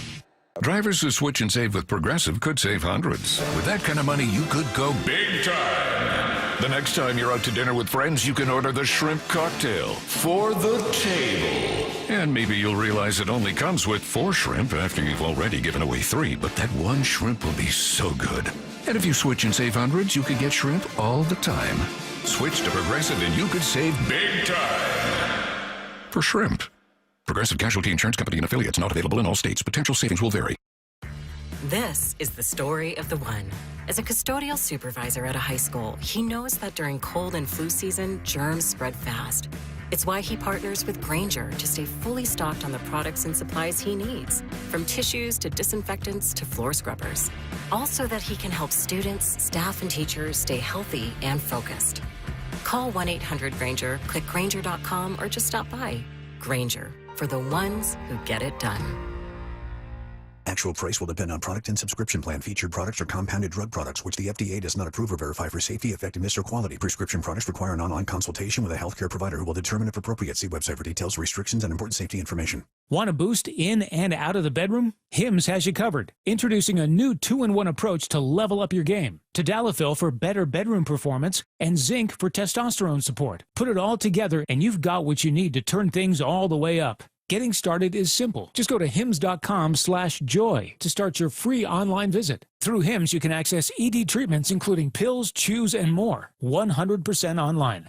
No office visits, no pharmacy lines. Just fill out a simple intake form and a licensed medical provider will determine if treatment's right for you. If prescribed, it ships free and discreetly to your door. Find affordable treatment options at up to 95% less than brand names at hims.com/joy. That's hims.com/joy, hims.com/joy. History, it had the gold rush. Then came the oil boom, the tech boom, but right now it's the Wi-Fi boom, and Xfinity Wi-Fi is booming. Xfinity has everything you need to tap into the Wi-Fi boom with seriously powerful and seriously reliable connection. It's got 99.99% network reliability and incredibly low lag, so your streams are smoother than making a decision on what to stream. And did I mention that you can even connect to hundreds of devices so you, your kids, your parents, your poker group, and whoever else is at home can all experience the Wi-Fi boom with Xfinity. And the Wi-Fi isn't the only thing that's booming. Get the most reliable Wi-Fi and our best in-class equipment for one consistent price for 5 years guaranteed all in. Plus get unlimited data included and no annual contract, all with the 5-year price guarantee from Xfinity. Visit Xfinity.com, call 1-800-XFINITY or visit a store today. Restrictions apply, not available in all areas. New residential customers only. Select plans only. Xfinity Gateway with X-Fi Complete required for unlimited data except in certain areas. Most reliable Wi-Fi based on Open Signal Awards USA Fixed Broadband Experience Report August 2024. Actual speeds vary.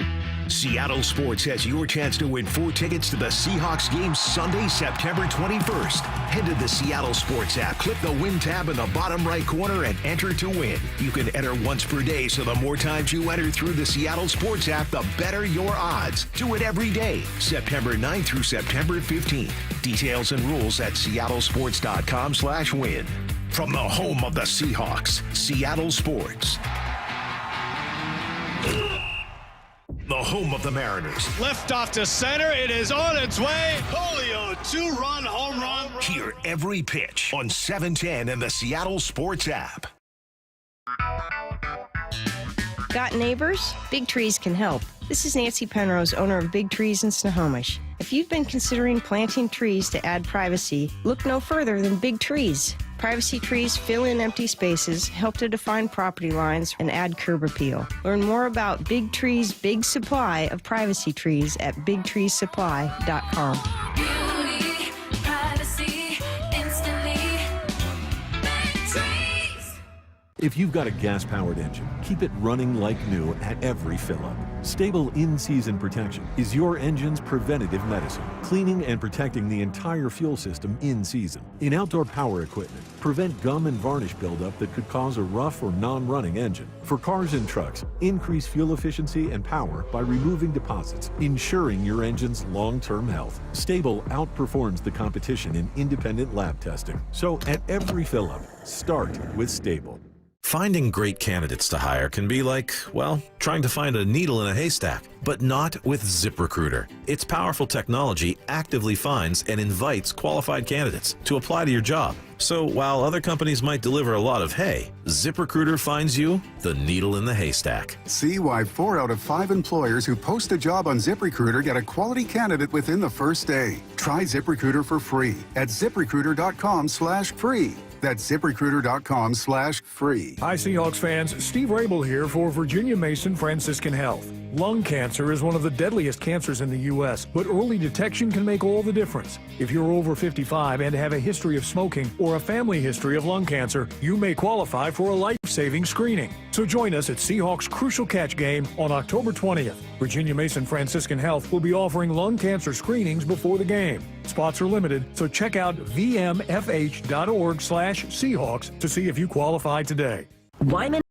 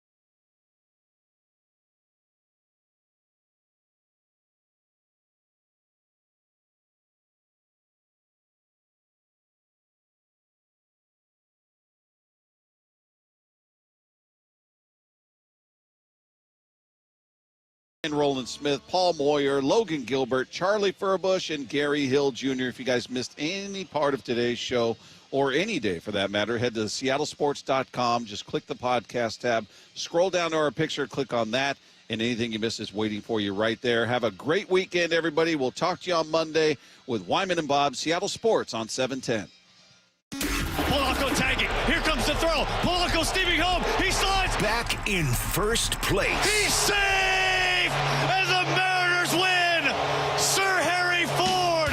This is what I've been expecting since the trade deadline. It's 6 straight wins for the Mariners, who go for 7 in a row tonight. It's there to be had. It's right there. Mariners, Angels. First pitch at 7:10. Pregame at 6. We believe in each other and we're ready to fight. On the home of the Mariners, Seattle Sports on 710 and the Seattle Sports app. When it comes to the security of your business, doubts can creep in about who you're trusting to protect it. Are they a reliable service? How will I know if something happens? Are they keeping everyone safe? At Bay Alarm, we got you. For nearly 80 years, we've been putting our customers' minds at ease with our advanced technology and personalized support. Feeling insecure about your current security service? Visit bayalarm.com today to talk to a local security expert. Comcast Business High Five Hotline. What's the state of your excitement? I signed my business up for the 5-year price lock guarantee, and I can't stop high-fiving people. High five! Okay, deep breath. High five. You're in a good place. You signed your business up for 5 years of gig speed internet and advanced security, all on our ultra-reliable network. Gig speeds and advanced security? I'm so stoked. Yep, and you get it at a great rate that's locked in for 5 years. Woo! The high five is just your body's way of saying, I'm winning. So this is natural. High-fiving everyone you see in a state of business savings enthusiasm, totally natural. Sweet! Thank you! Thank you! High five, everybody! High five! The Comcast Business 5-year price lock guarantee is back, but only for a limited time, so sign your business up today. High five! Comcast Business, powering possibilities. Ends 9/21/25 for new customers with qualifying bundle. Current customers may be eligible depending on services and area. Guaranteed rate applies to monthly service charge, excluding taxes and fees. Other restrictions apply. Hi, I'm Justin Shirley. We offer 0 down, 0 interest, and 0 payments for 24 months on new roofs. Call 866-ROOF-ROOF now. State Roofing and Exteriors, held to a higher standard since 1968. After 35 years in the window industry, I know choosing the right team for your window or door project is a big decision. Adrian here, owner of Lake Washington Windows and Doors. Treating your home with care while offering top quality products is important to me. Our windows are 25% more energy efficient than Energy Star standards, reduce noise by up to 50%, and feature low maintenance, clean glass technology. Combined with our leading leak armor installation and lifetime warranty, you get protection for life. Visit LakeWashingtonWindows.com, a name you can trust. Ladies and gentlemen, this is for you too. Stubborn fat is really hard to get rid of, and then there's all those gimmicky lasers, fat freezing methods, and prescriptions. Imagine a simple solution that takes just one day and provides immediate noticeable results. Introducing ProSculpt. ProSculpt uses air-assisted technology that's safe and gentle yet powerful, delivering instant fat-reducing and skin-tightening results. Performed by board-certified plastic surgeons while fully awake, ProSculpt contours your body with minimal downtime. It's designed to target those problem areas: waistline, neck, face, arms, thighs. ProSculpt gently removes unwanted fat and tightens loose skin with FDA-cleared plasma technology, all in a simple, guaranteed one-day procedure. ProSculpt is one and done. Schedule your free consultation at prosculpt.com for $250 off. For powerful permanent fat removal and skin tightening that works for ladies and you men, it's prosculpt.com. We just want to have enough money for retirement. And travel to visit our grandchildren. I understand. That's why at Fisher Investments, we start by getting to know each other, so I can learn about your family, lifestyle, goals, and needs, allowing us to tailor your portfolio. What about commission-based products? We don't sell those. We're a fiduciary, obligated to act in your best interest. So how do your management fees work? We have a simple management fee based on the value of your portfolio, so we do better when you do better. We appreciate that kind of transparency. We also check in with you regularly to keep you up to date on the markets and your portfolio. What other services do you offer? As a client, you have access to resources on investing, financial planning, estate planning, Social Security, Medicare, and more. Wow, it sounds like Fisher Investments has everything we need. At Fisher Investments, we're clearly different. Learn more at FisherInvestments.com. Investing in securities involves the risk of loss. This is the story of the one. As a custodial supervisor at a high school, he knows that during cold and flu season, germs spread fast.